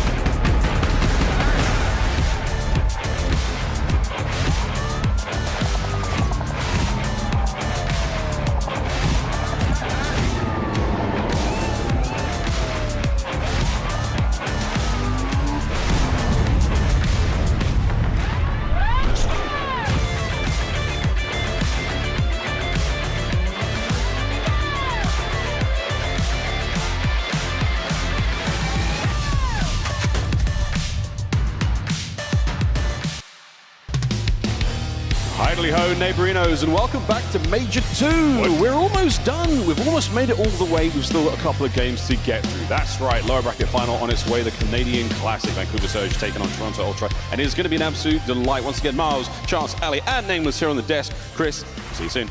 Hope all's well. But yeah, absolutely excited to get into this one. And again, plenty of games still to play. We saw an absolute bang in round 11. I don't believe it, guys. All the way to a game 5. That was great. But we have to set our eyes forward now. Not only are we excited about this event, excited about the next few, but excited about the big one at the end of the year. Champs 2025 CDO Champs tickets are available right now. June 26th through 29th. We're going to Waterloo, we're going to the Old, and it's going to be absolutely fantastic, folks. Again, powered by our friends at Bell. Tickets are available at torontoultra.gg. Champs is always an incredibly special time. I mean, where we had it here last year, it was an absolute bang. We had it in LA a few times, and a bit of Vegas time as well. And now we get to throw down up north with our friends, the Kings. It's going to be a real delight. Again, grab your tickets now. Tickets at torontoultra.gg. I can't wait to go to Kitchener. Can't wait to get up to Kitchener. You guys are going to road trip, aren't you? Dude, we might road trip. Chance is going to be our driver, all production, all budget. We're going to get like a big bus, and it's going to be a vibe. It's going to be awesome. But not all of us can come, that's right. Only the top 8 teams are going to be joining us. So the bottom 4, as of right now, I mean, that's a tough one. Well, our top 3 teams that you can see, FaZe, Ultra, and Surge, they're going to be the only teams remaining here in the tournament. And after this one, we'll say goodbye to one end. Yeah, the Canadian Classic, as we're dubbing it right now, it's going to be an absolute banger. Obviously, Toronto, they have stepped it up a lot in this tournament, especially in Hardpoint. They're like a positive 83 differential, just blowing everybody out of the water. I'm excited to see how they stack up against Vancouver, though, because they have had troubles against some of the top teams. Absolutely. Vancouver, Charles, that Hardpoint is no joke, bro. I feel like the maps that they're good at, they have really dialed in. The Vault controls a couple different hard points. They play nearly flawlessly. We watched a Vault hard point where they had every single P4 rotation, and the guys are always on point. They have it down to a T. That being said, it's a big stage. For like 3 of these players, it's their first time in the top 3, their first time in this type of like high impact environment. And on the flip side for Ultra, I mean, they got some vets on the squad. They do. I mean, Ultra, they've been looking great all tournament long. I mean, they drop quite early on in the lower bracket, and then they make a bit of a run. Ali, What are sort of some of the strengths and weaknesses for the newer fans to see when you think about a team like Toronto Ultra? When you think about a team like Toronto Ultra, surprisingly enough, it's in the search and destroy, which is funny because it's almost like Surge and Toronto flipped, where like you look at the Toronto Ultra squad and you're like, oh, these guys are going to be nasty at Respawn. You look at Surge, you're like, oh, these guys are going to be nasty at S&D. Well, it's the other way around, and it's been off the back of that guy that was just on your screen. Joe Deceives has been an absolute menace, in case we haven't said it enough this weekend. It has been very strong in that game mode, as well as their control has really been lighting it up this weekend as well. Yeah, you know, for Toronto, they played Vancouver in our minor tournament online. They got 3-0, right? And effectively, Joe Deceives was shut down, like the worst series he's had all year, 49-67. It just wasn't great for him. Beans as well, not putting up his typical damage numbers. So for them, this matchup extremely tough. And I think, you know, Ali talked a little bit about it just now. It's like Vancouver are just a gritty team. They're pretty good across all the modes, and you know, they just have some maps that they're just hard to square up. And it's going to be really hard in the hard points for this series, specifically for Toronto Ultra, because when it comes to within 30 points, they're either smoking teams or getting smoked. 2-7 within 30 points hard points. Basically, that means that they're not really getting down to the wire. They're either getting a lead and holding it really well, or they're losing very early on and they're not able to put themselves back into the game. So those maps 1 and 4s are going to be everything. Ali, I'm really glad you brought up that young Joe Deceives. We've been talking about him quite a lot. We've seen him play earlier today. Beans as well, a massive damage output there for the Toronto boys. And with damn good reason. This is the KD leaderboard so far. Again, the remaining teams here in the tournament, Joe Deceives are 1.24 chance. And listen, man, they picked him up, and I saw the tweets coming in from the owner from Toronto saying, we're going to be better than LA Thieves next year. That's a How do you feel about that super team? Well, Thieves got rid of Joe, and today they regretted it. He picked them apart, making it known he's a superstar. It's true. It's true. Can he keep the run going, though? Again, a very, very spicy matchup. And this one for me, again, it's so fun. Both teams who have had kind of rocky starts to the year, they make massive team changes, or at least Surge do. And now all of a sudden they find themselves playing for top 3 on LAN. As a young player, man, what's this like? How nervous are you? I mean, I think, you know, for Joe Deceives, we'll talk about him, he's soaking up the moment. I mean, between the end of last year coming into this one, like this guy teetering on the edge of being a superstar, I think he's done that so far throughout this tournament. And when you look at Vancouver, like Rambo Ray, this is like his ideal team. Everybody's bought into this system, and they just grinded it out, watching the VOD, and they're just... In these games, you can see, like, in the fine moments, they always clutch up. And that's like the trait, the #1 trait you want as a team when you get to a Sunday is in the final moments, can we make the right play? Well, they didn't in the round 11. They got picked apart in that's that Atlanta moment. phase. True, but also that's Atlanta phase. It's a heartbreaking loss, and I think Rambo Ray has to be the guy to like bring the team together. We saw Labuza hands in head, absolutely just deflated, because it is a heartbreaking loss. You were so close to top 2, maybe winning the tournament with that advantage, but you missed that mark. And again, it crushes you. Finding the bounce back is an incredibly difficult thing to do. But however, you can't let your head fall in your hands in a situation like this, right? Because you're going to have to go and play another match versus the Toronto Ultra that's been licking their lips all day waiting for this matchup. So for Vancouver Surge, bounce back has to be incredibly fast. And I know, Ann, I like that you touched on the fact that they are clutch, because even though we did go to a Game 5 round 11, Chance wants to be a negative Nancy, when I watch these hard points, they are so good when it comes to understanding the situation that they are in when it comes to these closer hard points. Not only do they play fundamentally correct, but like a good example is on that vault. Like when Nasty is up top, right? 04 tries to go that early rotation on P3. His teammates die, and he turns around. He plays for his situation. I mean, those situationals kind of set them apart from the rest of the league. I mean, and even in that Game 5 Search and Destroy, you're down 4-1 in that game, right? You bring it all the way back to where you're in a round 11, where some of the rounds, they're just going to get away from you, right? So I do think they are extremely clutch, but who are they going up against? CleanX and Insight. Synonymous with the word. Well, we've still got that game ahead of us, folks. But look at the bracket again, for a little step back and see how we got here, because this has been an up and down tournament. We've been talking enough about crazy 3-0s, not many Game 5s, but there have been some sensational upsets in the tournament already, Chance. And day 1, Breach bringing down Thieves was a big moment. I mean, that's certainly the stamp that made us go, oh, maybe Thieves aren't just going to steamroll their way through stage 2, and that came to fruition. So, I mean, a great impact there. And I know when we looked at the overall standings, you had Cloud9 in 9th place. They had a big 3 over against Ultra, and admittedly, they fall immediately after to the top 2 teams in the game, or at least what we thought. But I think that's a team that is very hungry and will shape up the champ standings. one team I really didn't expect to go out the way that they did is Carolina Royal Ravens. I mean, they pull out a really unfortunate card in the fact that LA Thieves fall to Boston Breach. That probably wasn't expected, and then they have to play them that elimination round 2. But like, not even a map to be won from a team that all we praised about was consistency, top 4 placings, like being the veteran squad that you can't count out. So for me, I'm looking ahead for Major 3 qualifiers and seeing like what Carolina are we about to get. You know what I'm looking ahead for, Miles? Roster mania. It's going to be electric after this event. You know, the next 2 stages, only 5 qualifier matches, right? So points matter a lot. We're going to see a lot of roster changes after this one. I think we will. I think we will. Well, that's going to be a lot more fun for a segment for another day. However, for now, guys, I want to talk about the remaining 3 teams we have in the tournament. Let's talk MVP from each roster. As of right now, where we're at in the competition, Chance, who are you going with? I mean, Simp is just the immediate gut check for me. I feel like I've seen a lot of 3 pieces, a lot of clutches, and just a man that is incredibly difficult to kill. So, I don't know. You pick your poison on the face players, but in my mind, Simp has been that guy. Ali, if you're going to go to, I'll give you Toronto. Who have you Give me Toronto. I have to go Joe. 100% from the stage and from LAN. You think Kleenex comes a little bit close. He's had a couple of outstanding performances, and should they win this matchup and he have a pop-off, they go to grand finals. You know how it goes. But for me right now, it's got to be Joe. He has been the saving grace for this Toronto Ultra squad. And who is it for Surge? It is so tough. I think you still can't decide. Like for me, it's been between 04 and Neptune. 04 has just taken such a big step from online to LAN. But when you look at like the overhaul of this roster, you have to give so much credit to Neptune at the same time.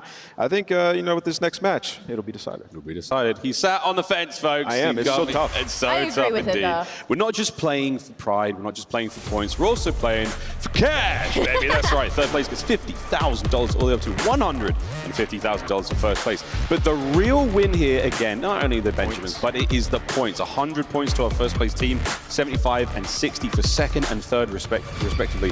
This is a very, very scary time in the year. We're at the halfway mark. Yeah. We're starting to now see the teams who might not make it to champs, who might not make it to Kitchener. I think all 3 of these teams are pretty much secure. They're just going to widen that margin. But yeah, when you look at that bubble, it is pretty tight, even 7 all the way down to 10. So all those teams have to lock in when we get home.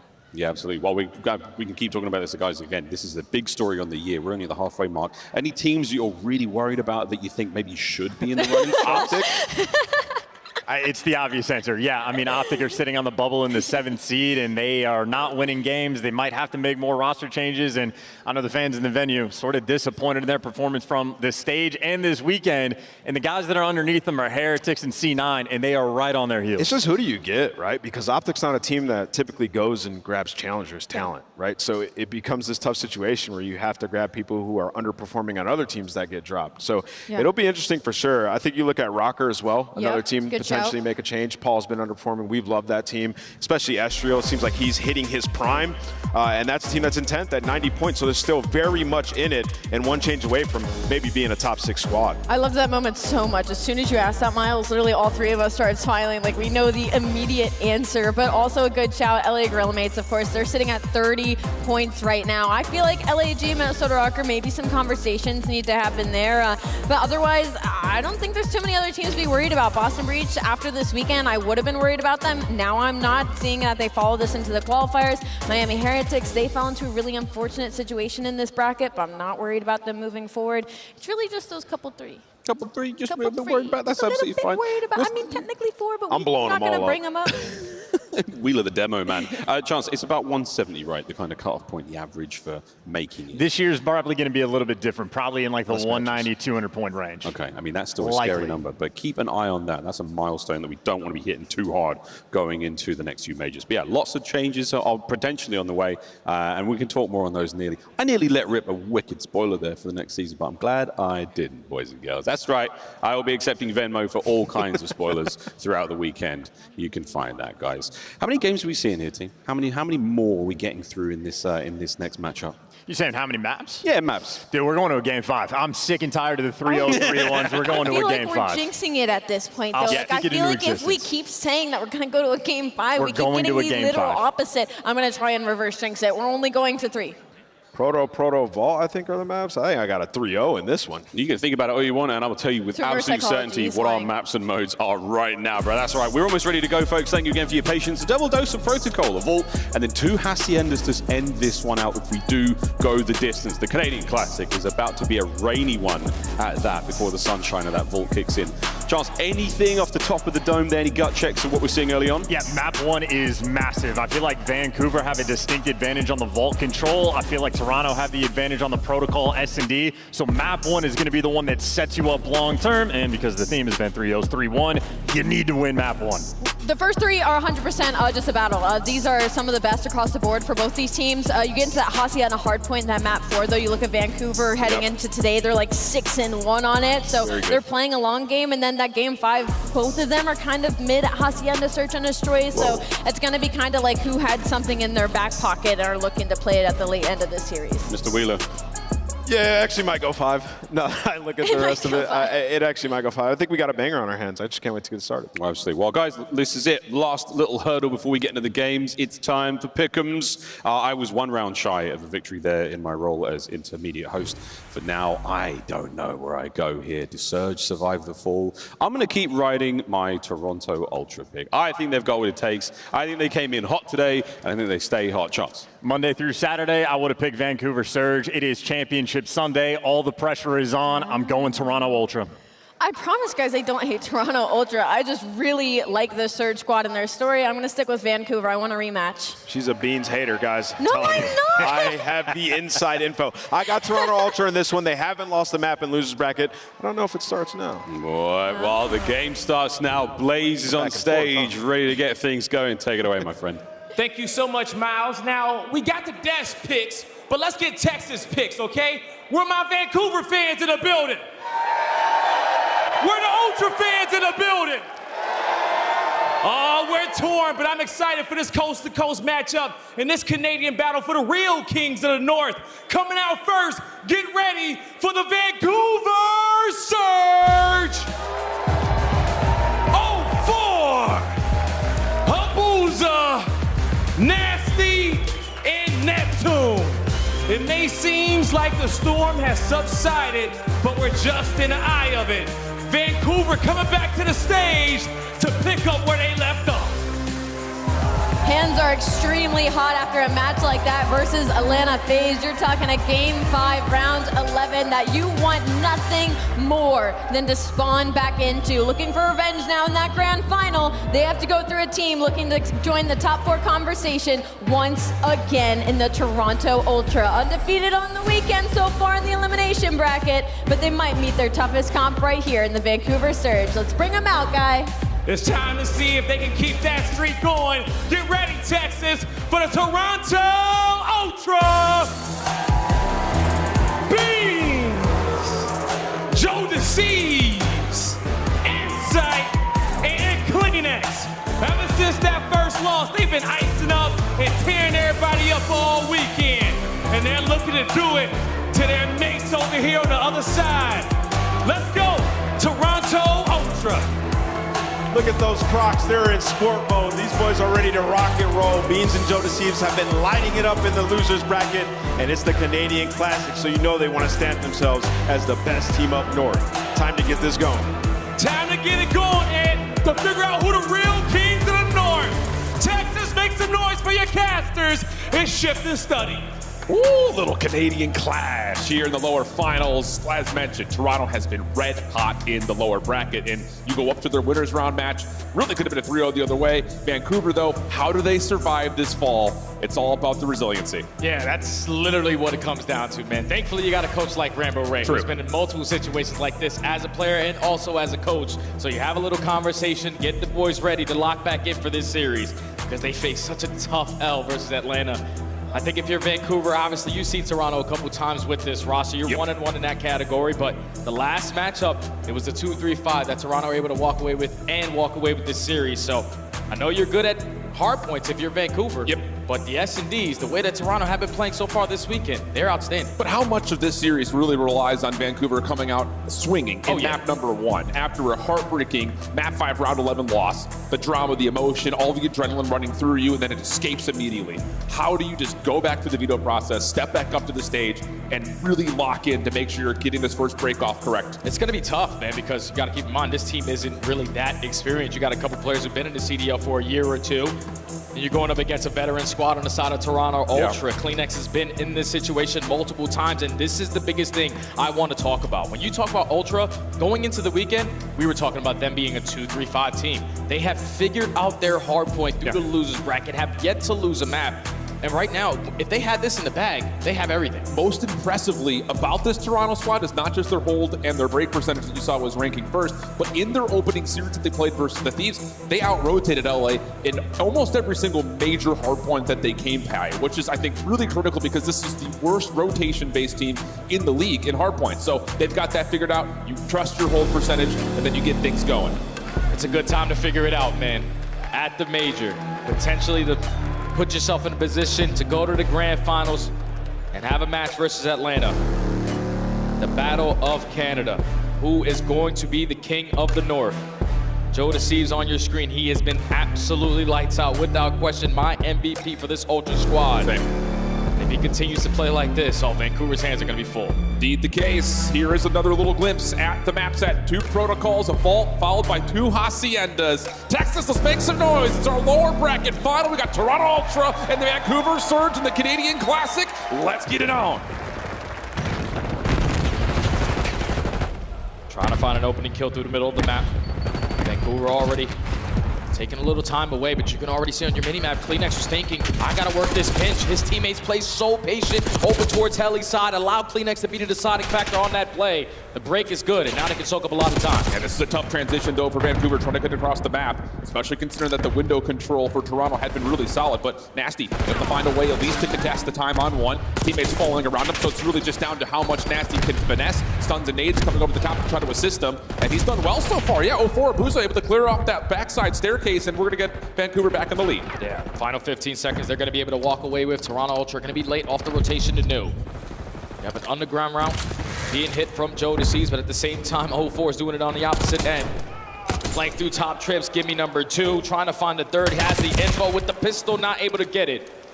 That's a good start there for Vancouver. 26 seconds off of P1. You're initially starting P2 as well. And you shut down Ultra's first attempts at trying to, again, capitalize on rotation, which they were able to do versus the Thieves. So good bounce back here for Vancouver early. First 15 seconds go their way. Now down to Toronto. How do you try to set up this break attempt? Shots through mid-map are working out nicely. Little climb up the ladder. Kleenex waits for a time to jump, and he gets kind of a lay of the land. Pops up, finds a kill, and now the pressure's on to 04. He responds to the first. As he get a look at the second? Not quite, but trades are good until finally we have a last battle over the staircase, which Vancouver are able to win. Yeah, Vancouver just seemed like they had like 8 people on the map every single time. Also thinking, okay, we have the numbers. There's instantly a player from Vancouver in a position to find that trade. So still in control of the P2. You're gonna find yourself up pot 40. Ultra, no, we have the rotation to new. We can still apply the pressure towards old, potentially for the final 10. That's a clean 4, and now you can set up at new. Yeah, this is a really bad spot for Vancouver. Spawns all the way deep behind P2. Essentially gonna have to play through old and then stretch across the map. And Beans is stopping that in its tracks. Kleenex following up, but it is 04 to at least reduce this setup just a touch. Toronto will still spawn good, but their hold up towards the front is gonna be tested. Joe Deceives, though, picks up a big kill on the cut. Watches the overextension, but the pressure through bottom spiral. Netson is able to find a kill, so you're already making this mixy. Ultra spawn all the way across the map. You got the numbers of your surge. You're able to find a break. Just one more gunfight. Just pistols, though, for the ARs for Toronto, trying to hang on to this ground. Joe Deceives able to find another after Kleenex had been tagged up heavily by the Vancouver Surge, still spawning close. But from the front, Ultra working their way in nicely here. Still 25 seconds to fight for, and split spawns starting to come through for Vancouver. And now Vancouver in a sticky situation because 2 players are spawning all the way across the map. They don't want to give up this time for free. They're going to attempt the break, and it works out perfectly. A clean 4 dead. It's going to allow you to walk away with that final junk time. win the rotation over towards New and Toronto. No, we cannot just spiral it all the way down through the zip line. We got to find a different angle. That kill for Insight actually has Vancouver really primed and ready for a hit that's coming through Spiral, but it's actually not there. It's all through the front doors. Insight sliding through, finds the first. No trade coming through. Trophy systems denying any possible utility. 04 trying to reinforce. Shut down by Kleenex. These are key gunfights to rid of the top of the hard point, and it's all going the way of Toronto for now. Neptune stepping up with an AR. Trying to line up a couple more. Lots of damage coming through, but Toronto still hanging inside the hill for now. Back in Toronto, we're laid off this rotation. Find the clutch kills at the right time to walk away so far with a majority of this P4 hill. That is absolute perfection. Able to stabilize now. Know where the pressure's coming in, but Neptune and 04, they open up with 2. Insight trying to find timing on the slide through. Gets 1. Traded away though. Back and forth we go. Pinstripe kill feed, but it will be Vancouver with the numbers for now. Beans looking to try to get something set up over through the front doors. And Vancouver are trying to spread out this hard point best they possibly can. Oh, that's really nice work from Beans to get through, find a little bit of damage. Does that allow Insight to finalize this last 10 seconds? Not quite. Good to see is also committed on the play, will be shut down. We've got a tie game as we head back up top to 1. Yeah, absolutely accept that if you are Toronto, because you thought you were going to be beat over towards this money hill, but at least go 50-50 on that, keeping a tie game. Now into the second half. Vancouver finding a couple kills on the right side, trying to isolate onto Beans in towards Grandma's. You're in control, and at the same time, you already have a boozer taking space away. Joe looking to try to get something on the contest. No, shut down. Big moment here for Vancouver. They continue to just force Ultra to have to hit these weird routes because of Abuza's position in the windows. Splitting the spawns a little bit, but honestly for Ultra, they just aren't allowed to set anything up. Finally, a couple of kills come through. Pressure back over to the hard point onto Neptune. He gets a good read on the Insight though, and slips away from Kleenex, not quite able to find the kill, as Beans was there for support, and that will neutralize the time as Ultra try to slip in. Yeah, spawns now flip. Ultra potentially gonna walk away with this final 20, unless Abuza has something to say about it. The rest of Vancouver know that they have the numbers through top mid. We just gotta fly on in, but we don't check the corner. You're able to find the kill, but instantly going to get traded. Ultra with a clean 4 dead. It's their turn now to set up at P2. Yep, should be solid for them with a lot of members already not just leaning in towards the hard point, but a lot of focus up towards the top at ledge. 04 shutting down Kleenex down low. That creates an opportunity through field side. And honestly, yeah, that's just too easy, honestly, for Vancouver. Just walking forward, they find all their individual 1v1s. Neptune now zoning off the play over towards... Neptune for 2! 3 in a row for him. Vancouver have cracked the code to get in from the front. That's a perfect time to find that break, because there's a lot of time. You're still in control of the spawns. Ultra are trapped towards the backside of tower. Stuns connecting. Bullets are not. Neptune is still alive. He's still dancing with them. 30 seconds here at P2. They're all rallying to the backside of tower. Oh, and the health is just so exquisite for Vancouver. Neptune not done yet. Oh, mercy. 134 to 105. Vancouver still have the rotation to do as we head into a surge listen in. They're all going underground. I got 1, 2 more. 2 more underground. I feel. Okay. I feel. They're stuck in the ground. One more. Wait, let's do it. Two. Yeah, go. I spawned out. Stop. One on time now. Okay, back left on time.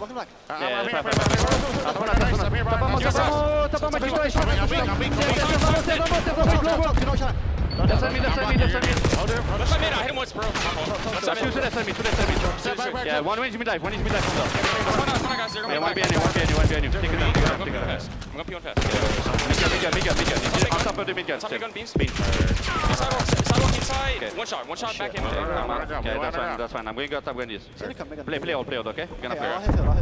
I'm just coming new. Sidewalk. One is mid sidewalk. One is nice. One's gonna be mid guard. Go bar. Sidewalk, that's two. Spoon back ammo. Let's go new after that. I'm on you. They can Yes.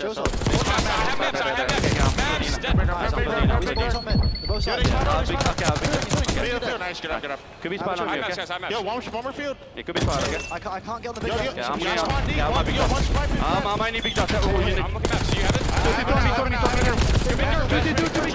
That's 2. Beats me live. That's 2 here. He's still Keep flooding, guys. Wait, one shot, Joe. Computer. Listen, when one's spawn out. I think twice map. That's a P2. Joe is map. I'm going fast. Sorry, maps. Hey, I need to I'll spin big dot. Joe, there's 2 maps. Nice. Yo, put me up. There's 2 maps. I hear you. Dead. One more. He's in the Yeah, go spot, push it out. I have left. Look right. I'm in spiral location, okay? You have maps? Yeah, I have maps. I said nothing spiral now. Just chill. We just chill like this. I'm on you, beast. I'm in ammo gate. Give me a second. On you. Mid gun. I'm top ready. I spawn PC. Well, Vancouver's definitely fired up, even after dropping from the winners final. It definitely doesn't look like they're emotionally drained. Up now about 45 points.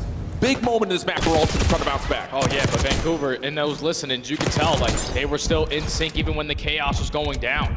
Booza gives the combo, okay, we don't want to give up 25 seconds at P3, so we're contested. We also want a rotation over towards new. So you find yourself up by 40, but Benjamin Beans is starting to come alive. Lines up 3, goes for the 4. Yeah, and that's going to get the young man roaring. Yeah, a little bit of a slow start for Beans, but that 4-piece absolutely allows Ultra to control the tempo around the top. That is really good idea here for Neptune. Calling the Hellstorm, try to reset things just a touch. Nasty able to find one behind that, but honestly speaking for Ultra, you've able to out-trade this. Keep the hardpoint neutral. This is not bad news as you try to now crack the code and hold on to the P2 side of the map. Not an issue at all for Toronto Ultra, especially when they find all 4 kills in sync with the final 10 seconds here at P1. Vancouver are so far away from that P2, but last time around, it was way too easy from Surge, pushing their way through the front end to find an early break. A 20-point difference. Ultra have some time to make up. You just need a couple kills to go your way. And Beans zoning mid-map like this, you have to keep your guns up down towards field if you are Ultra, and they have done that beautifully to this point. Beans for 2. Abuza, nice shot at long range, traded by Insight. And now the hit has to start to develop for Surge. One player up top, clean from Nasty. Now the hit starts to envelop as Joe's by himself. How many can he find? The answer is absolutely nothing. So now Toronto, again, from the front, just immediately broken, and Neptune's back over to P2 once again. Yeah, if you're the player on that hardpoint there, we don't really have to commit on that gunfight, because then you're forcing your teammates to reposition, and then something is open, and Vancouver are consistently always finding the opening. Almost finds the double there is Nasty. But the ARs right now from Vancouver are absolutely shooting. Yep. More than happy to walk away with this final 15. Ultra have the rotation to new, though. By far one of the best individual maps we've seen from Abuza this major to this point. Can they find a way to turn that success into a win here in map number 1? Once one's out. Yep, sure does. So it's going to be a 4v3 over the top of the new time. Do Vancouver get a realization on this? Can they find the kills to actually dominate over the backside of this hill? Pistol out, Kleenex for 2. Hold on a second. Neptune's now the last one left. One more member spawns in for Vancouver, but Kleenex holds the ground beautifully. Beans follows up, and now Ultra have numbers. The tissue is always an issue. Gives his team another lifeline to find a break here. Now there's only one player from Vancouver still causing mayhem on the back end. It's going to be Nasty.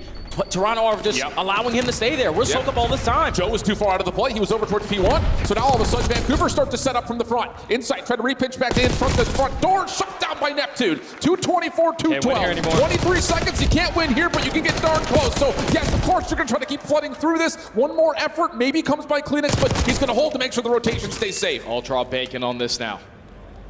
Need to put themselves in the best setup. All you need is 2 waves of kills, and this map number 1 is going to be yours. Vancouver is slowly on the approach, taking routes to find this break. It's Nasty in particular, number 7 in white, all the way around the back. It is being watched. What's the timing on this break attempt look like as Toronto is perfectly set up with trophy systems in wait? There's the first blood. Joe with the second. Once this pitch starts to develop, Nasty is not even a part of the play yet. He's still hanging out. Now he's trying to finally come clear through. He finds one, slips away, can't find much more, but the help isn't here. This is enough for Ultra to reset up again. One more wave.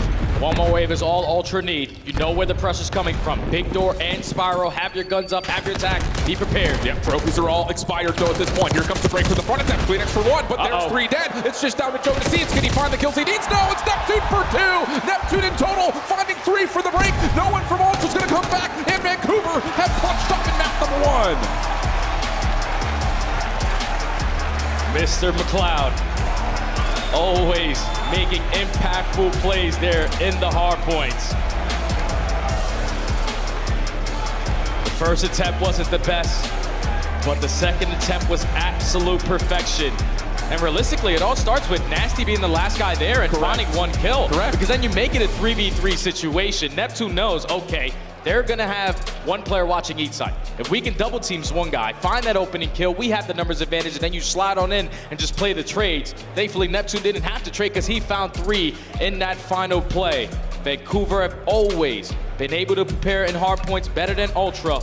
and they continue it here in this series. And the no trophy systems being a part of that final hit is also really key because it looked like stuns and nades were finding some success landing. But you take a look down the scoreboard. Again, Abuza 35 and 31, by far one of his best individual maps. Nasty taking the real spotlight though on the scoreboard. 32 and 23 with over 2 minutes in the hard point. So he's really getting it done. 16 objective kills for Neptune as well. Trying to keep pace with what Joe Deceives was able to do. Another good map by the JD, but still not enough to get past his Vancouver hardpoint. Yeah, it's just tough. Like when you see some of their setups, especially around that P1, you have Abuza who's pushed out towards trip towers, those trip windows, and him just staying alive on that staircase is forcing Ultra to either work on the ground or instantly try to sprint up towards Hella. Because we have Grandma Watch, we have the overextension through the right side of the B street. But their setups in their hardpoints are unbelievable. They had a couple mishaps though, where Vancouver get a little bit too aggressive. You scam in towards P3, you heard Neptune in the comms. My bad. But still does not change the difference on the score. Vancouver, just a better hardpoint team. Toronto are the better search and destroy team. And now they need the S&D to bounce back. Yeah, big time they do. I mean, again, just kind of as we look over the top of this entire series, we'll stay here for Protocol. This has not been a bad map for this version of the Vancouver roster for what it's worth. They played it a lot when Neptune first joined the roster, but I think the thing that gets scary is the Hacienda hardpoint has not been good for you either if you're Toronto. So kind of talking about the last time these two teams had matched online, it was the 2-3-5. It almost feels like looking at this map set, it's going to have to be that again, especially considering that this map went the way of Vancouver, as we obviously saw. So definitely puts a lot of pressure here for Toronto to have to come out and win this next search and destroy. Yeah, we had, what, 3 out of the 5 maps that they played in the previous series through the qualifiers went all the way to the distance. The only difference is there's no Volt Search and Destroy, there's no Hacienda Control. But the hard points are the same, and the Protocol S&D is the same. So if you're Vancouver, you know what they're going to do. You played them on this. They beat you 6-2. There was a lot of success early on in those first bloods. Players getting isolated, trying to make individual hero plays. Can't afford that to be the case here if you are Vancouver. I think a lot of this, you know, watching how Vancouver have played this Search and Destroy in particular, it has been a lot of resiliency and just kind of testing on what you're going to get out of your SMGs in particular. How much ground can they grab? And they're going to try to grab it very quickly, very often. And Toronto doesn't allow that to happen because they feel the map out before they make their commitment calls. So going to be one of those things we kind of keep our eye on as we dig a little bit in towards this Search and Destroy to see what the game plan is going to be right off the get-go and then how it starts to mold, adjust, and adapt as both these two teams start to feel each other out. Yeah, I feel like both of these teams have a lot of similarities on Protocol. I agree. Because it's like early drop down in towards the zip, gain the info, okay, we spot 2, let's start to work through the middle of the map. Same thing on both ends. Just the difference with Toronto is that they have that aggressive A push. Vancouver currently don't have that. They just like to waste a lot of time, allow 0-4 to hit a route, potentially through the open doors, peek it, find an opening, kill, and then play your numbers advantage. But Ultra, since you played them, you know exactly where he's going to throw it. 100%. We'll see what they try to bring to the table here because, again, this has been a regular map for both these two teams throughout this entire stage. And quite a number of playthroughs here at the Major as well, for that matter. So definitely plenty of film. Of course, the thing about this is, if you are Vancouver, you're just coming off of a recent series. So you're trying to talk through that right now, trying to remember and give yourself a little bit of that nostalgia back to one you guys had played from before. But here's also just a look in terms of how these two teams have found success through Search and Destroy. Both Neptune and Beans individually have been great this Major. But again, in particular, Neptune's been great in the first bloods, whereas Beans has been one of the guys last one left, trusted to play an island. And, well, he had a number of really major clutches when he was playing up against Thieves. Yeah, the 1v2, 1v1, 1v1. That makes all 3 of his clutches just icy. Benjamin Beans, he loves to play Search and Destroy. Gonna need this guy to make the impactful plays. Vancouver just played this map as well, went all the way to around 11, and you're thinking, okay, if Nasty wins one of those one-on-ones, we could have walked away with it and been in the grand finals. But now the adjustments need to come in from 2 teams who have squared up on this map multiple times. If you haven't had a chance to check out the new CDL skins on all these new Scuff controllers, make sure you scan that QR code, get over there, and get yourself one, because wow, they look great.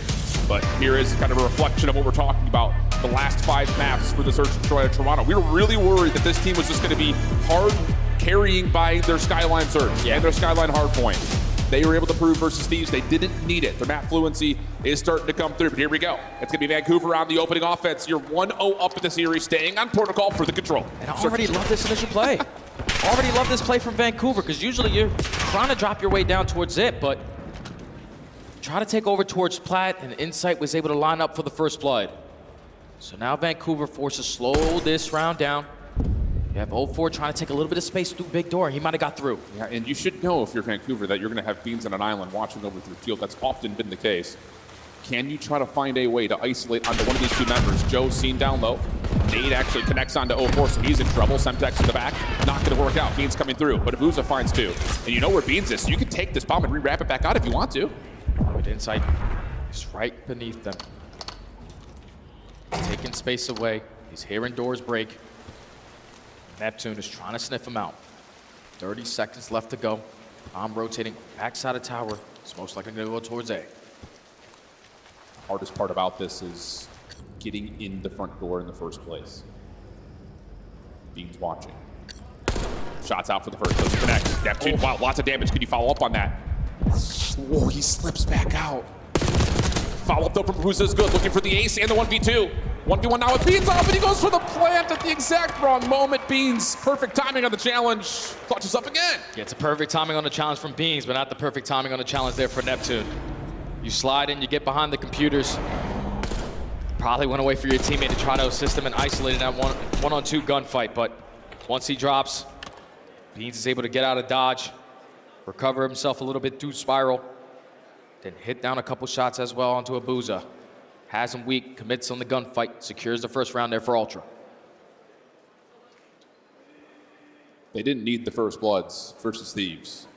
But again, talking about this Ultra team, they often do come out on top of the first bloods, and they're very good at converting when they do. Trophy system down here over for the elevator bush, but that stun lands. 0-4 in trouble, back down, and eventually dealt with by Joe Deceased. Follow-up elimination not there for Vancouver, as Neptune's trying to play through Spiral. He's challenged, but deals with one and a second. Wow, that's great from Travis. And now all of a sudden, it's just down to Insight 1v3. Kleenex just never had an opportunity to regen his health there. Stuns and nades were connecting. So he tries to play for the trade, but Neptune makes him pay for it. Now Insight in a 1v3. Bomb down in towards the A bomb. Yeah, this is not gonna be easy. No. Nasty's already shown a shoulder. You got a player playing on the backside of ropes. That will work out no problem. But what a two from Neptune, because it looked like Beans had him dead to rights. The follow-up also denied though. And realistically, that round is not possible if Toronto have a couple trophies to work with, because that was what Vancouver were trying to make up for with. Use your stuns, your nades. Don't allow players to regen. So you were able to connect with multiple attacks. But the first gunfight clean. Kleenex is, Joe Deceased is absolutely one shot. And Nasty from a different angle finds that third. Back-to-back defenses here. Tied at 1. Small differences of putting a trophy down in an elevator versus trying to put it closer into maps. With aggression here for Vancouver. Opening nade, though, that's going to change this play completely as Nasty's already down. Neptune stun will have to back away, and Toronto will take the space through elevator. Abuza's taking a lot of space already away over towards his B site. Clear out towards Heli. No one from Ultra in a position to potentially contest this. He's telling the team, come on, guys, I'm here. Yeah, problem was Beans was playing in arches this time, not around the backside at gun. 0-4 trying to use the SMG to isolate and find the trade. So now we get a 2v2 situation. Ultra have to kind of track back to this, and 0-4's found himself an AR. Oh, yeah, this is perfect. Bomb's going to go down 0-4 in the perfect position to watch over his teammate and the bomb. Joe Deceased going to put down a couple shots. Positioning, giving up. Time's still ticking. Oh, but Kleenex also had an AR as well. He finds 0-4 backside of the defensive spawn. No immediate trade from Neptune. Trying to find it. Opening shots decent from Kleenex. Neptune so slippery, but no, not able to find the shots in time. And that's enough for the defuse to come through for Toronto. And it all starts with that angle from Kleenex onto 0-4. Yeah. I would love to see where he got that one from, but it's most likely from bottom ammo. Just whips out the AR. 0-4 is thinking, okay, I got the power spot. Kleenex, oh, that's you. You most likely have an SMG, but picks up the Amos, wins the one-on-one, and then gain info onto Neptune at the same time. Round goes to Ultra, 2-1.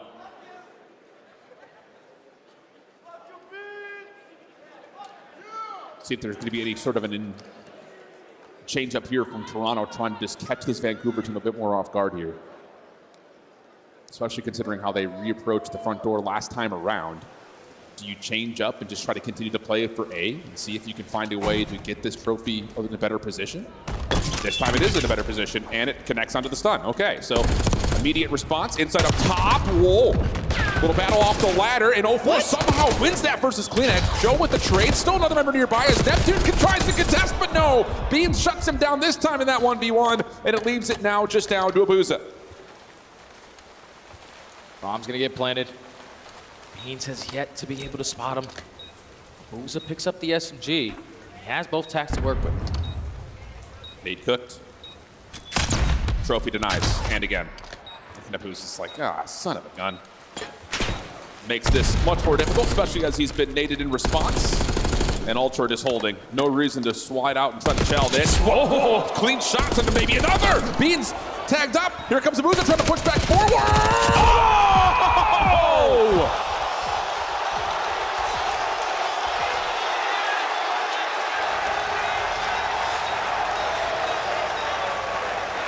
Wow, does Allen, Texas love that? Abuza had to stand about the chair for that one.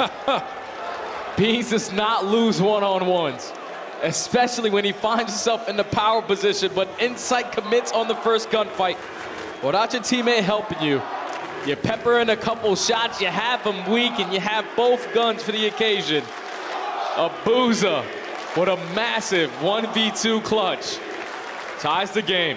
Wow, Texas hates beans. So we do Texas toast down here, not beans on toast down here. Here we go, 2-2. And a little bit of lifeblood inserted into the lungs of Vancouver. But once again, Toronto, first blood, immediately traded. Kleenex on the response. We go 3v2. 04 potentially trying to play for this trade on the Kleenex, but now you have no info on where he went. The timing good enough, but the pistol even better there from Insight. Just had a 1v2 if you're Abuza. How about a 1v3? And he's looking for beans. Try to get in the head. But has lost him. Yeah, that one's going to live a little rent-free. Still a lot of work to be done here, though, for the rest of this 1v2. Yeah, because the bomb is all the way down at that A site.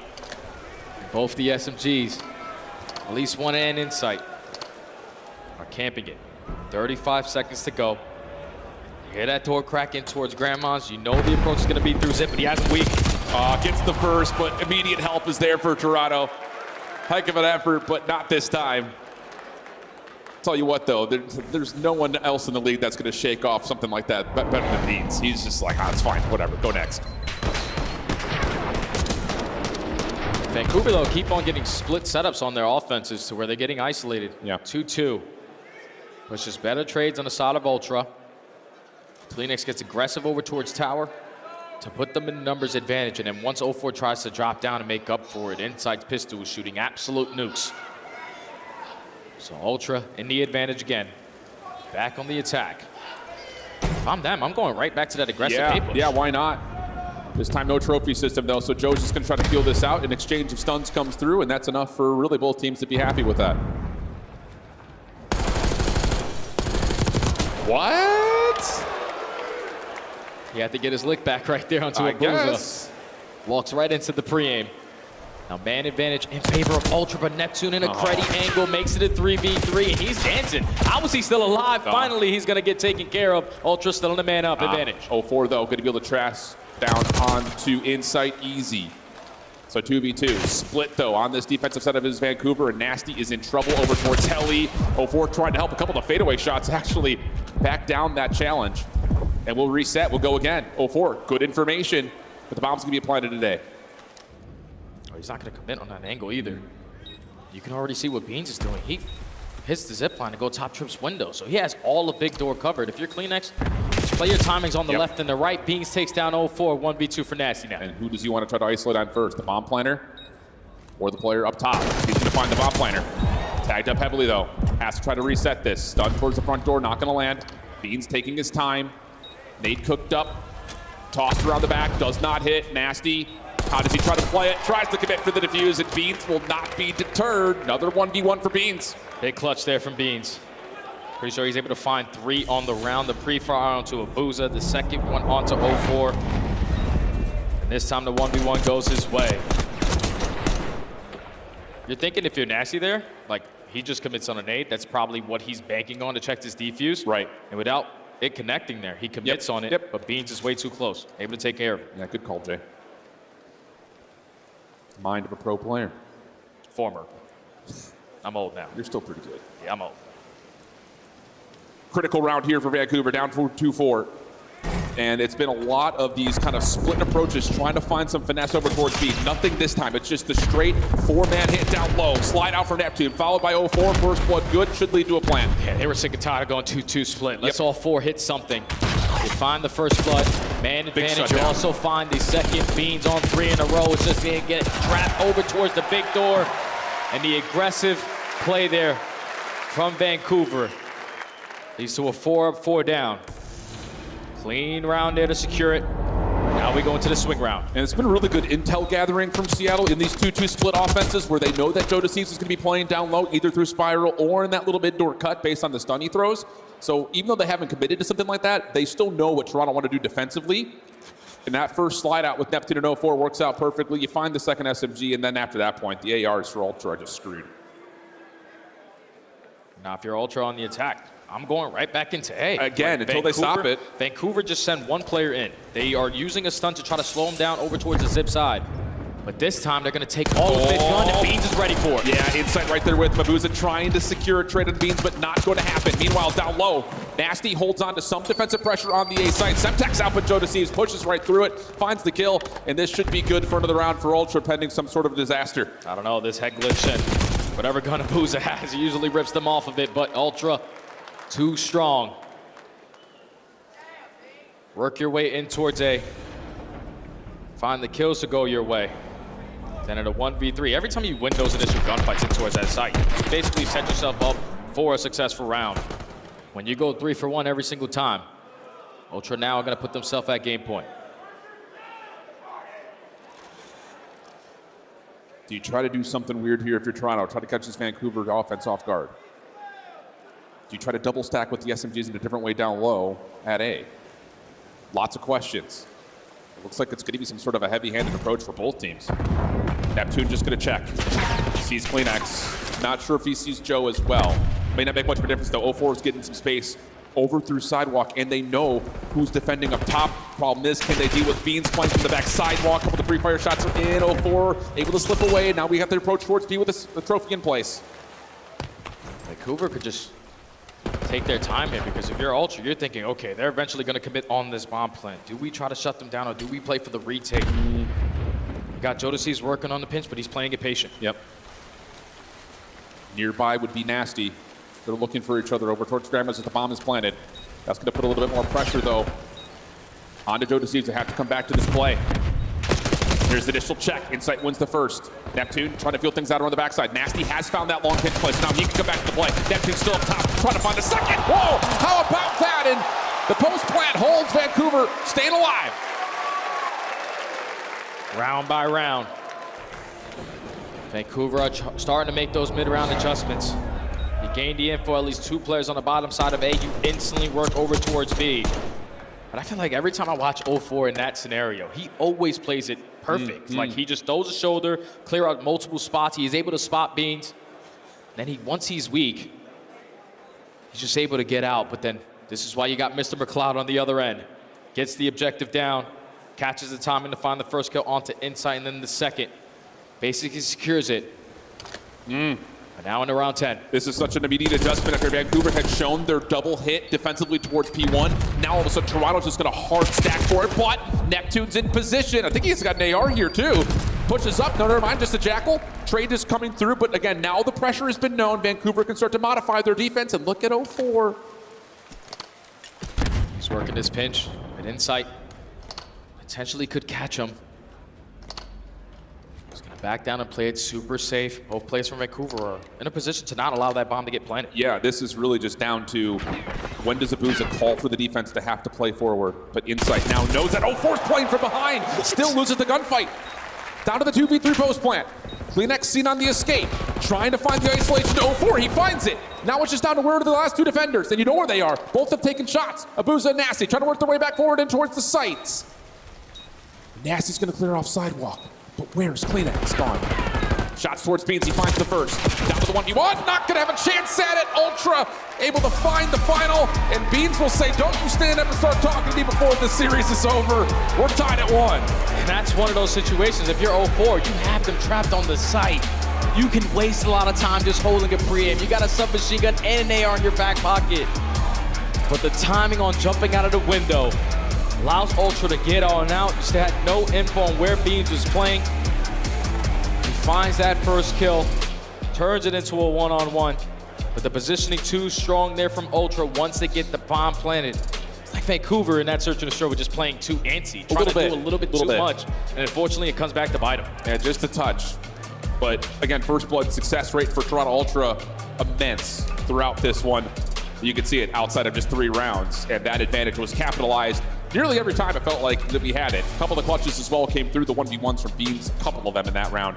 But really, the only one that really goes awry is the 1v2 that Abuza pulls off. So good efficiency for Toronto on the search and destroy, and this series is starting to develop in a way that feels very familiar to the last time these two teams had played. As mentioned, it was the 2-3-5 that Toronto were able to find last time these two teams had played, but the vault control leaves us with kind of a 2 Rams bashing heads because it feels like it's an even battleground. Oh yeah, that is going to be an absolute square, man. Whoever's going to win this control, realistically, in my opinion, wins this series. But I'm just so happy we see a map 4, brother. Finally. Woo, look at us.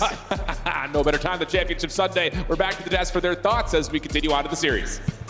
That's right, folks. A round of applause for Shift and Study. They meet their day rate now because they have to work an honest day's work. It's about time, fellas. Proud of you. Proud of you guys. Good series, though. Good series. Exciting stuff. And again, we are going to go the distance now. Chance, of course, we saw the bounce back. It was in the cards. How you feeling? I'm feeling great. I'm enjoying this. We got everybody chirping. We just saw Abuza have one of the most ridiculous clutches I've ever seen, certainly on the year in the battle. Like, this is classic Call of Duty. Talk your trash, let them know, stand up. Everybody's barking. And it's only fitting that Beans leads the lobby after that, right? Like after he loses that 1v1 versus Abuza, it's takeover mode. But finally, Joe gets to sit back, 200 damage on the map. His teammates end up pulling him through this one, and just a clinical search and destroy from the side of Toronto Ultra. I mean, you got 7 first bloods, and just, it's so hard when you let them keep putting this bomb down over in computers. Dude, this retake is so difficult, especially when you're a man down. Yeah, you know, if you're Toronto, you were just watching Surge play this map, right? So you're able to kind of adjust how you want to do it. And, you know, for Surge, all stage 2, #1 in opening duels. And this one, you lose that 7-3. I even like to call at the very end there, like just the way Ultra played it, like still playing aggressive. You know you can maybe get Neptune if he tries to come out and get a pick. You trade him out, 3v3, perfect situation. Let's just wait for them to come to us. And, you know, for Surge, you just don't strike at the same time. When Neptune goes for that kill, you have to be pushing through their underground, going top their building, pulling inside out of that position. You know, it's just the small moments in these games. But yeah, Toronto Ultra tying it up 1-1. Excited to see how this unfolds. Chance, is it pure grit? Is it game plan? I mean, what is getting Ultra through these rounds? Well, right now, I think it's a map-dependent thing. So to get them through these rounds, they just have the experience. They have all the confidence in the world on protocol. They've been there time and time again, and maybe the best team in the game at effectively working that B site. So they're constantly causing problems, and of course, their A hits are great. But I still think because Vancouver Surge won the protocol hardpoint, they actually might have the advantage in the series because I think they're the better vault control team. So I think Surge are still in a pretty fine spot, albeit Toronto are looking scary. Well, let's talk about map 1. Again, we've finished up protocol now before we get into that control. And what made this hardpoint so great? Obviously, Surge coming in hot, fantastic record. Yeah, I mean, I think for Surge, they just had a really good, on the second rotation, the P2, they trapped them all in the back. They're holding it down, right? And then when you're able to trap a team all the way back Lighthouse like that, if you get a big chunk of that time, you're likely going to have rotation over towards P3. That's when they got their big lead. They're able to hold on to that lead to the very end. And obviously, it's a close game, but it comes down to a wild break. Nasty has an awesome route, jumps from down top, as Abuza's throwing stuns and nades inside to buy him some space, and he just gets a huge entry. And even before that, not before that, excuse me, after that, you head into this P4, and it's Nasty again. He's in the backside of things, and I was literally watching this, and I was like, Nasty, please don't overtell, please don't overchill, just make noise. Wait for your teammate to flood through the front, and that's what he did, which allowed them an extra 20-second cushion to then move into this computer hills, where shout out to Neptune, man. O4 was having a really slow start. Both of them kind of come back here in the last couple of these hills to put themselves in a position to take that map 1. Well, GG, shout out Neptune, man. That's going to be that. Tied up 1-1 going into the half, and that's where we find ourselves. Again, quick update for you just joining us. FaZe win the winners bracket final, and they will be enjoying a bit of a rest now, sitting in that final. Surge Ultra, the winner of this series, will join them as our teams have made it back to the stage. Our coaches are in position. Oh yeah. Look at that Undertaker music, bro. The Emperor feeling the good. Aura's crazy. Aura diff. I mean, that is a fantastic matchup. And again, what do we think of the Crocs, guys? What do we think of the footwear? Beans feeling very cozy up there, right, Ali? I'm kind of jealous. I kind of want some, actually. I haven't had Crocs in years, dude. Chance? Dude, I don't know about the Crocs. I'm just excited to see the sophomore doing Abuja in 04 get after it. Abuja, I mean, he was playing for Wowo Bobs 2 years ago. 04 was hanging out in Florida. Now they're on a championship Sunday, chomping at the bit for a dub. Trying to get to the finals. Well, we're going to hand it back over to my boys, Shift and Stud, for that next game of Control. Fellas, take it away. Thank you, friends. Yeah, this is going to be an intense one. I do kind of agree with Chance that just kind of looking at how the controls have gone, there is a slight favor to Vancouver, but coming out and looking like that and how they played earlier today, you can't write off this Toronto team whatsoever. Not at all. The only thing that scares me about this Vault Control is that they have barely played it in the last couple of times that they spawned in. It's been a majority of protocols, a majority of Hacis. The only team that they squared up with on Vault is Optic, which are probably the worst Vault Control team that we've ever seen. And then you got opposite side. No, they're really bad. And then you got LAG as well, where they just walked away with 2 clean 3-0s. But on the opposite side for Surge, they have 7 reps with this roster. And when you have so many reps, you go 4-3. You know exactly what you need to work on, what is working for you. But when I just think about how the ARs were able to perform in that map, number 1, Inside and Beans are going to have their hands full because Vault is all about those long-distance gunfights. Absolutely agree. And on top of that, there's been a really good kind of baton passing between Neptune and 04 in Control, let alone on this map in Control. So definitely one of the reasons why we kind of lean one side over the other, but who knows on Championship Sunday. The stage is big, the lights are bright, and of course both teams have been very solid when it comes to Control at this major in particular. The only loss that Toronto had was of course versus Cloud9, and that was a round 5 affair, so could not be tighter. See if they can find a way to step up once more here, find a way to keep that record polished, and get us into a Hacienda Hardpoint where, again, just to kind of frame it up as a foreshadowing, we do favor Vancouver there as well. So this still feels like a map that Toronto really need to have. They're going to be the team to start off on the defensive side. Oh, I was waiting for Neptune to just hit the diving board. He always loves that route to go through top cat, but hitting something a little bit different this time. Works his way through underground, already on the pinch, finds the opening kill, finds 2. You go 3 for none, and now you can stack that point for some guaranteed segments. Yes, you can. You know that Joe DeCeves is playing over towards Connector as well after those straight couple of shots had come through. Neptune just kind of being a forward player here, and wow, this has been a flawless start off, legitimately. 30 plays 24. That A segment is going to be completed, and you're going to get 2 minutes and 12 seconds with Neptune already winning over towards B. Can we get a kill? Finally, yes, but the transition's underway. Now if you're Ultra, you are forced to now stabilize from your base. Thankfully, you're able to find those kills. Now Vancouver going to slow down their approach, but CleanX gets a little bit too aggressive there up through B Street. So now you have some in-map control. You have the numbers as well. You have a Boozer working the OE, but inside with some great shots, stabilizes it at a moment. Yeah, nasty. Ooh, that stun really well placed. Finds Joe DeCeves, a little pop-up over through the hole. Pushes him off, but there's 04 to follow. Okay. Mid-map's going to go the way of Vancouver, followed up by Beans. Neptune trying to secure the trade and has help from Nasty. So numbers starting to come out here for Vancouver on their next approach to the B zone. Yeah, and if you're Insight, can you have a couple people weak so you can send your submachine guns to clear out this B Street? Timing is so good. You're super tight in your setup here, and Vancouver are trying to go for the trades while at the same time 04's on the pinch. Yep, this is absolutely every time we see Vancouver on offense, they do this.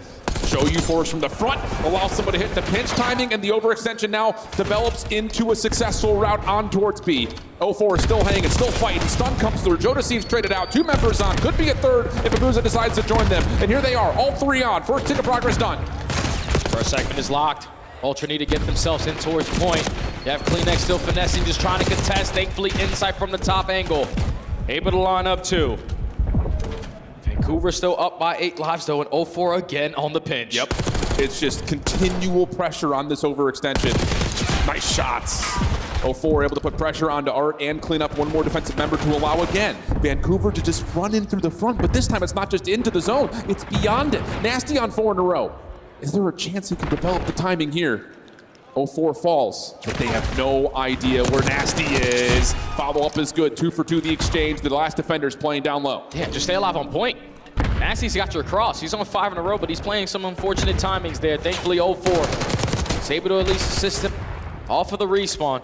Second segment is locked. Ultra need to clutch on up here. Indeed they do, but 04 right there with him. Third tick of progress on the way. 04 dancing with death and eventually dealt with by Insight. But it's 12v4. It may not make much of a difference at this point. You still have 42 seconds left. You just have to find the kills. If I'm Vancouver, I'm just pushing right up to the B Street. Yeah, why not? We can afford to play the trade. We still got a lot of time to work with, but Neptune, again, working on the OE. It's time for you to have a little bit of fun. With the AR in hand, it's going to close out the round. And Vancouver are able to walk away with 5 seconds, but it's all about that break-off. The fact that they get 8 kills uncontested, extend time to about 2 minutes and 15 seconds to get those progressions at B, chef's kiss there. I think the other part about this Vancouver team is they never lose that P1 mid-map control, and then they'll show you force at B Street, and then as soon as you start knowing that the player top art is shooting at B Street, someone hits that overextension around the back. It's just, you can't watch everything at once if you're that top AR player because of what Vancouver's showing you. They're just consistently keeping you there. Yeah. They're backing down inside from top bar. He's giving the comms, okay, there's multiple people here. So if you're the players coming off the respawn for Ultra, you're instantly trying to help him in that situation. So 0-4 just capitalizing on the openings. And that works out. Now they go on the defensive side, all pressure through the middle of the map. Opening eliminations this time good for Ultra. Trophy Systems denying most of the utility, but will not stop Toronto from getting this first thing of progress as Kleenex tried to follow up with one more onto Nasty. That was a little bit too much, though. So Deceives not having the greatest start to this map and will be shut down as Vancouver will reclaim the A zone and deplete some of the progress on that second tick. Oh my God, 0-4. Finds a massive opening kill to keep ammo control in his team's favor. And now you're forcing all of Ultra to try to work through that pool side. It's gonna be more difficult to drop down from Top Cat, but a little bit of bait and switch is gonna work out to perfection. Kleenex just started regenning, but not quick enough. It's already 3 dead, and Ultra forced to reset. Yeah, Vancouver's already pushing your spawns behind P2. 0-4, a little wiggle here. Trying to get a look at where Joe Deceives had gone off to, but Neptune's right there with him. So yeah, we're forcing Ultra to spawn down towards pool. And with 42 seconds on the clock, you've got to find a way to use this top catwalk control to jump in and find success on this zone. But Nasty's right there to find the opener. And 0-4 on 5 in a row. Not quite able to find the 6. Beans jumping into the point, though, will be dealt with. And the last word will be had by Abuza. Defense looking solid for Vancouver. Yeah, Vancouver start off with the first kill. Trade. You got the last man standing on your side. Now 25 seconds left to play with. Ultra, last push. 0-4 picks up the kill on the OE. You're already in the man disadvantage, but we got to get it towards A. Yep, have to have it. And it's just not coming through. Just too many reduced number situations. Too many players getting tagged before they can even see the zone. Last 7 seconds. 0-4 shut down to the pinch through pool. Have to jump on in. Insight. Lots of tags already coming through. Dealt with. Can anyone touch? Answer is yes at 0.0, but the kill comes through, and Vancouver will have a solid defense. This is way too easy right off of Vancouver. Dominating the round number 1. You only allow 1 segment to get away from you on your defense. Now you're in a pretty good position to close out this map. It's just every single time we're switching POVs to someone on Vancouver, they are finding clutch kill after clutch kill. They are always finding their routes to work those pinches. If you're the Ultra players, you gotta be so annoyed right now. Correct. I mean, this is what Vancouver does, though. It doesn't matter what map they play and control. They're going to do this to you. They're going to show you hard force and then just find some way to open up space on a pinch, hit an overextension, someone's going to get lost. You're trying to work for that kill, and then all of a sudden the next SMG is right there with them. It's just, they're so clean at playing at this really otherwise frenetic pace that you would see by the eye test. So it's working out nicely. 2-0 up, back to the offense. No way Neptune does the same exact route again. Yep. Right through pool, over towards B. This time a different route, and unfortunately he's gonna get taken down, but now you're trying to make up for it here if you're Vancouver. Cannot afford to go 4 dead here. Just stay alive where you are, hold your positions. Yeah, Boost is gonna get caught. Neptune able to keep the spawn safe for now. Follow up, no, overwhelmed. Too many members to deal with that B Street. 0-4 though, again, quick to get the trade. It's so fast. So much help comes through. And now another over towards B, no. So Deceives with a shutdown. But Neptune again keeps the spawn safe. It's just this continual back and forth that Vancouver are making sure they're not in the worst position possible. Yeah, but Ultra so far in this round are trading a lot more effectively. Currently up by 3 lives. All the mid-map control is in your favor. Bro, Beans, your job is to simply stay alive here. Unfortunately, the team shots are able to take care of him. That draws the attention for a bunch of Ultra players. You open up that 8-point for Vancouver. Good read here, though, from Neptune. Stun out, but no. Insight wins the gunfight. Nasty over the top. Being tagged from multiple points of angle. And leaves Abuza by himself. Trying to snap over to Insight, not going to work out. 0-4, trying to keep the play alive. 28 seconds on the clock, though. Ultra's defense is just going to hunt this out. Push it forward. Do not allow a single tick for Vancouver to come through. Yeah, don't allow these guys to continue to play their life as well. You got him weak. Try to send it in to close out that kill. Now on the pinch is Nasty. This go around. Final push here, final 10 seconds. Wow. Neptune is able to find a double. The last player is already off the respawn, so you at least got 2 seconds. Yeah, you sure do. Got a long route developing for Joe. No one's watching for it at the moment. Does he find the right time to jump on in? There's the first. Not allowed to have the second. Pitch from the front, though, starts to come through at the same time. 8 seconds remaining. Nasty still looking for trades. 1v1. Just down to the 1v1 over the top of the zone. Does Kleenex want to try to take this? EU versus EU, but Abuza is there for the save and got an extra 60 seconds, 12v11. Perfect time to finesse if you are Vancouver, and now you have an opportunity to chain it over towards B. Abuza finds a double. The flank on the horizon here for Inside. He's working his way through bottom vault. No one's watching that angle. He already breaks them down. Now the rest of Ultra, time to strike. Much better here from Ultra, all 4 down. They can now move rapidly across the map. 11v7, 45 seconds on the clock. 04 with an AR in hand. That means he likes to try to play on this overextension, but the problem is you have to deal with these players in your spawn. Good read on the inside. Oh, wow, nice shots to Joe, but can't finish the kill, and a major advantage here for Ultra on this B setup. And I love the way that Ultra are playing this defensive setup. Taking a lot of space away. Not giving anything to Vancouver so they can work with it. No more respawns on the side of Surge. 20 seconds left to go. Don't even know if they have a chance. Well, 3v9, no one's watching B Street right here. It's going to be have to be success off the pinch. Kleenex gets pushed off. Hold on a second, they're going to stop the clock. If 04 can line up one, maybe there's a chance to still hold on to this, but the pressure just too much to amass, and Ultra will see another round of control. And thankfully there, Surge secure those 3 segments at that 8 point. They guarantee themselves defense if they do go to round number 5, because you find yourself up by 7. Right, a break off there from Toronto. Better on the trades. Better in taking that map control away. Allows them to stay alive. Force that next round. Oh, this is incredible too. Yeah, one player weak by the Semtex in the corner, but still. Heroic play from Vancouver to allow them to have that defensive advantage like you already mentioned if we do get to a 5th round. But Ultra, not only did their break off have to be better defensively, they need to find better success here on the offense as well. See what they decide to develop as we make our way over to A. Break off this time. Joe Deceives taking a page out of Neptune's book.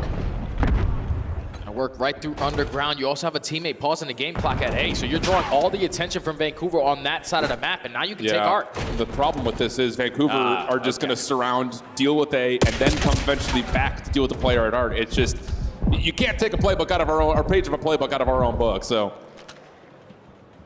Perfect break off here for Vancouver, and now it's spawn control. Once again, starting to come through, and they're just saying, oh, let Joe sit over towards BR. It's fine, we'll get him eventually. Yeah, Joe's on 6 in a row, so he's trying to play for a couple more to earn himself that Hellstorm. Finds kill number 7.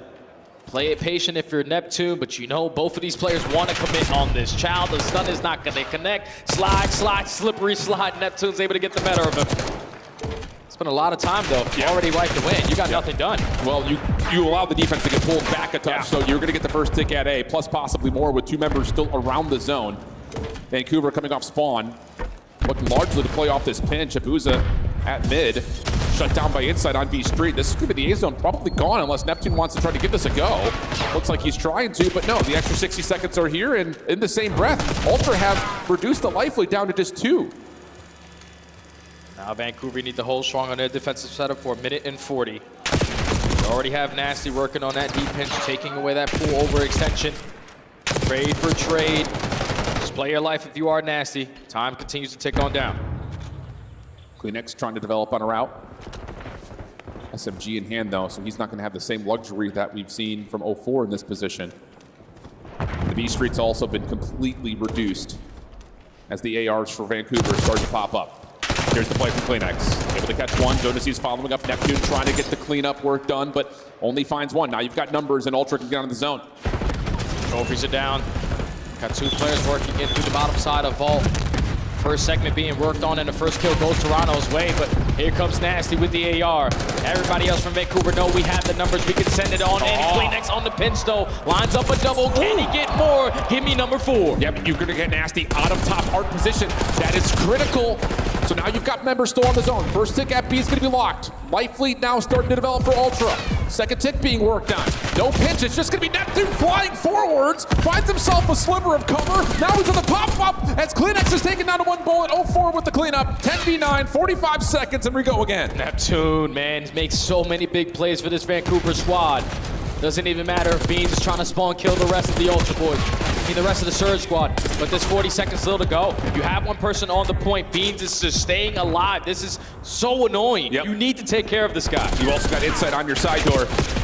So everything's starting to amass here for Ultra's pressure. Beans still here, finally dealt with. Now the focus has to go back over to the zone. Second tick of progress is here. Kleenex trying to hold close, but he's only got an AR. Just down to Joe Deceives. 5v6 the life count. But the third tick of progress is becoming imminent. You've got to find a way to get him off. And Nasty will find the kill. Everything takes a pause as Ultra are really trying to value their lives. Oh, but Beans is trying to play for the spawn kills. Unfortunately, that now leads to Ultra having no more respawns. 25 seconds to go, last push. Just have to find a clean break onto this B point.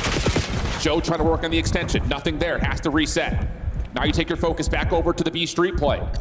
Number 6 in Abuza is the first one forward. Beans able to get on with the trophy system. But Abuza with the shutdown. Clean shots on the pop-up. Kleenex trying to get there. Tagged up for multiple points. You just have to find a way to stop the clock. 3 seconds on the clock. Joe trying to make his way in. Can't stay comfortable on the point. But the tick of progress is still coming through. They're still on. They're still on. No more. Can you save the day? Not quite, but Neptune finds the kill to 1v1. Neptune for the win. And he's up out of his seat again. Welcome back to the CDL. This guy is just making so many plays in both of the respawns now. He's the one to stamp it at the end of both of those games.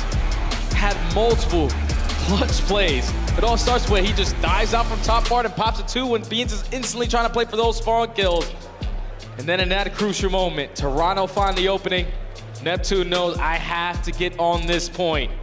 First guy's weak, that's great. Second guy a little bit weak, I'll find the second kill. Yep. But then you make it into a one-on-one. And he is as confident as ever. Vancouver able to take the control. They had 2 opening dominant rounds. Yep. Toronto started to come alive towards the later half, but Neptune said, nah, I gotta shut that down. Let's go map 4. Unbelievable stuff, man. He just continues to provide cinematic moments every single time he loads up. Unreal stuff. You also got to give shout outs to that little 1v1 between Abuza and Beans too. Oh yeah. That little pop-up. Because if Beans wins that, he's got good AR control. You've cleaned out really all of the Vancouver defense. And Joe feels comfortable to stay on the zone at that point. It's just all those little things amounting to massive moments. But it does start with just the absolute dominance that Vancouver is able to establish in the first 2 rounds of this. And if you're Ultra, it's just some slow starts from your SMGs. You had 0-4 and Neptune always finding their openings, catching their timings on the pitches. But Kleenex and Joe really couldn't find that consistency. Joe Deceive started to come alive towards the middle half of this game, but Kleenex still struggling a bit. Now you're down 2-1. And this is a scary situation to be in if you are Ultra, man. Because that next Hardpoint, 1-4 overall, you don't really like to play Hacienda. And the reason why is because you find yourself almost dead last in the rotation win percentage.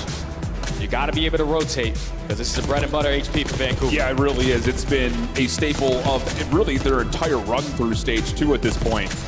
And the crazy thing about it is, like, when we look at teams that are solid on Hacienda, your Thieves, for instance, they're so good at manipulating spawns and finding ways to go from 2 to 3 in particular, finding good time on 4. But the thing that Vancouver, I think, does more than maybe anyone else is they win out the hard points like on 1.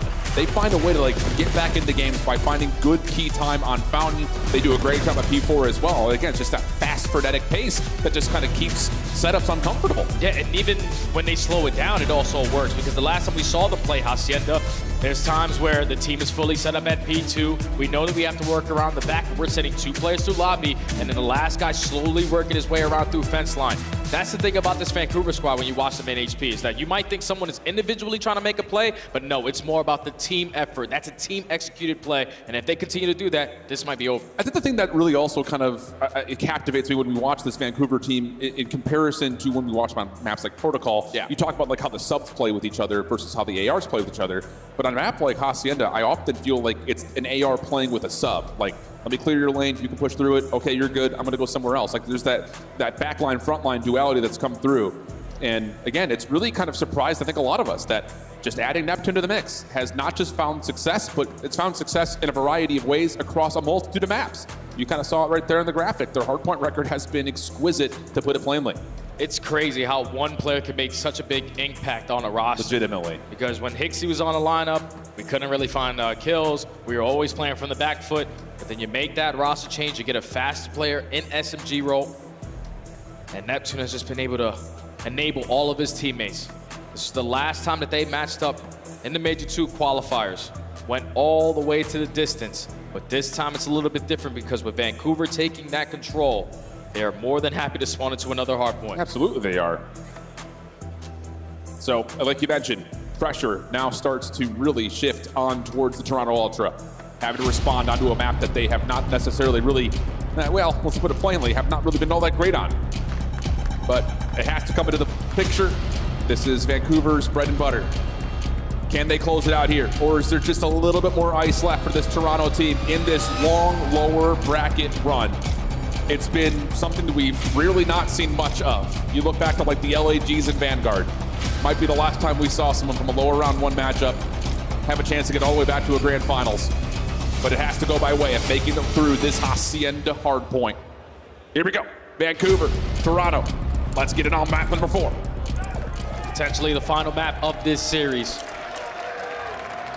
Vancouver are thinking about that rematch versus Atlanta. Ultra, we're just trying to get through this map here. So we start off in towards the P1. Ultra on the preferred side for that P2. But 3 kills go in favor of Vancouver. Now we just soak up time. How wildly different Vancouver played this break-off compared to like your Cloud9s. They're not even bothering with the aggressive. We're just going to let you come to us, find every single kill. Neptune's actually running an AR, and that allows them to, again, get control over the hill. I swear, they are one of the best teams at finding P1 time maybe in the game right now. Insight over through connector, saw the feet of one, eventually able to track down onto a boost. That's already 19 seconds gone, and the spawn flip. Yeah, spawn's already flipped, so now if you're Vancouver, you can potentially keep them off of it if you want, but just gonna back on up, play our full setup over towards the P2 side. Big opening kill onto inside on the OE.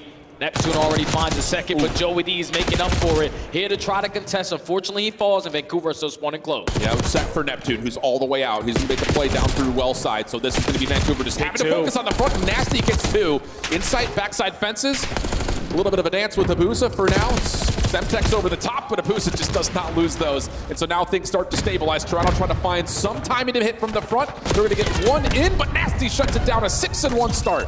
Man, that was a 1v3. Neptune's able to walk away with 2. My teammate just spawning right behind me. Yeah, we're instantly gonna flood our way back in for this time.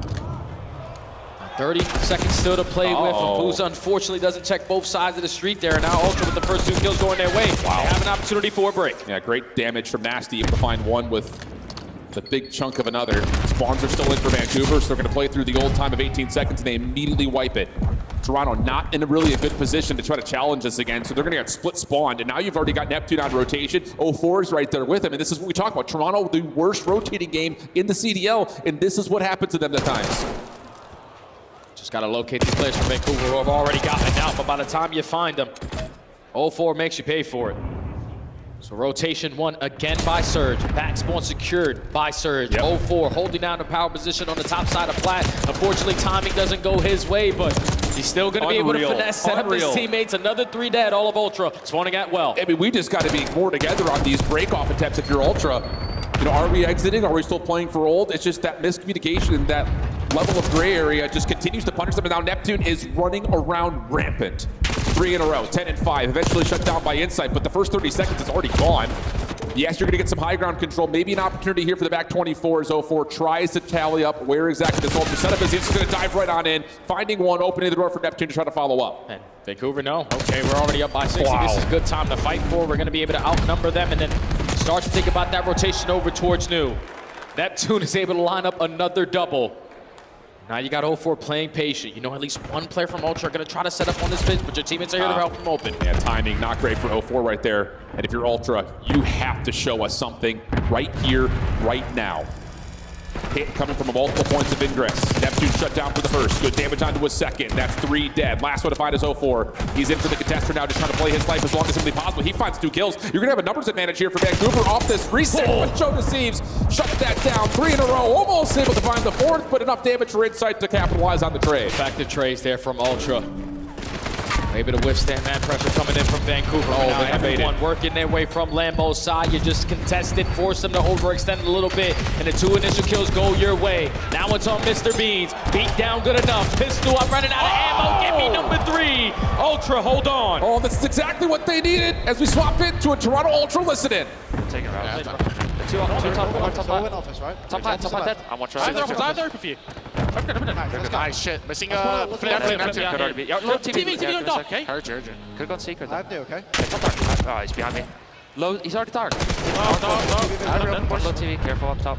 Yo, low TV. I'm open. Low TV, rock. okay. Don't see him TV. Can rock? Yo, open peak deck. Watch out, one more open. I'm really weak open. Abusa. I'm missing Neptune. Could pinch our kitchen maybe? I already closed. Top white. Chest got white. Play right side. Still top open. They're con. Open deck, one. TV. They're open. Yeah, tell me. Just I have a screen, okay? Dead. Can you rock? Yo, what's up? I have your health. I'm playing out. They can go con. Be careful dark, careful close. I have close. You're in challenge, if you want. Two here. Both wings. One more depth. Not nice job. Wait. Nice shit. Arsa time. Nice shit. Get that time. Go well. I'm going well. Go well fast. Open. He's not trying. You're good. One well at me. Stuck behind the well. Weak. Made it, Jimmy. I'm watching. Close left now. Right side down. Set as well. Go. Zig. Fire. He's close left, Jimmy. Take one jump. Back right.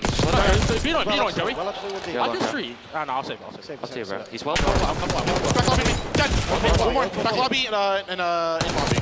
Back section lobby. Back section lobby. Oh, he slid a 6. They got us one. Neps on time. One back right. I still keep up. Back yellow card. They're spawning out. They're being kicked spots. Back there. Yellow card. In the corner top. Yellow card. Nice shot.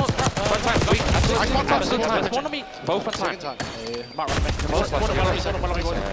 We hit this? I'm hitting. I'll hit. 3-0. The rest went through well, I think, you know. It could already be. Front time.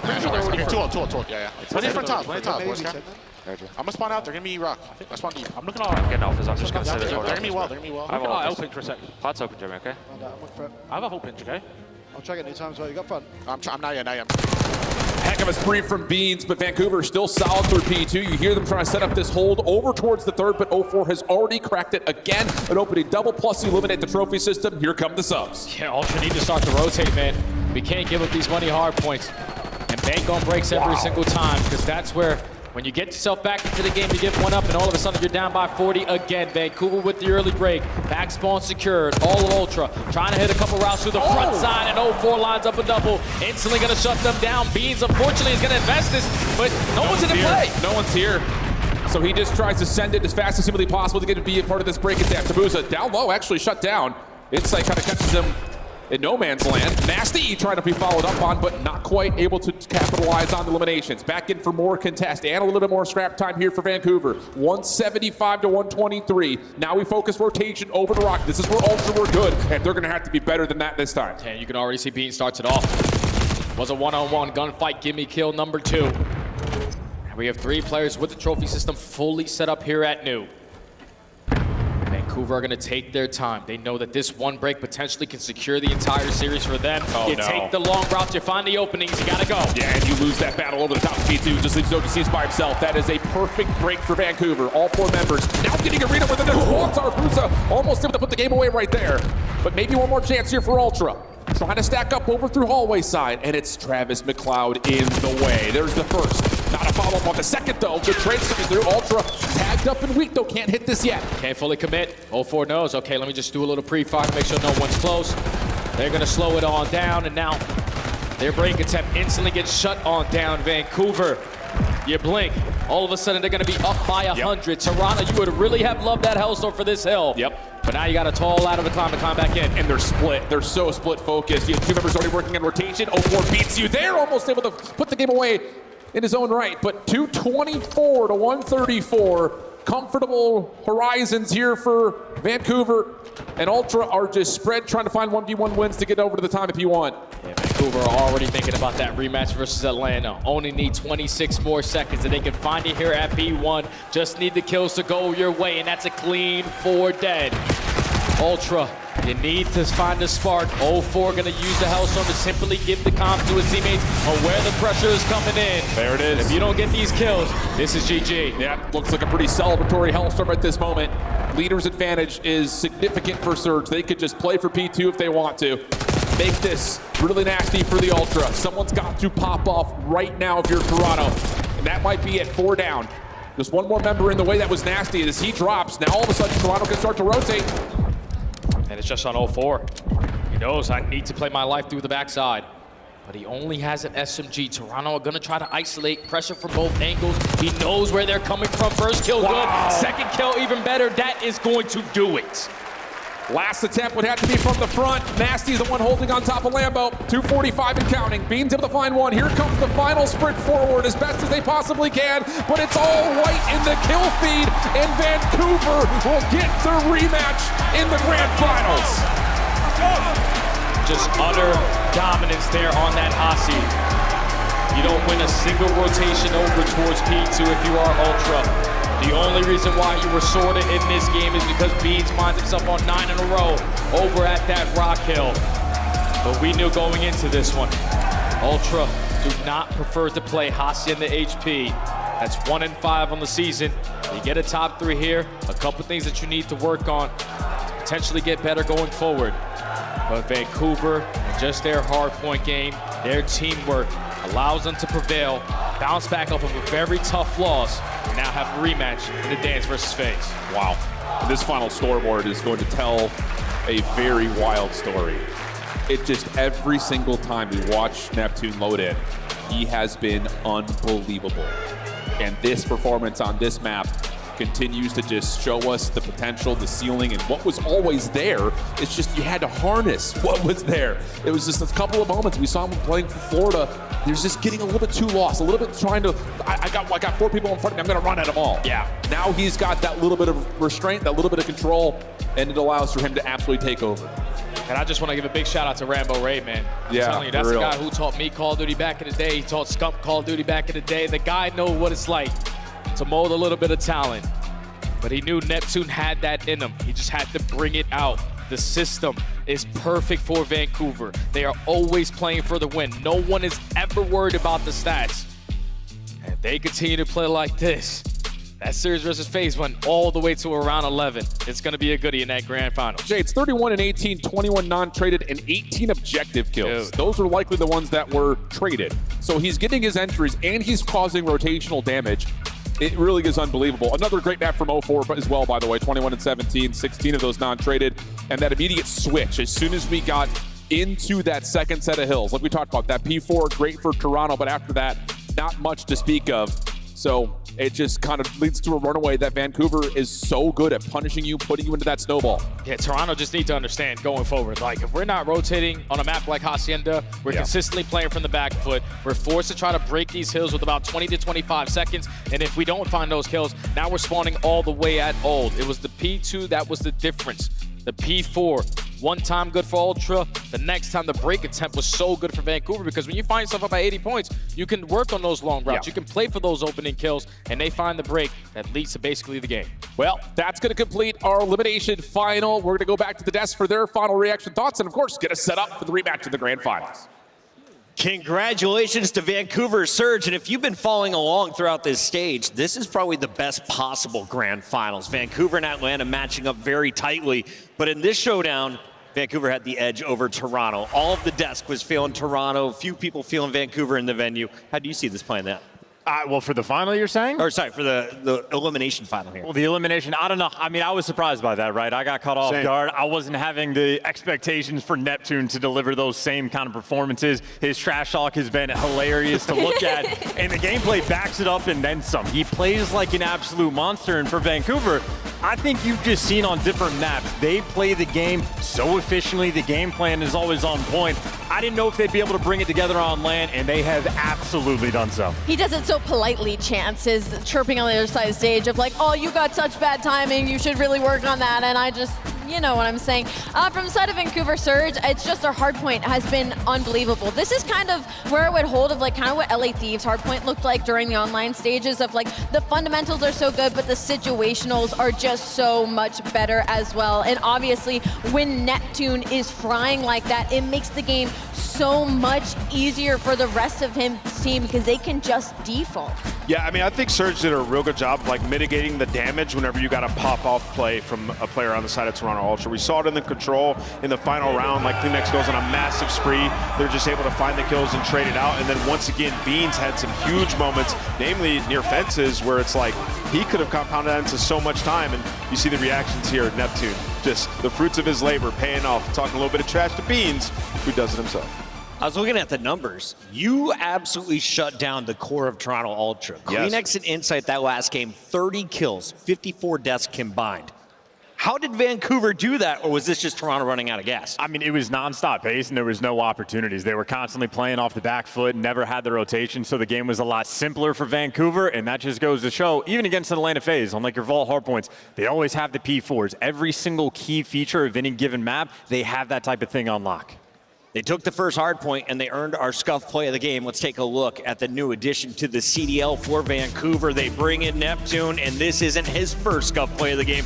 Take a look at map one, not just setting the tone in-game, but out of the game afterwards, Allie. Yeah, his priorities are just really straight when it comes to this game. Like, they're all on the same page at the same time. And Neptune, I mean, the story is just unreal, right? You have a Vancouver Surge squad that is just teetering on the edge of greatness. You know, they're keeping so much of these games close, but they just didn't have that extra fire to push them over the finish line. They add Nep to the squad, I mean, night and day difference. First matchup, they beat Atlanta FaZe, and now they're making it to a Sunday grand final end. Yeah, to what you and Chance kind of touched on, it's like the prioritization of like the money hills. And when you get those opportunities, they run with them.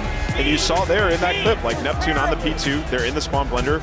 He gets a 5-piece, goes on a 5 streak to just secure them so much time and get a lead. And when that team has a lead, they're going to beat you down. We saw it versus Atlanta FaZe. We saw it in this one once again. Their hardpoint is on top. I need to see a translation of what Neptune was saying after that game number one. He is the most confident, calm trash talker of all time. Let's take a look at your bracket, Chance. You're not good, you're bad, I'm the best, and now I'm in the finals. Bang. Surge goes over Ultra 3-1. Now they find themselves in a rematch against Atlanta FaZe. It is not a best of 5 this time around. We're going to a best of 7 for the title of Major 2 champion. Allie, what's the big surprise of this weekend, though? As you take a look at this whole tournament, we had a whole lot of 3-0s and 3-1s. We had a lot, Chris. There was many big surprises. Boston Breach making any scent of a run. Optic Texas, unfortunately, getting shut down very quickly after getting at least one win on the board. Toronto Ultra going undefeated, basically in the elimination bracket until they get to that losers finals versus Surge. Not only in games, but in map count as well was definitely a shock. I mean, you could just pick any. There's a couple. We were worried. Was Toronto truly a top 4 team? Nameless, do you think they are after another top 3 finish here in Texas? Yeah, I'd say so. I mean, they cleaned up a lot. I think Joe, Deceives, and Beans took a huge step. Beans just played his heart out in that series as well, and now in the standings, comfortable there at 210. Vancouver with an opportunity to jump Carolina Royal Ravens. If they do so, they will bank $150,000 in the title of Major 2 champions. They got to take down the best team in the game, though, to get it. FaZe takes the stage when we come back.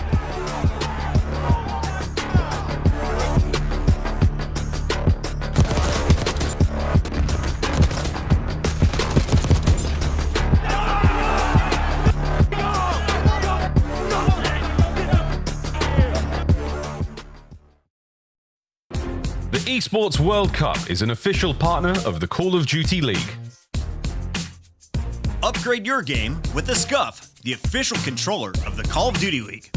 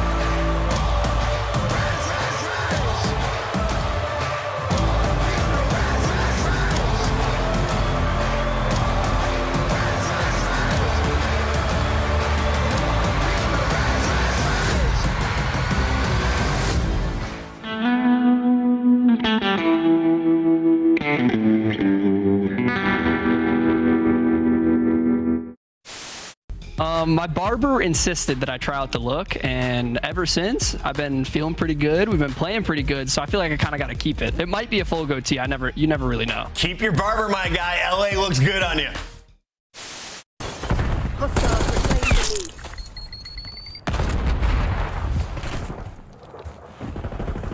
No, sim controller. Oh, yeah. Low motor strain preset. Oh, yeah. Oh, yeah. Like Oh, give me all the headshots. Exactly. Nice, I have 8. Guarantee that kill. Oh my god! Let's go. They got one tick on B. You suck, dude! Let's get it, bro. We gotta win this out. Oh my gosh. Subplay? Oh, we got Fame here. Fame, how you feeling, man? I'm feeling good. Happy to be here. Fantastic interview as always from Fame. Wonderful lad. Real as well. All down to the smoke play from up high. He's going for a joke. Johnny down. 1v1. And Real singing across the stage.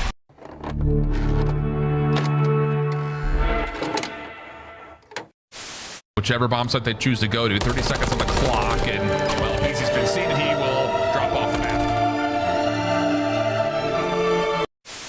Billy, lie. But what the hell? What the hell is that? Wait, that guy's bowling. Wait, he's watching bowling. Look. You see, he's watching bowling. Yeah, what the fuck? I gotta throw, bro. Wait, is he trolling? Wait, is he trolling? Wait, he has to be trolling. Wait, is he trolling? He's gotta be trolling, right? Wait, he's gotta be trolling, right? No. That's not right. That's an Easter egg from the CDL.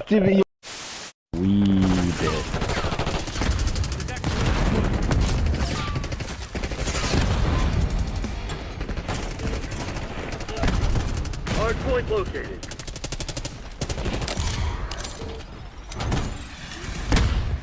Did I just get killed by a f***ing door? Hello everybody, welcome to this week's show. This weekend we saw the top Call of Duty teams compete at the U.S. Championship held at Full Sail University. In a surprising turn of events, strictly business, the 9 seed came out of nowhere to dominate the bracket, defeating 9-time champions Complexity twice to secure the #1 seed at the Call of Duty World Championship. If I leave, do you guys leave as well? Do you remember me from DMT? No, I don't think so. Oh, with your leader though? I don't know. Oh, I just got clotheslined by the jumper. No! Jump! Get in!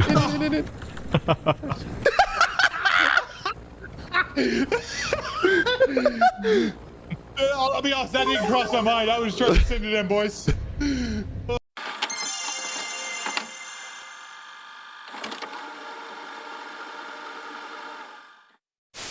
There's the check.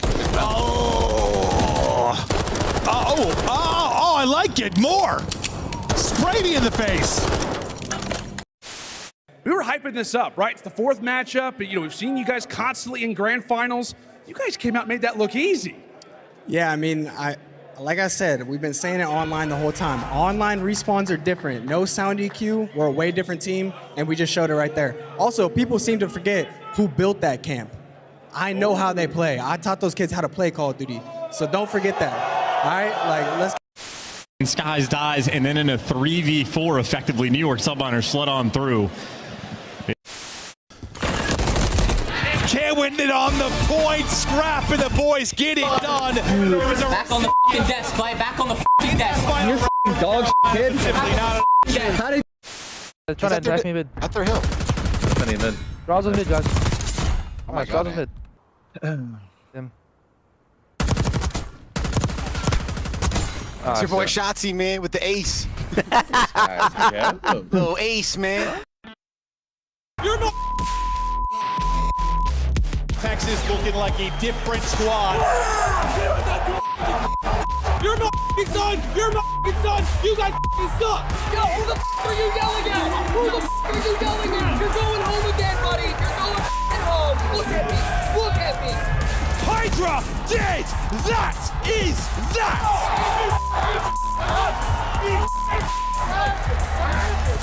Day 1, Three-piece! Oh my that's a breakdown! That's a fucking breakdown! Oh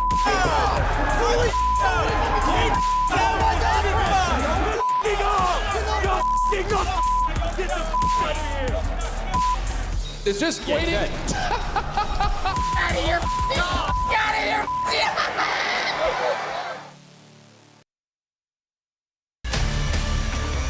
We are back live in Texas one more time, the final match. It all comes down to this: who is walking away with the lion's share of our $500,000 prize pool, and of course, the 100 CDL points towards champs. Atlanta already claiming a championship. They did it at Minor 1. They did it at Major 1. Now looking to make it back-to-back-to-back championships on land in their way. It's a team of upstarts who are in their first grand finals for each of the 4, and it's the first time we see Vancouver in a grand final for 826 days. Sheesh. That's insane, bro. The last time Vancouver or Seattle at the time, it was like when Pred and Sim on their rookie year came in and won. That's a long time. Finally got themselves a roster. Allie, that trophy was pretty fire. I'm that excited for trophy this was matchup. pretty cool, Chris. It kind of makes me want to put like something in it, you know, since it's see-through. Let's take a look at our bracket, Allie, and catch everyone up, because it has been a number of upsets in the opener in our winners bracket. After that, things started to find their normal form that we're used to. Yeah. What were the major upsets that you saw throughout this weekend, though? First out, obviously, Boston Breach taking on LA Thieves. I don't know if you would really call it an upset, but Cloud9 and the Toronto Ultra, Cloud9 making that little bit of a run there was definitely a shock for me. Yeah, I mean, just massive upsets that we had. Obviously, you see the Breach over Thieves, but Optic beating Rocker, another big upset that we saw, at least in terms of our seeding. Yeah, that's true. You know, it's just a huge upset. Why you always gotta do Huge that, upset. It was a big upset. Huge upset. As we have our players getting ready on this stage, we're going to take a moment and revisit some of the best and worst moments of the bracket in a segment we like to call Burgers and Fries. And Jay, I am so happy to have you on the desk for this first one. Are you ready? Because we need a resident burger. Let's No, that was jump you, right Whopper. into it. Boston with an opportunity to take down Toronto. They're up big until the score streak. Some burger plays get hurt. We do it, Toronto. I was comeback. casting this, man. I was casting this. I even had a conversation with Mr. Purge. He told me, okay, this one situation costs us, but then in a search and destroy, the team kill right off the rip from Cammy onto Purge. He had Unreal. one go back on his part, and then the second one on Cammy. That's tough. Boston's VOD session had to get real heated later after this tournament. Taking a look here at our second clip, it is the this was 3 unreal. Ps followed up by the doubles. The multi-kills were flowing for the young man. They let him hit that right route not once, but twice, Chris. It was unbelievable. Somebody hold an iron, please. We've got some more score streak failures at clip number 3. This time, it's the hometown hero in Shotzi. My goodness, dude. RCs have been on a run. I would not let any of these players drive cars, dude. They all suck at I mean, it. unless you're Scrap. Because even when you're I dead, you're still still wouldn't let Scrap do it. What do you mean? Speaking of the devil, here he is with a fry play. I mean, listen, this is just generational fail by Carolina. Like, what is going on? What are the comms here? Guys, we have to kill the RC. I don't even know, because you couldn't even hear it. So, like, Scrap was just standing still, waiting till 10 seconds, drive right up on him. And I don't know what TJ was doing. We killed Scrap. We know he's in an RC. Yeah. You shouldn't be able to use it when you're He was watching Toy I don't Story. know, I kinda The like it. kid got inspired. Here at number 5, we got Nasty There you with go. some literal buns. I mean, yeah, buns to the face. This don't make no sense, though, when you watch it from Yo, Nasty's Slasher. Yo, Carolina, what's good? And at clip number 6, the French phenom Hydra showcasing his skills. Here he is, the 1v3. We're back in the green room. Before that first kill, I said Hydra is clutching this because he got lost. He finds that first kill, and you see he's just playing it perfect. Like, re-wraps it, waits for them up top, doesn't see anybody. He's like, okay, I have an opportunity to plant this bomb.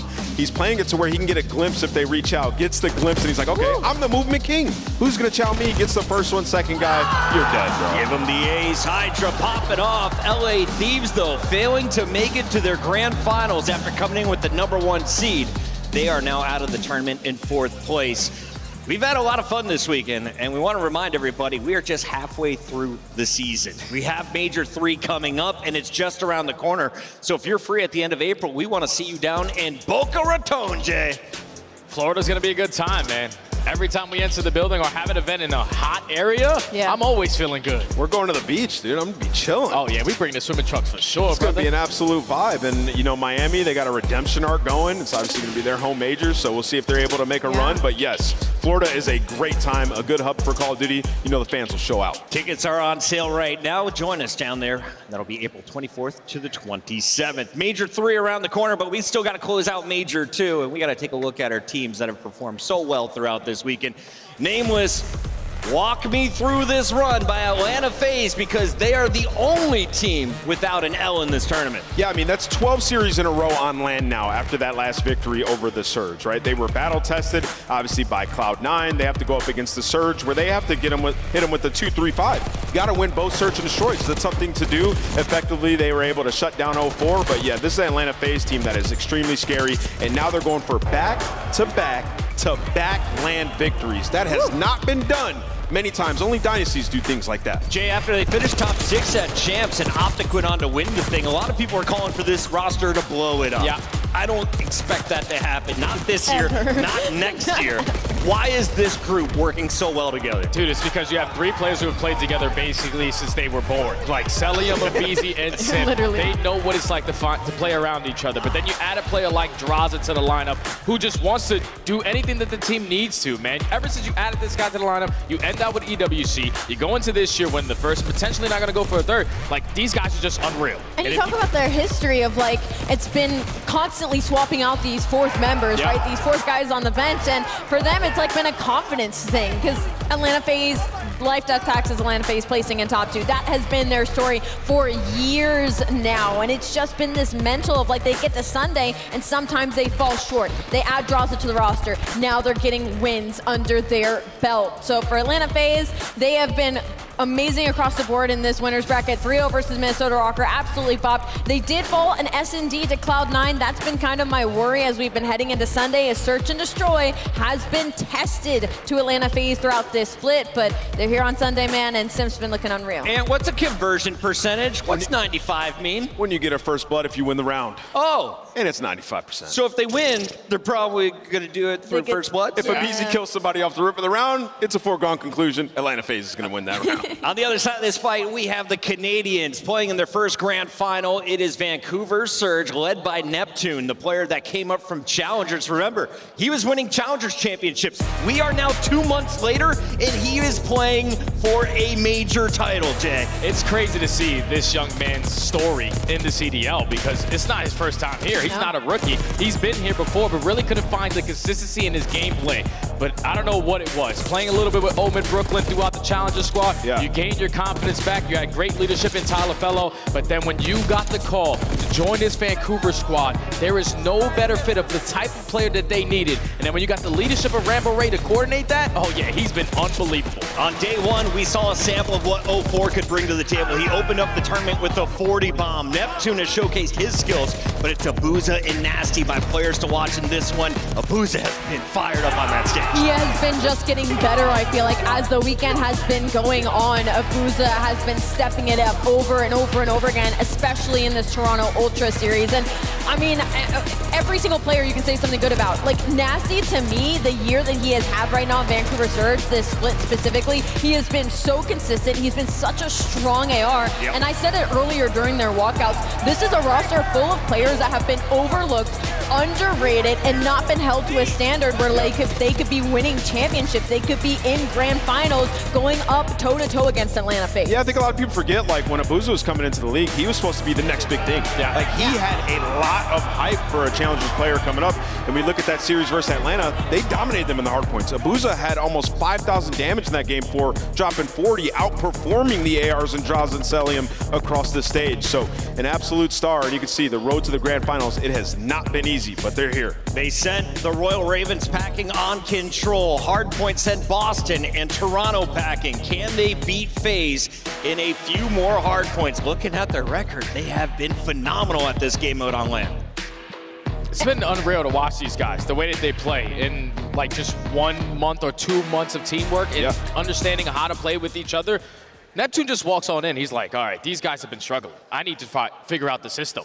But with a player like L4, with a player like Abuza, who are always going to give you that consistency of what they're going to do on the map, they just told Neptune, spawn on in and do what you do. Do what you did in challenges, and if you can do that, their hardpoint game, in my opinion, right now is the best in the league. Yeah. Major shout out to the folks behind the scenes that are crunching the numbers. We have our updated standings, and Vancouver fans, you're going to be excited about this. No longer are you on the bubble to make it into champs. You win here, you get 25 points. Who is 25 points ahead of them? Toronto Ultra, who they beat this weekend to get in this position. If they win the finals here, Nameless, they go from starting at the 8th spot at the beginning of this stage all the way to the 3 spot. And that'd just be such an incredible story. And you couple that with like Neptune's story and his journey from being a Challengers player and now being, you know, a solidified pro. He's going to be in our league for a long time. And we're getting some separation now. It's the top 5 and then the rest. Yeah. Jay, a lot of people want to know at the end of a tournament who had the biggest impact, and we have identified a few players to key in on it during this grand final. Let's first take a look at Atlanta FaZe, because Sip has been a monster, right? We've had Draza popping off recently, and on the other side, we've got Neptune and Abuza, but I want to talk to FaZe boys first. If you had to go pre-series, who would you give the MVP to? Oh, no doubt in my mind. It's Mr. Chris Lair. Yep. Like, this guy is just everywhere on the map, brings it in every single mode. Even when you think, okay, Sip's not having the best game here, you blink a couple minutes and then all of a sudden he's even or a couple kills positive. He just has that takeover ability, and it's crazy to see how consistent he is from year to year. Like, this guy is the best in the world. Yeah, he's absolutely insane. I mean, every time you need him to make a big play, he does it. I will say throughout this tournament, I think MC needs a shout as well. Cellium has been ridiculous.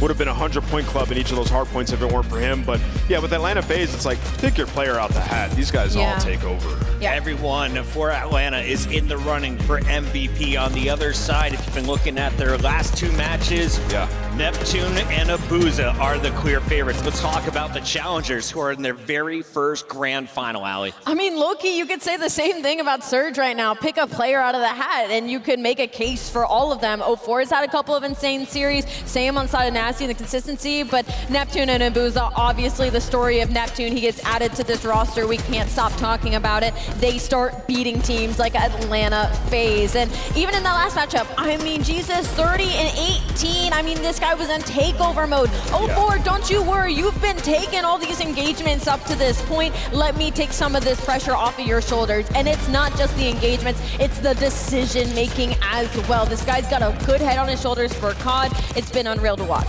Yeah, I was on the fence before that last series, Allie. Yeah. I mean, Neptune just went crazy. I mean, that is a loser's final where you're in that control, like hanging on by a thread in that round. He makes a huge play. We get to the Hacienda and he goes dub pause, just taking over and calling game. Neptune has been that guy. He's turned them around, and the kid is a superstar in our league. We want you to weigh in on Twitter. Let us know, who do you have eyes on during this Major 2 grand final? Who do you think is going to walk away with MVP before the series kicks off? And of course, before our grand finals gets going here in the main arena of Texas, we should remind everybody that there was also a Challengers tournament, and we have a new Challengers champion, Omit GG. It's going to be Arsity's Brack, Johnny, and Standy getting it done with Coach Nagathan. We get some noise for the Challenger Open Champions crowd. Let's go, Omit GG. Congratulations on the big win. Arsity's and Brack, we have seen them as well as Standy in the league before, and obviously they're trying to make their way through the gauntlet. And as we talked about Roster Mania earlier, maybe we can look to see some of these players brought back up to the league. It's just crazy to see, like, that roster was formed like 2 weeks ago. Like, they were all on different rosters throughout the Elite, because I cast it. I know what's going on in Challenges. Arsity's joins that loot lineup. They were battle tested yesterday to go all the way to, this is at 3 o'clock in the morning to go to a game 5. They clutch up. They wake up today and just take care of absolute business. It's been a long journey, but I think there's some teams that could use Alec. There's a lot of teams that could use anybody. A main AR world champion. We'll talk about some team changes after this final, but first, let's dive into our best of 7. Protocol, Hardpoint, Skyline, Search, and Protocol Control are our first 3 up, man. Yeah, I mean, the first 3 maps in this series I love for Atlanta FaZe. They don't get to play Protocol a lot anymore in terms of Hardpoint. They're 8-2 on it. The Skyline, Search, and Destroy. How many times have you seen Simp just taking over on that map? A map that Surge don't exactly love to play, and then the Protocol Control just played it. They look lights out. So if you're FaZe, in my mind, you need to start up at least 2-1. I have to agree with you in that sense, just because Atlanta FaZe, I mean, they have some of the deepest map pools in the entirety of the league, where that could hurt Vancouver Surge in the likes of a best of 7, but I do love the later half for the side of Surge. I love seeing that Hacienda. It fits their playstyle incredibly well. In Red Card, there is a lot of VOD review for Atlanta FaZe on that map and mode, and we know Surge likes to study, so we might be in for the long haul, chat. Atlanta FaZe has won Major 1 in 2025. They've also won Major 2 in 2024 and 2023. I think they make it a three-peat at Major 2. I'm going Atlanta FaZe. They win it 4-1. Okay, I think I'm going to go the complete opposite. I think if you're Atlanta, you're banking on winning every single Search and Destroy. And if you can't find that, Vancouver. I'm going with the underdog. Let's go Search. Crowd likes that, Jay. Underdog story, man. This is where I tie back with Chris Puckett, the GOAT host on this side of things. I have to stick with Vancouver Surge. I love this story. I think they take it. What are you looking at me like that for? What's wrong with you, man? They just beat them, and they're not losing the hard points like they did in that last series. 11, I got Atlanta FaZe. They're going to win this series. I got it 4-1 as well, Chris. We're split here on the desk. Texas, are you ready for this grand final? Make some noise. It's Atlanta FaZe taking on Vancouver Surge for the Major 2 title.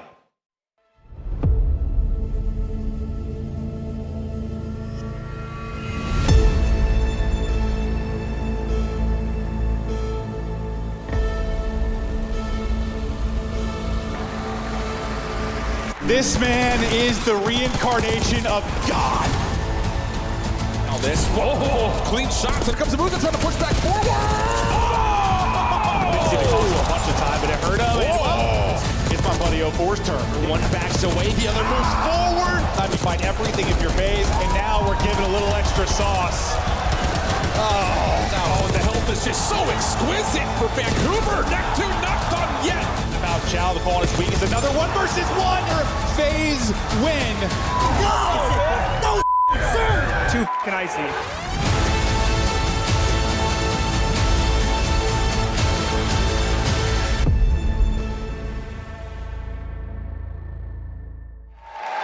What's up, Call of Duty fans? It's time to get your Major 2 finals started.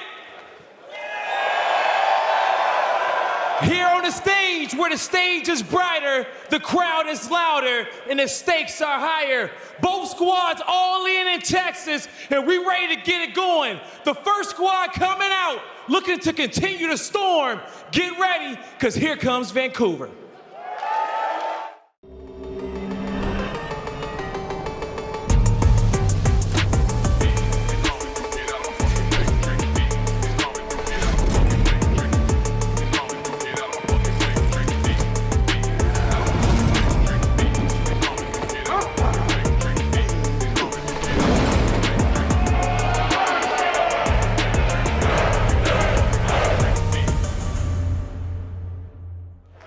Texas, make some noise for the Vancouver Surge! Here comes 04, alongside his twin Abusa, Nasty, and Neptune. It's been a weekend of highs and lows, but the Surge know it comes down to this. It comes down to this moment for them to be champions. The storm finally got stopped, but it's no fun if you go up 3-0 against the Atlanta FaZe. Now looking for a revenge match, you're looking at the backbone of Neptune, the consistency of Nasty, the fire that is Abusa, and the iciness of 04, making it to their first grand final for the Vancouver Surge. I'm hoping we go all the way, Blaze. I'm hoping we go all the way as well, Allie, but they're gonna have to deal with the bad boys from the South. Get ready, Texas, because here comes Atlanta.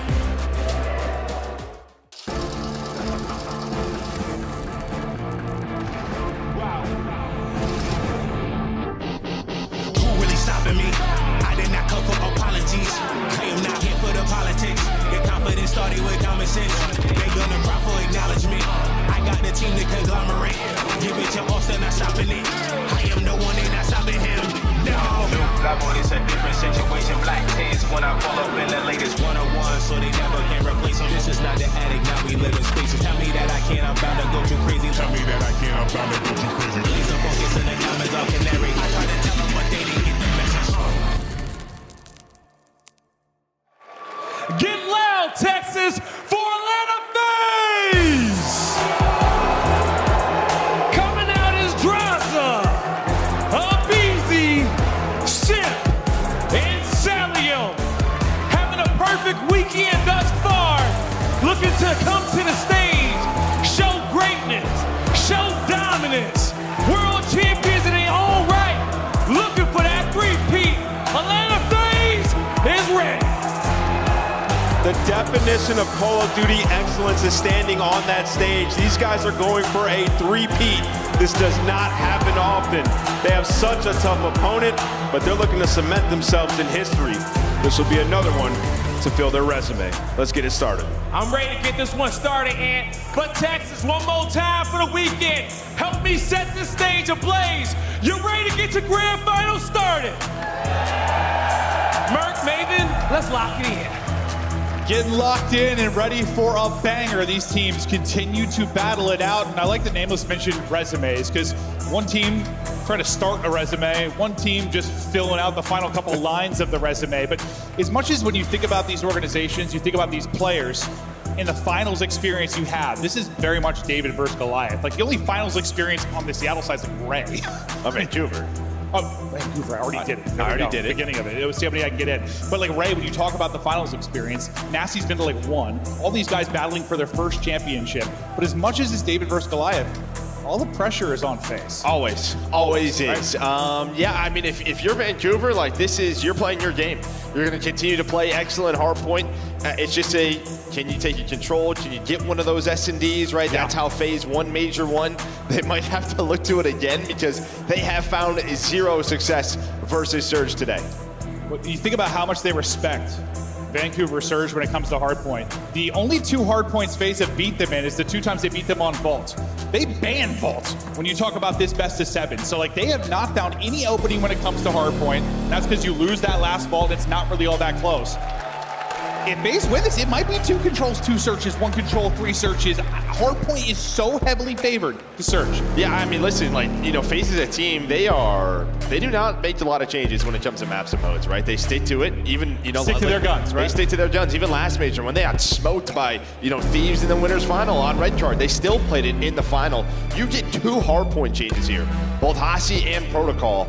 The big thing is, though, in recent matchups, they have lost both of those to Surge, but they're going for it. They're going for it, yeah, I think both. You've lost by about 100 points. So, Surge, you want to come out swinging in this map 1. It's Major 2, grand finals time, as these guys go toe-to-toe for the 4th time since Neptune has joined this Surge roster. Still, the 2-1 edge to Surge, but trying to even it up overall, and well, win the big one will be FaZe. Yeah, and I think one thing for FaZe is just sort of slow starts throughout these map wins at times, just from individual players. Draws one of those guys that stuck out earlier, but he's off to 3-0. Finally, you take down Booza, just fighting over time. 0-4 maybe finds the opening. He was going on a flank down the other side of the map. It's going to be Celium and Draza trying to do what they can to get the players off P1, set up for this P2. It's just trades back and forth and Surge. They find a good amount of time, but the final 10 looking to go FaZe's way. Well, on one side for FaZe, you know, you win the series, but you obviously, if you look at the overall stats that are like tweeted out, right? Like you're mostly negative outside of Cell because you lose both Hardpoints. Who has to step it up?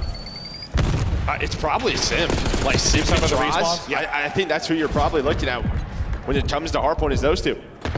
And Surge, you get the victory coming into this. You know, teams can get hot. We were talking a lot about the Ultra run, how they were hot, thinking maybe they'd be able to win this after not dropping a map, and losers can't do it. You hope you have the hot hand if you are Surge, and so far, you do. You're starting to get up big, but Simp maybe starting to make some plays as he's getting on the board off of his 3 straight after 4 deaths. With 30 seconds remaining here, you want to tack on whatever time you can. We'll keep an eye on number 2. That's kind of your rotation player. Trying to cut people off for mid-map. Helping him will be Cell as well, but you're finding a volume of kills right now if you are Atlanta FaZe. Looking to transition this over towards your P3 and basically have a tie game once you're done with this time. So good answer. And Simp seems to be waking up a bit. Yeah, you know, he's pulling out a 3rd AR, right? Major 1, it was all about the SMG talk, but I feel like throughout this weekend, we've seen more and more AR play. You know, some Jackal nerfs coming in a couple of weeks ago. You're not exactly sure. Maybe it's map dependent as Celium wins a big one on the hill. He's up to 4 in a row. Draza is going to read those spawns. And this is what we've seen from Surge. Like, they're a team, they'll pull out 3 to 4 ARs depending on the hill. So FaZe trying to match. Simp was able to match it on that P2 as FaZe take the lead. No, I think obviously a lot of times it's just map dependent, hill dependent, but just in general, 100%. You've seen more ARs coming out, especially during this stretch in our major. Neptune, though, with the sub, doesn't need the AR. He's finding the openers. Eventually going to be dropped and traded out because this is a double from a BZ. He's looking for 3, simply too easy for a BZ. Would have probably had the 4th if it wasn't for his duo and Simp. So after a great start from Surge, these last 2 hard points have been all Atlanta FaZe. Not a huge lead by any stretch, but you've had no noise around the objective for Vancouver Surge. Yeah, might turn into one on rotation. You're gonna have a couple of players. Celium are gonna be down here. You knew exactly where they were spawning, back left side of the map towards the end of that P3, so they were just trying to trap them in. One player was out. That's gonna be nasty, trying to find an opening, but FaZe hits it up at this P4. This is the money hill. This is where you need a break if you're Surge. Pressure on them to break, otherwise this lead could become significant. You're only able to get 1 kill early on. Draza goes huge, he's able to get 3. And as much as we said most of the pressure is on FaZe, when we talk about the most lopsided maybe of modes being Hardpoint to Surge, that absolutely puts pressure on the Hardpoints though for them. Yeah, they need to win those. Yeah, 100%. Yeah, FaZe start to win the Hardpoints. Who knows what'll happen? But that will be the early story. Is Nasty, who loves this matchup, struggling right now at 4 and 13. But FaZe, they control P3 and P4. They have a nice lead. Let's go to listening with FaZe. Get this shit. Not above you, nothing above you. Back up here, weak. Back up here, weak. Slow as fuck down, right? Yeah. Yo, you guys go new. I'm focusing around. Yeah, keep walking, Chris, keep walking. I have a gun. Ammo, one shot. Nice, shoot up. I'm going on the right. One shot, top. I'm going top. Underground. Lift him in. Lift him in. He's top mid. Ammo, one shot boozer. Listen, mid box. Nate this. On gun. Mid box. Snap, one shot mid gun. There's 2 mid gun. I'm trying to go underground. Yeah. I'm gonna push the rope. Yeah, go for it. You're in tower. He went front premise. I stunned him. Top lip. 04. I hit him once. Yeah, still there. That's fine. Come on. Yeah. I'm gonna need shot. Show me. Could be one or tower, alley. One shot. Sidewalk at the top. Sidewalk. That's time. I'm about to dive out. I threw it over. Dive out. He's top. Gun. Yeah. Top ammo. Listen, two lift to do, okay? Yeah, let's still make gun. Listen, we should play through power. O4's on the ground on me. Alright, we're killing these guys on hold. Take your time, Chris. Take your time. He's on hold. He has a dirty angle on hold. On hold. Nasty on hold. All good. Let's kill it. Yeah. Alright, no, Tyler, let's hit time. Let's hit time. Let's play time. On the ground. On the ground, push down. O4 steps mid and top. Alright, Tyler. He shot me. Who's it at? Shot me dead. Nice. He's there. Nasty, absolutely. Yeah. Two mid. I can shoot it. Top lip and then one's low right. Top lip and then one's low right. One shot lights. I one shot. Oh, step one last guy. He's spawning an ammo. He's spawning deep ammo. Box. Yeah, deep right. Who's it at?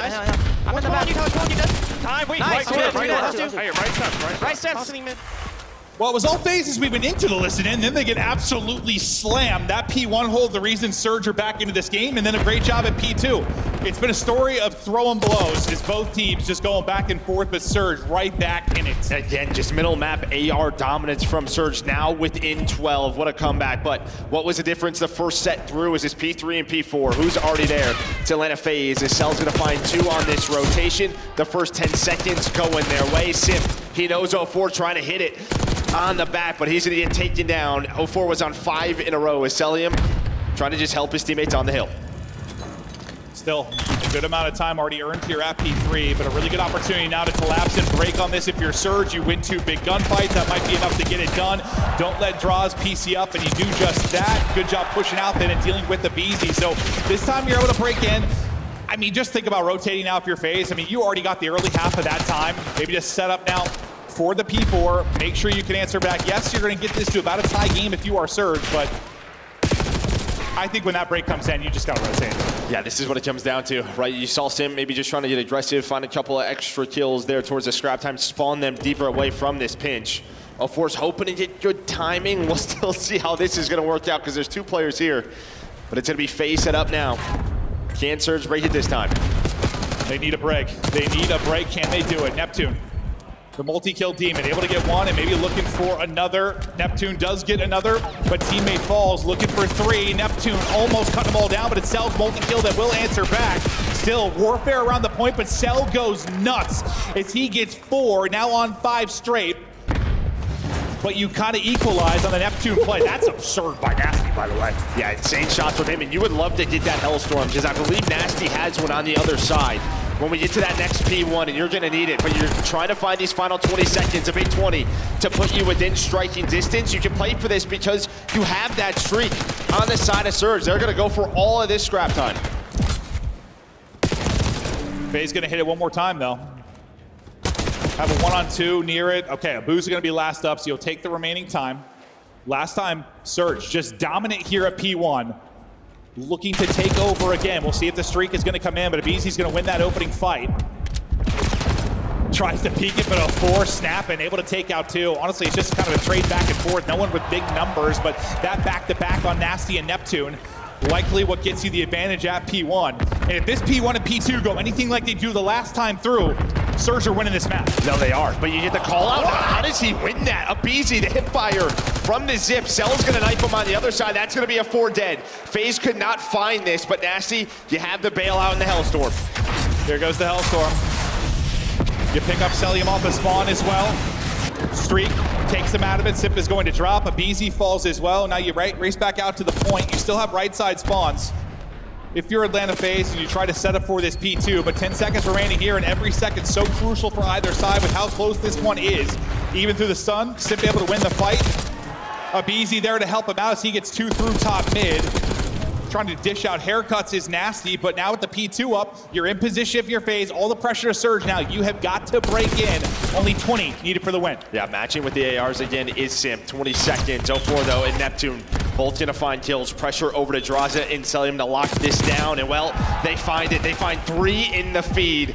Celium 27-19. Abizi leading the squad. They're finding all the kills. FaZe have not been able to win a hard point in this matchup, but they're so close to doing it now. Map 1 to FaZe. And this grand final looks a whole hell of a lot different.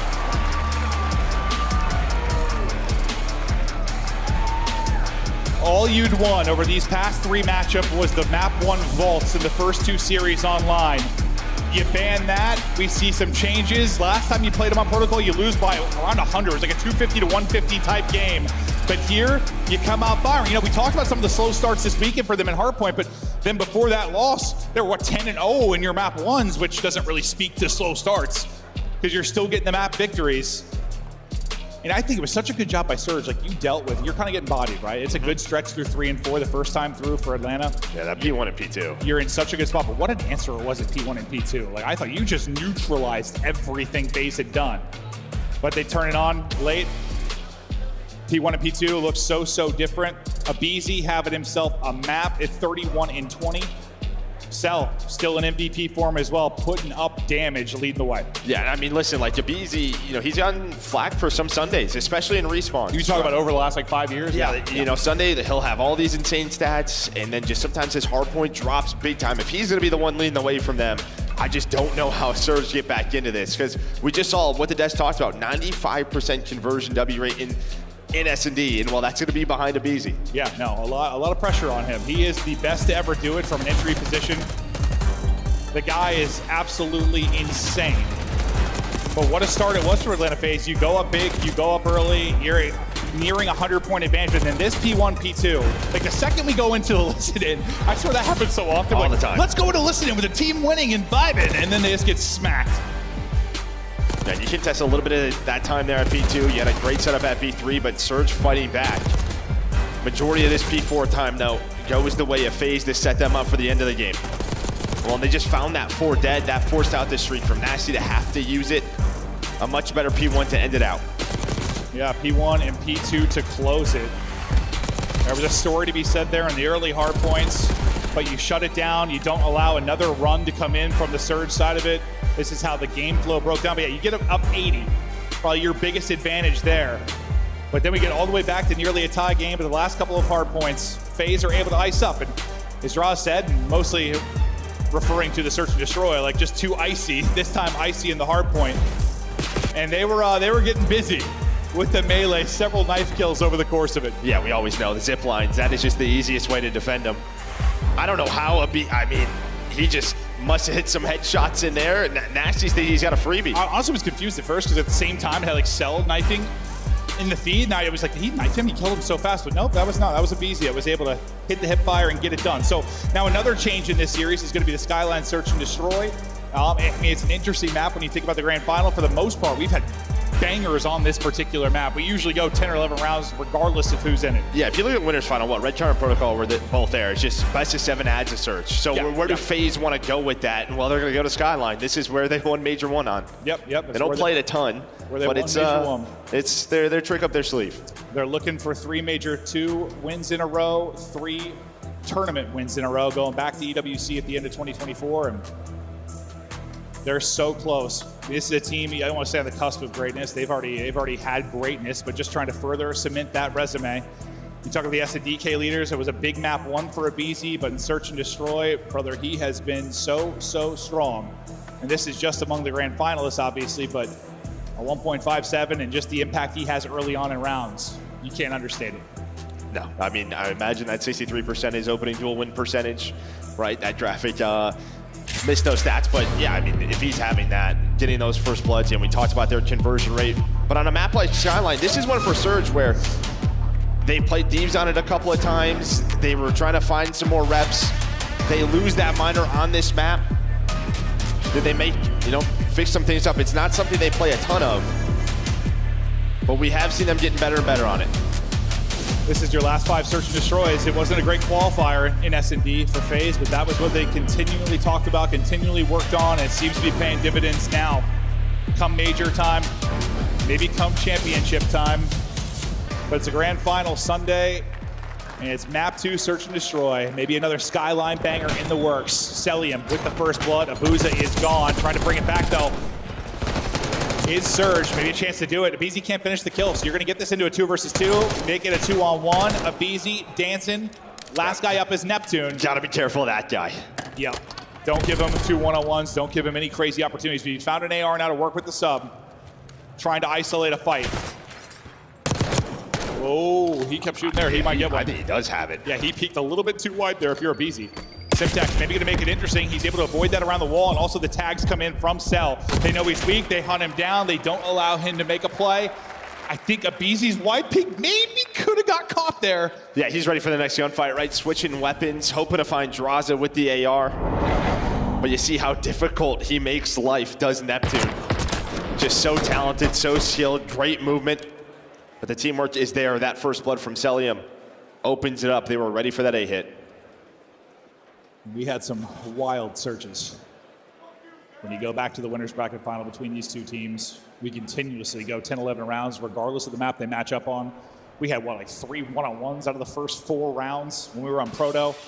Expect a lot of craziness here at the tail end of these rounds. Both teams can be so effective at trading, but it is early pressure right across Catwalk. Are able to catch one, though. I have no idea how Neptune gets out with 20 HP, but he is still up. Nasty also trying to play his life because you've got an SMG up in your face. You're trying to back up with an AR. Sip just kind of waiting to bide his time and chow.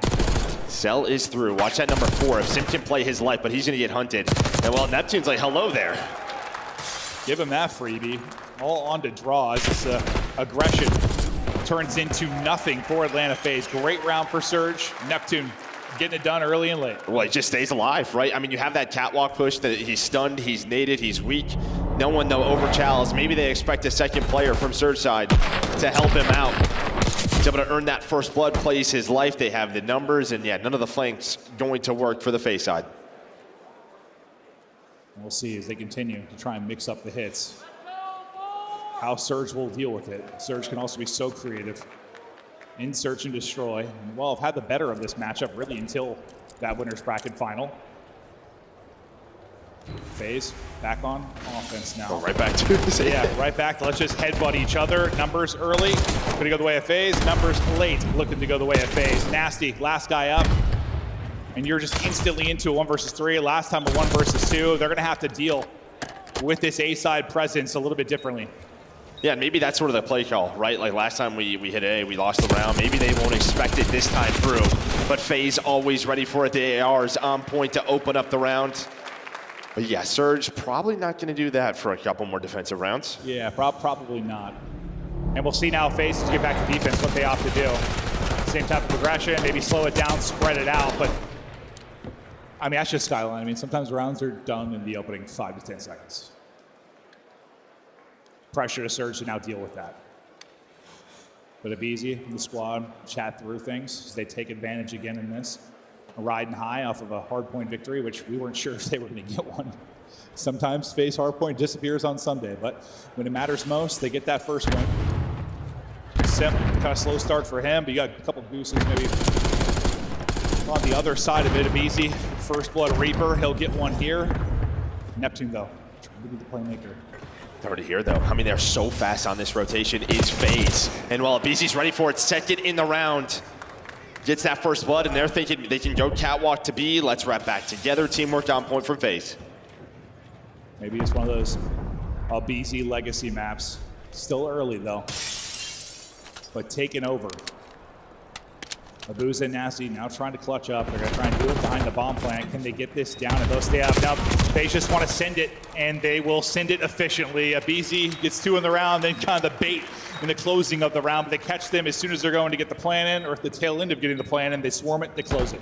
Yeah, it just opens up with that first blood. They rotate back. They catch Neptune trying to make a solo play. So it's just these early rounds, I think you have to slow the map down if you are Surge. Can be difficult to do on defense, obviously, because they can just plan A, but just these early picks. Yeah, it is difficult to do on Skyline sometimes. True. But they have to try to slow it down. It just seems like he's getting away from them pretty quickly. But we have seen some crazy swings on a map like Skyline. Okay, so a little bit different. They're just going to sandwich the A bomb site. They're going to kind of do what FaZe did last time, or 2 times ago. They sent it kind of straight across catwalk. Worried about the underground approach will be Abizi. Dealing with this presence is going to be Simp. He's got 2 to push him. Going to hit a nice stun. Well, that stun is money. Yeah, that's going to connect on everybody. There's going to be 3 here, though. He's going to go ahead and shallow. He gets the info. Back in sell up, so they don't go 2 for 2. They're able to get numbers there. That nade hits a second earlier before he gets back to full health. That may be the kill, but he gets back to full. He's able to stay up. Taking a route on one side is going to be number 5 and 04. Maybe looking for an opening. Kind of feels like they know he's there. Oh, well, maybe not. Now they do. Now they do. Andros is able to stay alive. Oh, God. Oh, well, you thought it was going to be awful, but he doesn't plant the bomb. He just keeps running on through. You thought Abuza was going to catch Abizi. That doesn't happen, so 04 left in a 1 versus 3. Yeah, no, that timing looked insane. Can he clutch up? Graza gets the info. Teammate rotates over. They close it out. FaZe continue to take this round by round, up 4-1. And it feels like now a switch needs to be hit. Just reading the map so well, right? I mean, FaZe just kind of know, hey, this could be a cat hit. The stun on point. Somebody from Surge, I think, throws a nade back from that dead nade, but doesn't matter. They lose the numbers, 3 versus 4, and again, just how efficient FaZe have been behind First Blood, and they're leading this 4-1 in that First Blood category. Score 4-1. Yeah, and I think everybody's got one too, right? Like, literally, each member of the FaZe lineup currently has a First Blood, so not just the Abizi show in that regard. Everybody finding their openings. Cell leading the way at 6-2 though, on 4 straight. We'll get the quick plan in for Surge. Now, kind of your first 4-on-4 retake opportunity we'll see for Atlanta FaZe, and well, your chance to kind of hold with even numbers if you're Surge, and finally, a big First Blood. They needed that. Can you win the round off of it? Squaring up deep is going to be Nasty. Simp, though, able to win one from Piano. Into a 3v3. Oh, no. Nasty can't get away. Things falling apart. FaZe looking to pull up the 3v4, and suddenly it's just going to be Neptune by his lonesome. 20 seconds to go. Can he clutch up? Get some damage in. Can't quite finish off the kill. I thought he had the hit markers, but he is in between a rock in a hard place, and that is maybe the dagger planted firmly in the back of Surge as FaZe pull off the 3v4. And you looked pretty flustered with a couple of those. I think we've seen that a couple of times, right? Throughout this weekend is just an SMG solo challenging a player Piano with an AR. This time 04. You know, you're able to get gym control. It's just you overpeak, you take the gunfight, you have the First Blood, bomb is down. And you know he's a guy who wants to make a play, of course, but it feels like maybe just oversteps, and then you just see the dominoes fall as soon as he dies. That's going to be a frustrating one. You are already in a big hole. 5-1 lead now for FaZe. Chance to close this one out quickly and efficiently. 6 straight kills up on the board for Cell. Died twice, then has been invincible. taking their time, worried about early pressure, taking a bath, car out and play as well. Yeah, he's got a Hellstorm. I imagine that's what they're waiting on. Maybe to deal with 04 and then use the Hellstorm. They want to control underground, but they're just sort of waiting out this car for now. You see the car's position tucked away, and like you said, the streak you've got to work with. That, oh, sweet God, that timing was almost horrible, but no one gets any damage in. Car still out on the map. 35 seconds left to go. Neptune finding there's nobody. Cell just wants to go. Okay, Cell is feeling it right now. Gets one tag into his shin and just sends it. 9-2, 7 straight. Well, I imagine she's thinking, like, should someone watch my underground so I can call on this missile? But maybe they don't even use it behind that first blood. 30 seconds, though. A very odd round with all the cars on the map. Abizi, though, gonna get there for the trade. Cell 8, Cell 9. He calls game. Holy hell from Cell. That was disgusting. What a map from Cell. And what a series so far from Atlanta FaZe. Doesn't seem like we've been into this one long, but it's already a 2-0 advantage. Remember the final of best of 7, so they've got to take 4, but like, they have, I don't want to say dominate because the map 1 ends up being closer, but like the fact that you have been able to win a hardpoint, you win a hardpoint, it feels significant enough that combine it with that map 2 dominance and FaZe completely and utterly in control. Yeah, and you just get to Surge's one. I mean, we talk about map pool. This is one of their weaker maps, right? FaZe don't play a lot of Skyline, but on the other side of Surge, it's with this roster, it hasn't been fantastic. It's really the Surge's on the back half if they can get there where there's more strength for Surge. Well, that's usually, listen, we've talked a lot over the years, like, it's weird going from kind of having 2 best of 5s to having what's it been? We've had best of 7, best of 9 where you get one map. You went through winners. Now best of 7 with no advantage. Your only real advantage is kind of the veto process of what maps you get. And usually when I've talked to coaches, like you get an advantage early in the series. That is where you get an advantage. You get some of your maps. Usually the longer it goes, it doesn't bode as well for you. But I mean, it doesn't always play out that way. But that's really where your advantage should come, is early in the series. And well, FaZe have been capitalizing.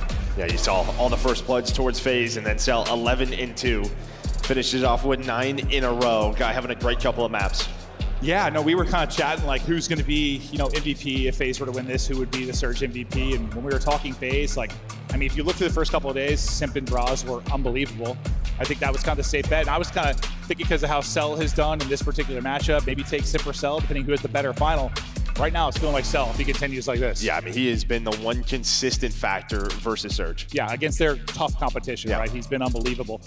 First 2 maps down, maybe a lot more to come, maybe not. But before we get to map 3, Des, what are your thoughts? Thank you very much, Merc and Maven and production team. Go ahead and start putting together the MVP award for Celium. The package should be rolling out in about 2 maps if he keeps this up. 2 games in, Atlanta wins them both. And Nameless, you said through the first 3 maps, you need to see Atlanta with at least a 2-1 record. Yeah. They living up to their potential? Yeah, I mean, absolutely, Chris. And when you looked at it, it's just like the Protocol Hardpoint, a map that they have loved, 8-2 on it. Like, you have to get your Hardpoint victory there. And then the Skyline, a weaker map for Surge. I thought with how aggressive Atlanta play on their offensive pushes, they would have an advantage, and they did early on. You saw Surge kept challenging them there. You cannot challenge them at low A. Let's take a look at this because Vancouver scores 1 round in the first 2. After that, it is all FaZe. And I don't even think Celium died in the last 4 rounds. The crazy thing is, I'm going back to the stat that we did before the match even started. About 95%. Once they found that first blood, they found 5. They won all of those rounds. And then the 6th round was it a 3v4 clutch, man-down situation. This is what's scary to me now, though, because I was riding the underdog story because Vancouver's hardpoint has been unbelievable. But Atlanta already take that map number 1. We knew that they were going to guarantee the S&D in that map number 2. And now in that next map on Protocol, you've already beat them on it. So Vancouver, you're potentially going to start down 0-3, and Atlanta FaZe are going to be unbelievable. They've been splitting those protocols, right? Like, it's been back and forth, back and forth. They've played each other so many times recently. So you cannot count Surge out. Just the start of the series is tough for them. Alec, do you think they will be mentally bombed, though? It's their first grand final. You're playing a team that has been here so many times in their career, and you're down 2-0. I almost want to say no. The only reason I kind of take that angle is because they have the coach in Rambo Ray, and Rambo Ray has been in this situation beforehand, and has definitely talked them through this of like, you have to be realistic about your map pool, right? And Surge just doesn't have the same map pool Atlanta FaZe has. Ant touched on it at the beginning that like, you're not going to have a good time at the start of the series, but you just need to keep your head in to try to make it to that game 4 and game 5. So for Surge, I'm hoping their mentals are good.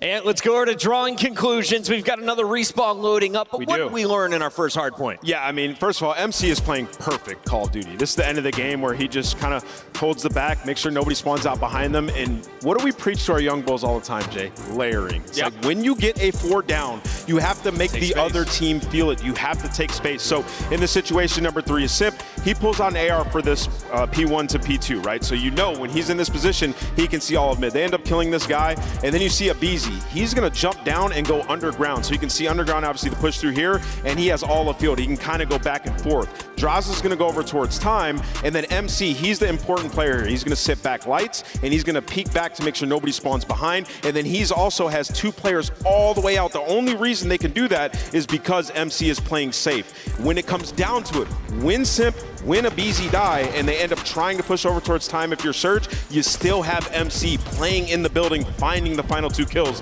This is a perfect display of layering, exactly how you want to punish the other team when you get a 4 dead.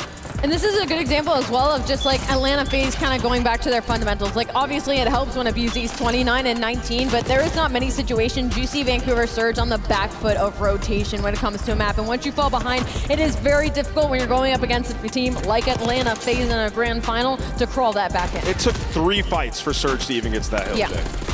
BZ goes positive 11. Celium continues his dominance, soaking up the hill time as well. But my big numbers that I'm looking at throughout the first 2 maps, Jay, the difference between Celium and Abuza in damage, it was 1,100 in that search and destroy for Celium, Abuza 360. He's got to keep pace if they want to win. Oh yeah, without question. Everybody from Vancouver has to step it up a little bit. You're in a championship grand final. You're going up against a team that usually finds themselves in a majority of the grand finals. They are prepared for this moment. You have to step up to a whole new level if you want to try to fight back. Game is ready. Let's send it back to the casters for our control. Thank you, guys. Great breakdown there. And yeah, let's get to a control. Is a Proto that certainly has had some back and forth affairs, but you think about most recently played in the winners bracket final is a 3-1-2 FaZe where they kind of handle business. And listen, you and I, whenever we're casting a series, whenever we're casting the final, we're like, all right, man, we're strapping in. We want to have a banger, right? You want to have a game 7, a game 5, whatever it is. Like, I think after the map 1, you just looked at me and said, uh-oh. Like, uh-oh. Yeah, uh-oh. It's just, it shifted things so much because the Hardpoint is really where Surge have taken it to them. Now, don't get me wrong, they are a talented team. They have the ability to battle back, but yes, the pressure is different. You said like you shouldn't be feeling a lot of pressure if you're Surge, but there isn't a lot of main stage experience. You're in a hole like this, you feel it slipping away. Maybe not pressure, but like you just don't have a lot of experience in these situations. Well, I think now there's probably pressure. Like if they want to win this, like there's probably pressure on this map. I feel like you're not go down 3-0. You can see control throughout the weekend. Solid for both squads, but again, FaZe already beat them on this map 3-1 in some impressive rounds as well. And while this guy loves himself some protocol control. Yeah, he's having one of those series, maybe one of those events. Cell is incredible, and he's looking to close this out as quickly as he can. But again, best of 7, nothing going to be done here, but Surge desperately need a win. Simp going to be AR out early on this opening break. Cell going to get picked immediately. As soon as Neptune finds that opener, it's going to shift basically the entire setup of this FaZe team. And this is exactly what you want early if you're Surge. Yeah, this is what they were doing in the winners bracket final very well. They were finding timings to catch Celium off guard, right? Pinching those. It's not like FaZe could get into a lot of their setups. Like there was a ton of pressure that FaZe had to fight through. It's just when they did, they made them pay. Cell's been like the only one to win a few gunfights, well, only one to win a gunfight to make sure they're not pinned in.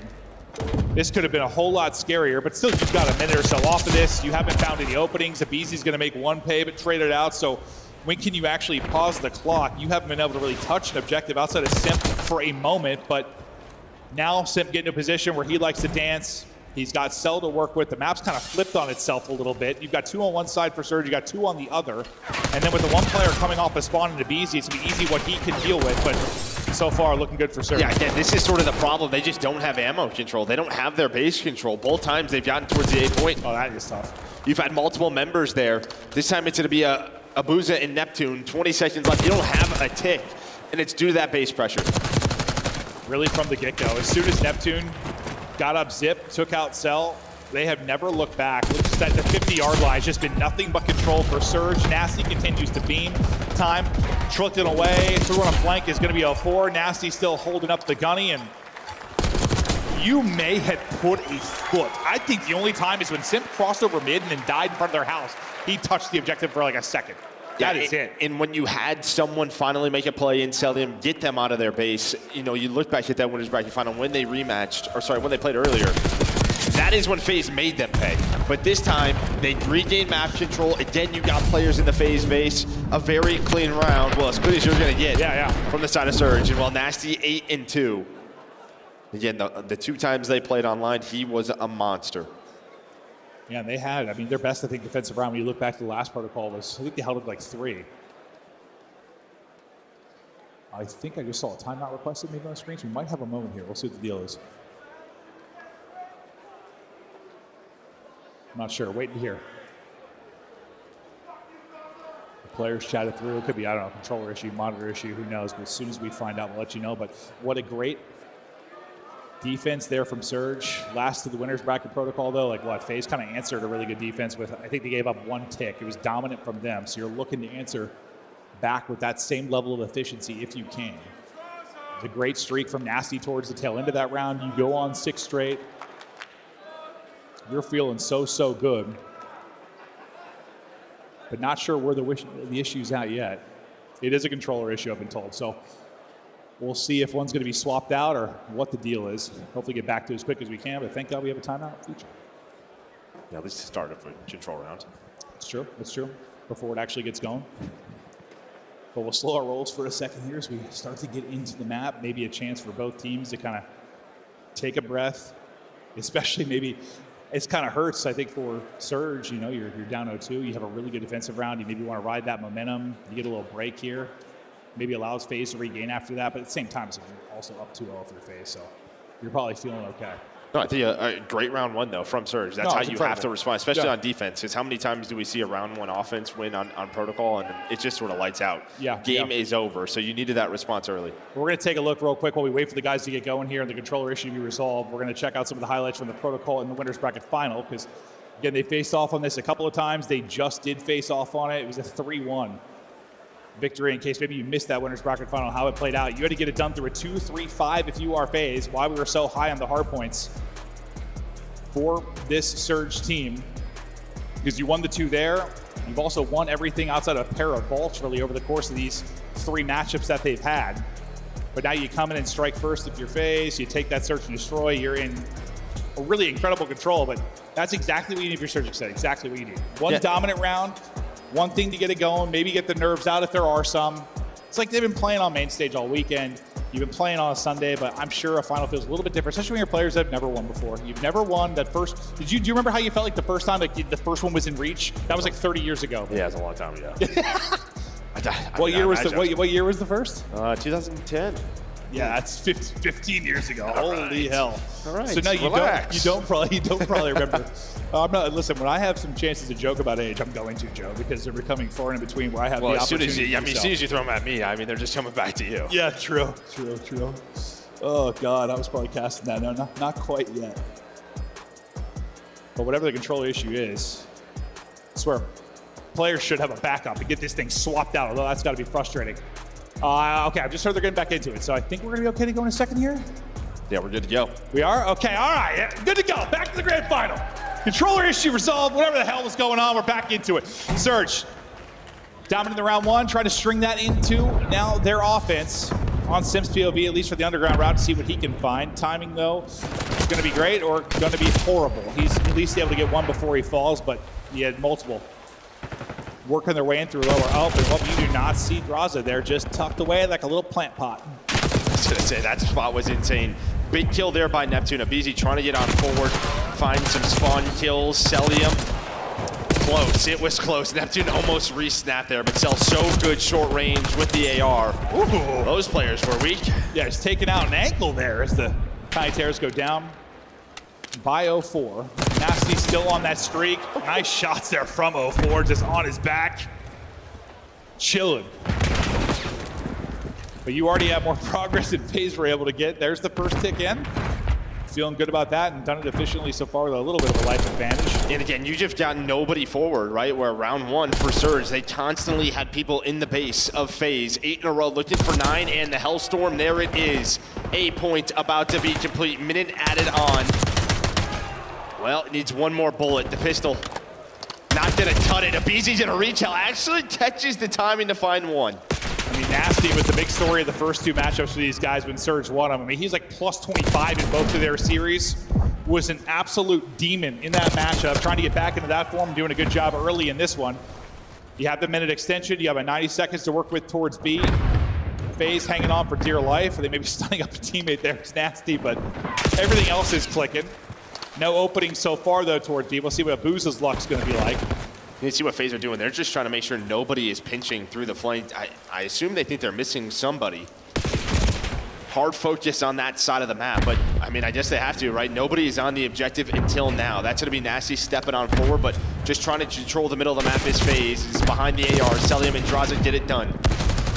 Beautiful win there from a forward. Unfortunately, you lost the rest of your teammates. You're tagged up, and that sends everybody back to spawn. And now with 50 seconds remaining, you're pinned in. This is what we saw a lot of in that winner's bracket final. Once FaZe got to this position, so much of the clock going to get milked. The life differential would just be destructive by the time it was done. Still sitting around 5. Nasty trying to get out with the route. Well, nearly going to chest bump one. Self, though, able to hit the backslide out and take that. What's going to be left? What opportunity time-wise is going to be here by the time you finally get out of this? One way to get out is to work it underground. Well, dropping down. His teammate got it. Under 20 seconds to go. Cell's streak now comes to an end. 0-4. Oh my God. He had the read. And now, unfortunately, your risk of both of you ending up dropping, but you have no respawns remaining, only 4 lives to go. The defense not quite as good for FaZe, but looks like it's good enough to secure a round win. Yeah, I mean, after losing A and being down in lives, it's what you needed to do. They made sure nobody was able to pinch on through. Draws are going to be very close to a streak. Yeah. Maybe to match that Hellstorm on the side of Nasty. But yeah, you have to take advantage if you're Surge. Just have to carry that forward. Yeah, well, 3-1. Oh, sorry, 3-0, right? 3-0 in this department. FaZe have got to get something better on offense. It's just, I mean, I know you get kind of picked early, your whole setup gets destroyed when Neptune gets in, but like you just never really recover. And it's not like you were getting spawn killed.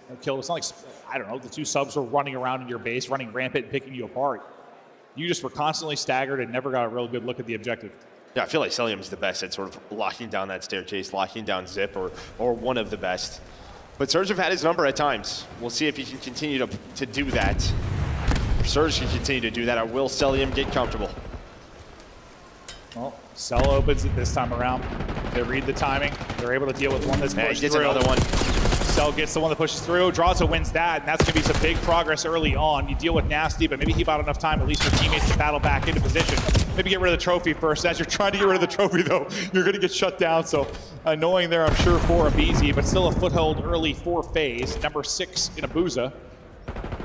See what he's going to be able to do. Simp just gets fried around the edge, and there's a great recovery in sequence from Surge. Well, I was about to say FaZe. All right, they're picking up on the flanks often now. They're making sure nobody is making the plays, but it's the players in the front line that are just getting smoked. Abizi and Simto trying to respond. They're at least pausing the clock. 5 HP for Abizi, but it doesn't matter. He's able to play his life for now. But every time they get onto A, every time there is somebody that's gotten through. This time it's Neptune they're still looking for. They're able to find Neptune. Now maybe you find some progress. Tags in from Draws over the top. He's going to go ahead and push it forward, leave it for Abizi to get in. Maybe switch positions here. Maybe you'd like to have that flipped around, but at least Draws has got a sub in Hound. Draws is still able to find the kill. Second tick is done. Draws gets shut down, but you're looking for the minute extension, and that should be here in a moment. Cell trying to make sure it gets through. Yeah, just the crossfire from Cell. Again, they found Nasty on the bench through top middle. Well, A going to be done. So now 4 life advantage, a minute 40 here for FaZe. Yeah, I mean, when they're doing a good job of dealing with the pinch, with the flank routes, they win a lot of offenses. And they continue to do it. Beezy put into a tough position. Not going to hit really many bullets there once he swaps over to the AR. Yeah, centering just a bit off yeah, the like left. a hair to the left. And now, you lose that fight. Suddenly Abuza's on 5 straight, and suddenly you're back to spawn. You still have, I mean, a minute or so to work with, but how much time goes off? I got no idea. Simp's just bait there, like this is jetpacks. Yeah, they sell it. It's like, I'm telling you, I mean, I was nasty at jetpacks, but it doesn't matter. 0-4. He's up to 4 in a row. They got to shut this guy down. And while they need to get quick kills and get out of spawn, the only person down the other side of the map is going to be Simp. So you're relying on Simp to make some kind of disruption, to make some openings for your teammates to get out. BC can't get across. Draza still finding it difficult in spawn. Neptune trying to tuck away and make sure Simp doesn't catch him. BC's in hell right now. I think he's barely made that spawn for 3 or 4 lives in a row. Still 30 seconds to go. Abuza, incredible shots, but he's still in between 2 players. Now you're able to pause the clock. You've got the help there. That's going to be 3 dead. That's going to call off the streak. So I guess good thing is, FaZe, you force this out. Good thing for Surge, you have this to actually utilize. Cell shot it again. Cell shot it. Did he actually? Yeah, Cell shoots it, so you have 3 players on this. It connects with nobody. They are flying. Surge has to get here. 3 players on it. Cellium gets 2. Cellium gets the 3rd. And the Hellstorm. Are you kidding me? That is just disgusting. Disgusting stuff. I'm like, why is nobody moving off the point? Like, they understand they're about to get smoked, right? Nope. Cell is shooting missiles, shooting bodies, shooting players, shooting his shot. This guy, Cell, is a freak of nature. 20 and 10 right now, and FaZe right back in control of this map in the series. Yeah, there's just sort of like this 30-second pause where both teams are fighting for map control, but the players from FaZe who were able to get out, like Simp, on the Surge side, they just waited. They just took their time, a lot of discipline. All right, where is Surge going to set up? They found those picks, and then, what, 3-4 dead? You force that missile out, but it doesn't matter for Cellium. Well, now you got to get an offensive round win here. If you're Surge, you're in an 0-3 hole in this final. And you know what? For this team, we're not done yet, but, you know, this is one step, right? You proved you're a contender. You've made it to a final, but you'd like to put up more of a fight, right? Not go out with a whimper. And then win this offense, get Neptune. Make some insane plays for this squad. Nearly done with A. Should finish this here. It looks like you're setting up D for the most part. Oh God, so you're gonna get the point and 3. You should be able to transition this big time. The one guy that can get something done is gonna be Simp again. He was the one guy on offense, now maybe the one guy on defense that can make a route and disrupt this, but he's checking everywhere. He is able to get one in a booze on the backside. Now on his teammates to do it from the other end of it, and they're able to shut it down. So they'll get all 4. And now you'll fan back out, but that's a good chunk. I mean, you get 1 tick, you get the first point done. Yeah, no, Ford got some rough timing there, right? He shoots the doors open. Ooh, and I think that player is able to jump across and get that first kill there for FaZe. But now opening up the map again is 0-4. Some great shots through Spiral. Trying to work this objective is already through. For Surge, you have 2 minutes to work with. You have a ton of time. You're finding lives. You just need to avoid like a 3-4 down where everyone gets forward, and it's happening right now. Like, this is exactly what FaZe need, exactly what Surge do not need. It's time getting wasted. The SMGs continue to win some big fights, but you're still really not in the best position. Still lurking, though. It's going to be Simp at 04 does deal with that. So big gunfight win there. They push out the map again. You're going to have a BC on the other side, though. What disruption does he find? There's maybe a chance. He is caught. Abuza's got to win this. Got to win this and not going to. So that allows Simp then to go as soon as Abizi's able to win. The second tick, though, about to come on through, so not out of the water yet is FaZe. No, absolutely not. Absolutely not, but you can't get pinned in. Last time you dealt with this pretty well, but opportunity to happen maybe again. You deal with the BZ quickly, you deal with Simp quickly. Neptune and company deal with that so well. Another opportunity for FaZe to put this map away. Now onto the point they go with the quickness. Last tick, ripping and roaring. Neptune firing all cylinders. He has been incredible within this round, and there you go. You needed it to get to the round 5, and you're able to do it. And what a job bouncing back from multiple times you're 3-4 dead. You've got Simp and Abizi pinching your base. Honestly, both teams, right? Because FaZe, they go 3 or 4 dead a couple of times, then they respond with a 3 or 4 dead. It's just this back and forth battle. But because the objective work you did earlier in the round, getting multiple players on the zone, just allowed you, once you had your final chance to get out of your base, they're able to win it. Well, I think we talk about that resilience so much because on a map like Protocol, how often do we see like to be over? Yes. Like it's just they fold. A team folds. They're 3-4 dead and just can never actually bounce back from it. There, you saw both teams showing what they're capable of, kind of never out of a round, always able to make something happen, whether it's offense or defense. Round 5 though, and this is everything for Surge. It feels like you have got to get a map win here. You've got to get a foothold in this series. See how good they've been in round 5s. 5-2, 4-6 for the other side of FaZe. But yeah, just how good that defense was in round 1 earns you the round 5.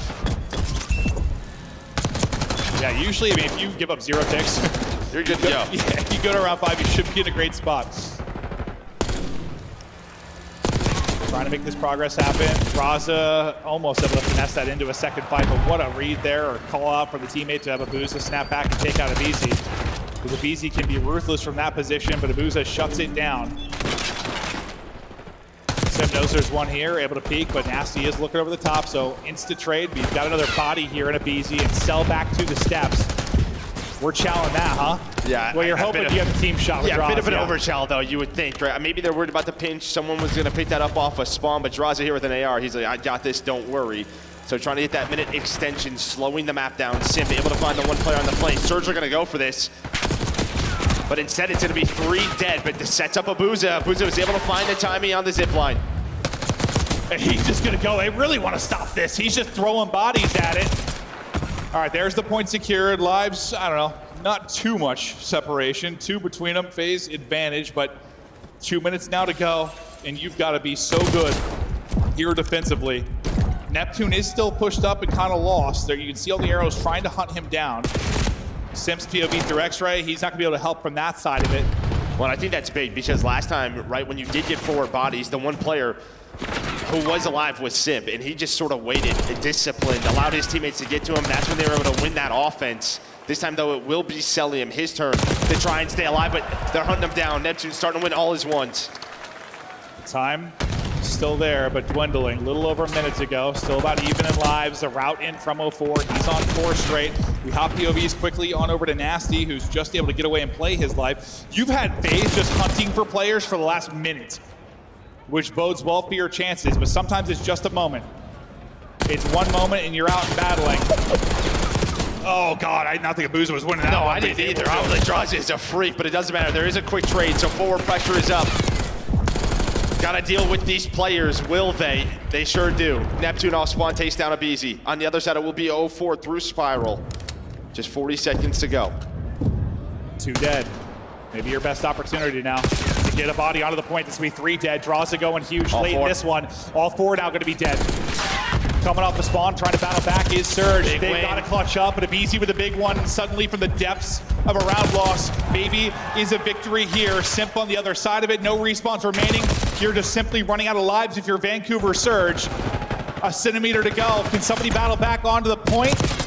Trying to get it done. It's going to be down to Draza. Draza's got 2 on him. They're able to hold it, but there's only 1 player left. They shut it down. They close it out.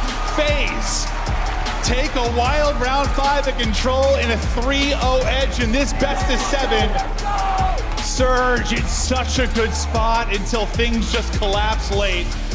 And that's what I was saying. Sometimes it's just a moment. 1, 3, 4 dead, and all hell breaks loose, especially when you're like when you're like a 10-10 in lives. That 1-4 dead could be the difference. No, I mean, like, just honestly a couple of moments. Like, yes, to get out of the base is huge, but then they win, like, every individual battle after that. And then they just have this discipline as FaZe. You see it a lot on Hacienda where they just get to their positions and it's just like, make them panic, right? Make them make the first move. As soon as we get that first kill, that is the domino, in we go. Nobody does it better in control. And that might be where the biggest edge is in this series. Like you just said, like maybe not a lot of pressure on Vancouver Surge here. You know, kind of the first time with this team to a grand final. But like in those moments, in those icy moments, late in maps, in a Hardpoint, in a Surge, I mean, you got to think that's where you probably have the advantage of your face. You've just seen this a million times. And Cell is further progressing his MVP shots here. Yeah, 31 non-traded, 34 in 20. Just a bomb out of Cell. His great finals continue. And he also just does it, I mean, on offense, right? Where it's just not easy a lot of the times as an AR to find those kills. Like, yes, you have top ammo, but I'm telling you, no one does it quite like him on this map. Cell getting comfortable. Surge in trouble now. I mean, after you lose that opening hard point, we were a little bit worried, but now 0-3 hole, you're gonna have to rip off 4 straight. Listen, we've had some reverse sweeps in best of 7s, best of 5s, one time in a best of 9, but it is not easy to do. All you can do, have Ray, your coach, talk to you map by map. You start to take momentum. Well, now you're starting into your bread and butters if you are, though, Surge, right? That's you're going to a Hacienda Hardpoint, where they have probably been the best Hacienda Hardpoint team in the world the last couple of weeks. You know, after that, you have a red card Search and Destroy. Like, you're starting to get some more comfort picks, but yeah, it starts here with the Hardpoint. this Hacienda, well, obviously it's massive chance. If FaZe wins it, tournament is done. Yeah. Well, now every map, it's certainly the map. Oh. But yeah, it starts with one. You just gotta flip it, man. Like, you just win, like, you get like 2 maps, then suddenly the whole Silver Surfer thing starts breathing down the neck of Atlanta FaZe. But right now, they're just all smiles. They're all, you know, when you talk about teams and like how we talk about, like, I don't know, Optic when they won a major last year, like their first major they won, like it's every clutch moment, every icy moment they were able to come up big in. Just feels like you're getting a little bit out with FaZe this weekend. Like, I know they've lost some hard points, but when it's like these 1v1s, little clutches. Down 5-4, yeah. Yes, they've been able to clutch up and get it won. And you just start to believe in yourself. It's like, whatever the situation is, we're going to win that round. Yeah, do it there a couple of times on offense and control. Yeah, just all those little scenarios where they're trapped. They're like, we'll do this. Yep, we'll do this. And it's all it helps when you've got that core 3 team together for better part of a decade, it feels like. But it has been a long, long time. But we talk about Surge and what they were able to do in map 4s in stage 2. You know, we talked about the stat for map 1s for FaZe, how good it was. For map 4s, it is Surge, 11-1. And now, well, the biggest map 4 really of a lot of these guys' careers. Trying to stay alive in this final. And yeah, you get to one of your beauty picks. You get to a Hacienda. They can be disgusting here. We saw them against Ultra, how good they can be. It's just one of those situations where you hope they're not broken. And I don't think they are, but it's just, it cannot be easy on a main stage in an 0-3 hole. Yeah, you're just climbing a mountain. That's what it is. A tiny mountain, if you're climbing over the FaZe players. BZ and Cell, though. Map 1 this series.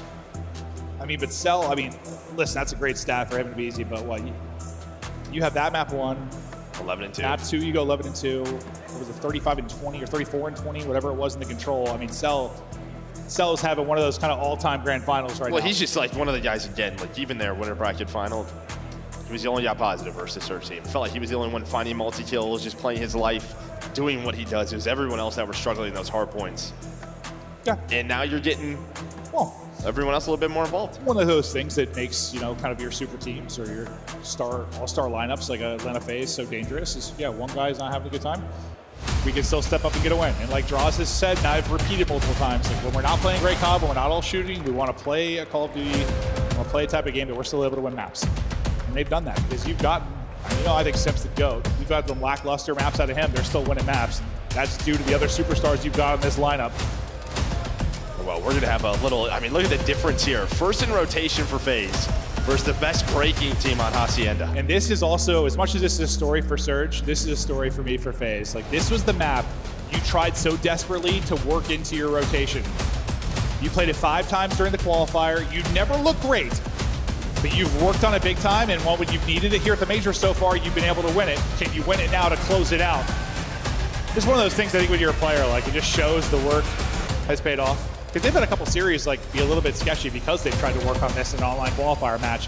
For FaZe, though, chance to close it out with a swift 4-0 in a grand final.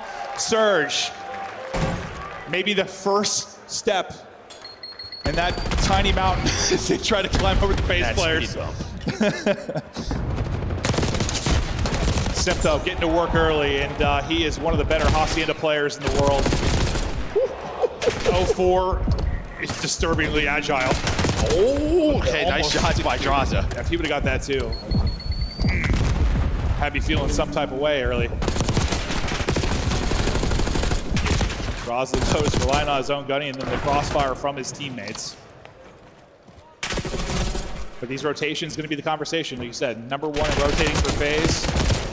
#1 in breaking for Seattle Surge. And what they do really well here is how patient the breaks are. Like, right, they set up, they take their time. It's a beautiful thing to watch. Yeah, 04's already here. 1 second left. He's actually going to get picked. So 3 versus 4 on this break attempt. Here comes the first one, though. So quick through lobby. There's #1. Ooh. Almost found the second. Well, now they're going to find 3. So all down to Celium. Yeah, but when it's all down to Celium, Cell sometimes just kills everyone. Yeah, he sure. Oh, he stopped shooting. Got a little bit of help there as it got sketchy, but the one guy close, yeah, they had a lot of deaths, but they were around the hard point, right? They weren't on the hard point. So Cell really has had to win a one-on-one. Now Sim starting to pick you apart, moving, grooving, finally dropping. Not a big advantage, but a bit of one, and you build that here at the P2. And for FaZe, usually the P2, not the best for them. It's really Rock where they could be lights out, but that's a great P2 despite the fact that you go 3 down. They're going for this one more time if you are Surge. Fighting the final 15. Is it gonna pay off? But BZ needed one more bullet there, so they're gonna get some scrap time, but this will allow FaZe to get it set up towards fences. So the #1 break team going to need a big break, and Draza, he has so much intel going on this route. Great play from him. Second player is tagged, he's got the sub, he's gonna clean it up. Now they know exactly where Surge are spawning. This is playing into the narrative perfectly. We talk about the rotating team versus the breaking team. Pressure continues to be on FaZe to hold. Pressure continues to be on Surge to break. Draza, though, starting to streak a bit, and the timing on the route looks like it's going to work out perfectly here as he's able to, I thought, get the kill right before his teammate dropped, but never mind. He ends up being a half second late. The trophy out into the point. Draza doing it with whatever weapon. You know what a flex he can be. Draws heating up now on 5 straight. He's triple positive. Yeah, he's just dodging nades, and while they're learning they know the spawns. Did you just dodge the nade in real life, too? I swear I saw you just No, I was like, I thought he was about to if I did. But you know, I am agile. That streak, though, dumb, but still 40-point lead for FaZe. And I mean, if they close it out on this Hardpoint, I'll tell you what, I didn't expect to be taking both, but MacArthur firing right now. 7 straight. He gets another 12-4. Celium, he's a dirty, dirty man. Yeah, he's going to look for the Hellstorm as well. He's going to get set up on this objective. Well, sometimes we talk about the weakness of Hacienda for FaZe. This is the strength, though. This P4. Nobody does it better than them. Dealing with it okay so far, but you go 2 for 2. Reinforcement spawns coming in, both sides trying to spin across. Maybe an opening now for Seattle Surge, for Vancouver Surge to do this. Wall bangs, though, from Cell, trying to get them back in the fight, but your best breaking team here, able to get that break, and they needed it. You're still able to battle back into this quickly, though, if you are FaZe. Try to recover, contest some of this time, or just take this time. This is big time. Big time for Rabizi and co. Now up 50. We get into our second set of rotations, and yeah, I mean, FaZe have had the early rotation. They've held a little bit better than Surge have broken, right? Yeah, I mean, it just comes out of this lane right now. When you're going to rotate early, a couple players are going to be double positive. I mean, everyone is positive. That pretty much means you're winning, right? Because the break attempts are not working for the side of Surge. The one good thing was this guy in MC didn't get a Hellstorm. That's about it. Surge are going to need this P2. So that's your one positive. It is. For Surge. That's probably not good. Double positive is Cell. You just feel the wheels starting to come off of this. Surge needs some kind of like rocker-like eruption if they're going to bring this back. But nobody in the point for now. Play clock ticking. Surge trying to get in and take whatever time they can get. They're still spawning out towards P2. Deep towards Garden will be draws popping. So they're going to spawn out. They might spawn out here. This is a lot of forward pressure in 15 seconds. And yeah, you see those 2 players spawn all the way out. They're trying to hunt down 04 before the reinforcements can get there. 5 seconds before this hill pops. They know exactly where the push is. Drazen knows it, reading the map, puts some tags in. Neptune, though, is able to find one. I mean, a crazy chow, but he's got to go for it. You have the early setup again if you were a FaZe. They'll get somebody into the point. They're fanning on both sides of it. Maybe in really awkward timing there at Rock. We'll see. Draza sort of picks up for a second, then wraps back. I don't know if anyone's picked it up yet. That's been an opening now for Neptune to push on forward. Nope, they're able to pick that up and deal with it. You had nearly a perfect P2 last time through. Doing it again here. Simp now on 5 in a row at 16 and 9. Yeah, Surge is just getting beaten up and bruised. Their hardpoint magic seems to have run out. Lead now up to 100, and where we have criticized FaZe at times on Sundays for their performances, sometimes their struggles in grand finals. I'm not seeing any struggles right now. This is belt to ass. They are just beating them down on Hacienda. No, I mean, listen, like, a lot of the times with P2, it's sort of that first break attempt, and they're just dealing with it perfectly if you are the side of FaZe. Like, yes, you're getting some forward pressure from Surge. It's just you're not getting the kills on the objective. Or it's a 2 versus 2 there, and then they're winning those gunfights. Finally, you have a setup early if you are Surge. Okay, maybe that triple. If this is Rocker, I think maybe that triple. That one play. And suddenly that team is a different beast, but still, maybe that little effort gets some fire. Another one? Yeah, here we go. Triple into triple. Neptune. Dancing in front. Okay, here we go.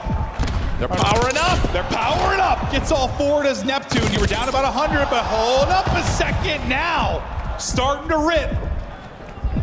It's just, is this too much to overcome? You gotta love what you're seeing, but it was just such a massive hole. But on a map like this, you can string together some hard points, Joe. Yeah, BZ's gonna spawn up here though. We go. Just gonna rotate, but yeah, now it's a foot race. You see number 6 Abuza. He's gonna cut this off, and well, maybe we're gonna have a rocker light comeback.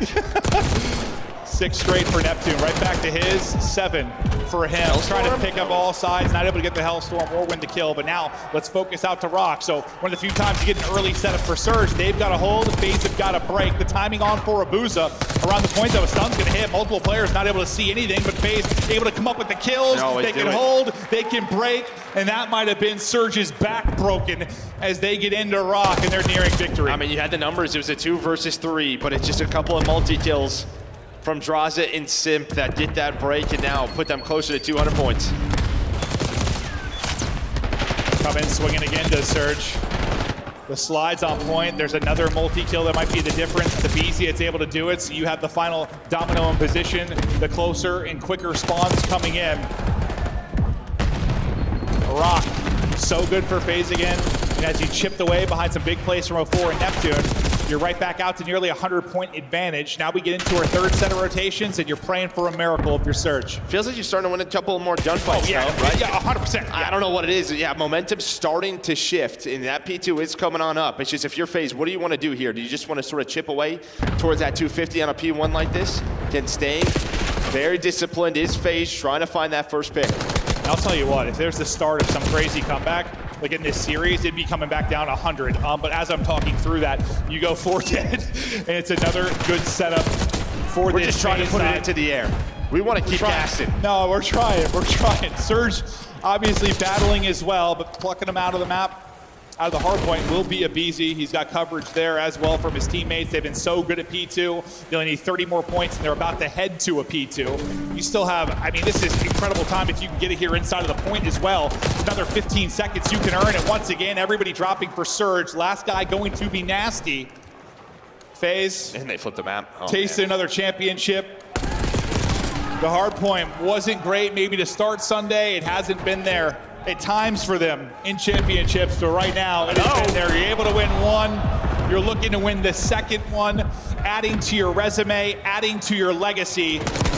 This FaZe team is absolutely unreal. Just 5 needed to close it out. Last swing in from Surge. It is done.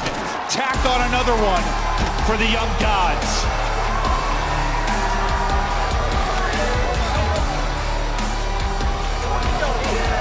You blink and it's over. Yeah, that was a fast one. We were expecting a battle here for Surge. Listen, you got there. It's step 1. They are a contender now, and I'm excited to see what these guys are going to do. They're one of the best stories we've had this year. Yeah, I mean, what a stage for them. Minor 2 final, Major 2 final. Just have to improve upon it. That's the goal. They'll try to improve upon that, but improving upon their legacy is Atlanta FaZe. Your 2025 Major 2 champions, Atlanta FaZe.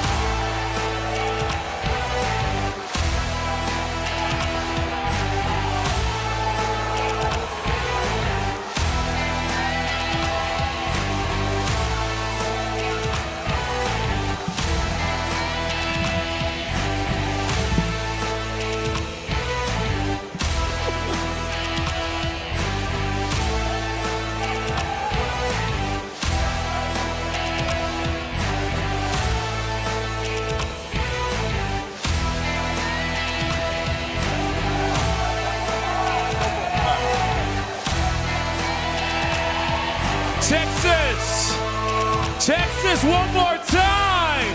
Give a round of applause to the 2025 Major 2 champions, Atlanta FaZe. Man, Driver here, take this mic, man. Yet again, you was talking to me in an interview right before. You said we want to go for this 3-peat. EWC champions, Major 1 champions, and now Major 2 champions. How does it feel to bring the dynasty back on top? I mean, at this point, it's just getting boring. Like, 3 back to fucking back? Are we serious? We're the fucking best in the game, and I love my teammates. Huge shout out to them, the coaches, everything we've been doing to win these majors. I feel like we've been on top of it. We've been going so hard every day, and I just love the team I'm playing with, and I'm super happy to be teaming with them. Man, and I know they happy to be playing with you as well, okay? FaZe getting yet another one. Pass the mic on over there to Beezy, okay? Too easy for Beezy. Everybody make some noise for Beezy. Beezy, that is your 13th series win in a row on land. Talk to me about how does it feel to be that dominant? I mean, we're just so good. I mean, our team is disgusting. I mean, today we were just firing on all cylinders. I mean, we lost 2 Hardpoints, bounced back in the finals, and ended up winning 2 Hardpoints. So, I mean, I couldn't ask for a better way to end it. Absolutely evolving and leveling up on the spot. And speaking of that, pass the mic one more time, okay? Show some love to Simp, everybody. Boy.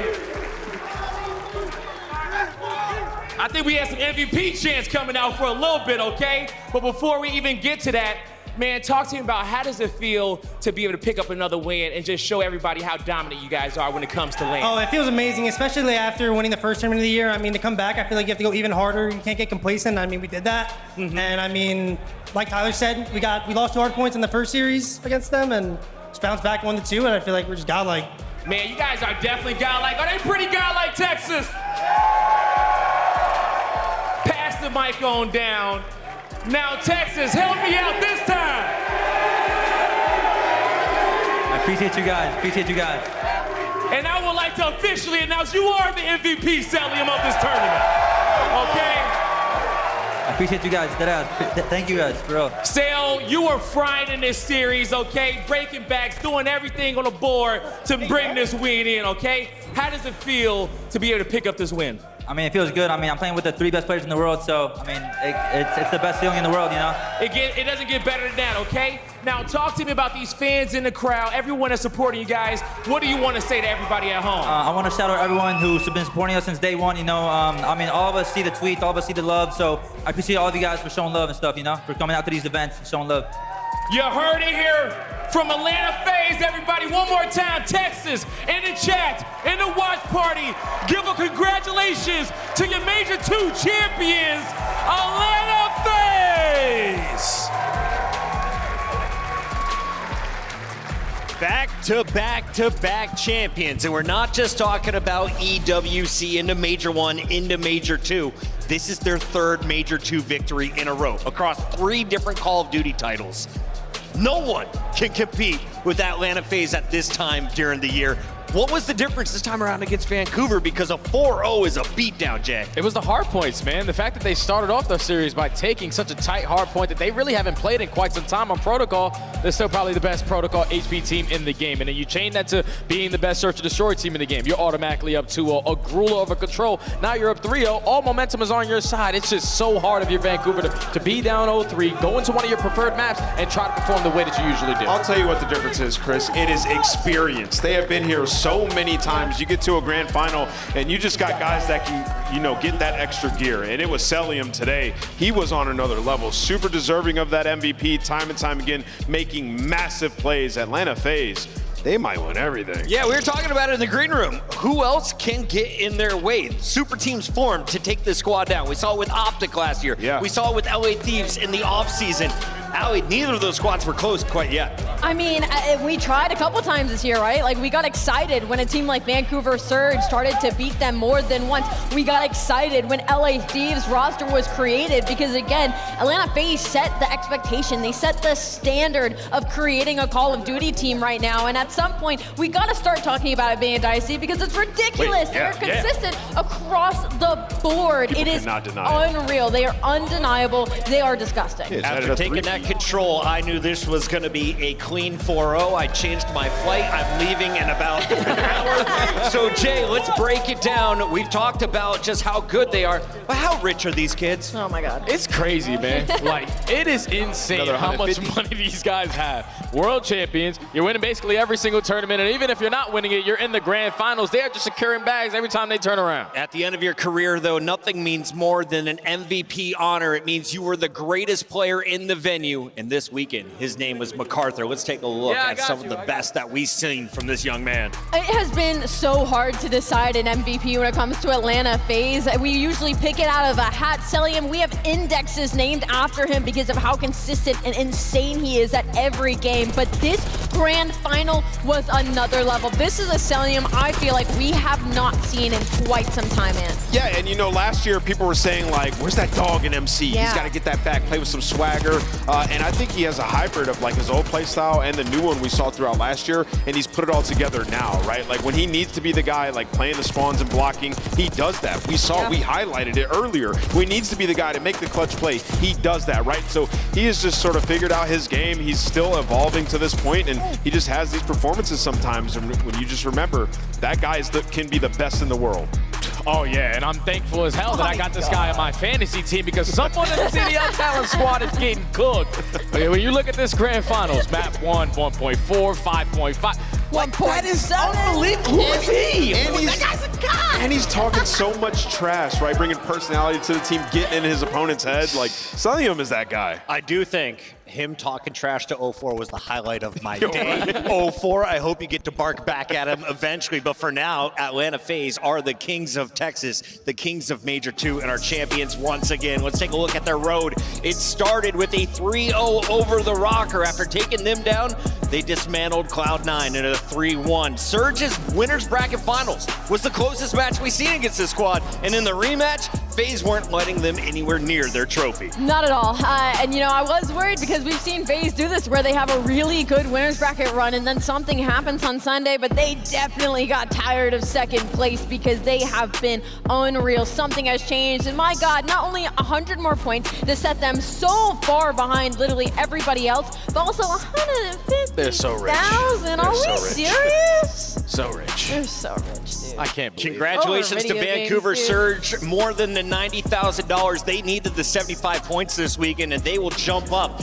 into our top 4 as they will be right behind Toronto Ultra. Great stuff across the board here, and a fantastic weekend once again down in Allen, Texas, Nameless. Yeah, Allen, Texas showed up, man. Listen, even their hometown team got knocked out. They still showed up, showed love and support, and we got some interesting chants. I think my takeaway from this weekend, though, is I love when the players are facing each other. Yes. We got trash talk every single series. It was spicy in here. Storylines continue. And of course, as we say goodbye to everyone here in the venue, we got to show some love to the man who makes it all possible. He hits the buttons, he calls the cameras. It's the birthday of Michael Liu. 8 years as the director of the Call of Duty League. We wouldn't be as good as we are without that man. Yeah, he makes us look good. He's the director, and we're going to go golf soon, Mike, okay? Hey, Mike, it's time to win an shoulder's Emmy. recovering. We'll do it at Major 3. For now, let's go to the after party. Thanks for tuning in to Major 2. Atlanta FaZe are once again crowned your champions.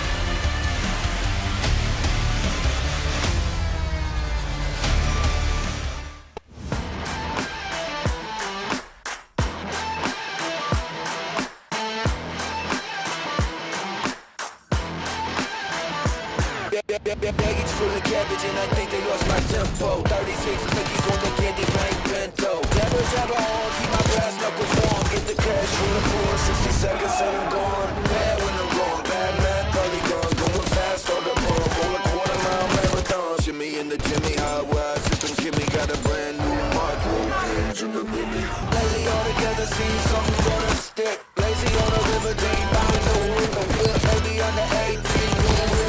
Today, baby, you ain't never seen nothing like this. Son, you're my son. You guys suck. Nothing like this. Nothing like this. Nothing like this.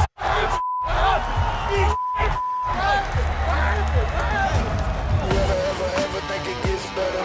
Chain call a record. I can feel it. I can feel the pressure break loose. Ratchet go to bad habit on 2 round magic, then my fuel injected savage. Hey, we all together, see someone gonna stick. Lazy on the river, team, someone on my hip. Baby on the 18, no rim, all switch. Baby, you ain't never seen nothing like this.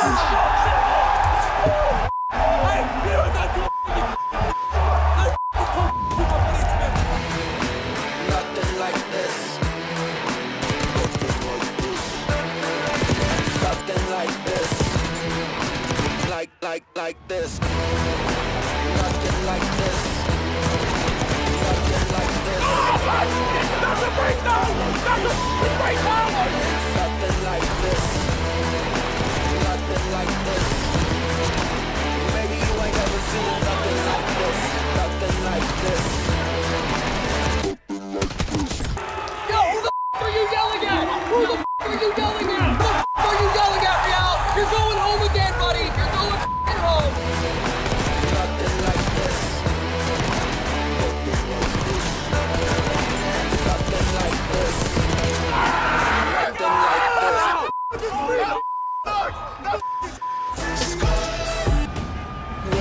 Ever think it gets better? Big chain, call the record. I can feel it, I can feel the pressure break loose with the ratchet go to black sabbath on 2 round patchet. Them a fuel injected savage. Only all together, see something gonna stick. Lazy on the river, team, someone on my hip. Maybe under 18, no whip, all switch. Baby, you ain't never seen nothing like this.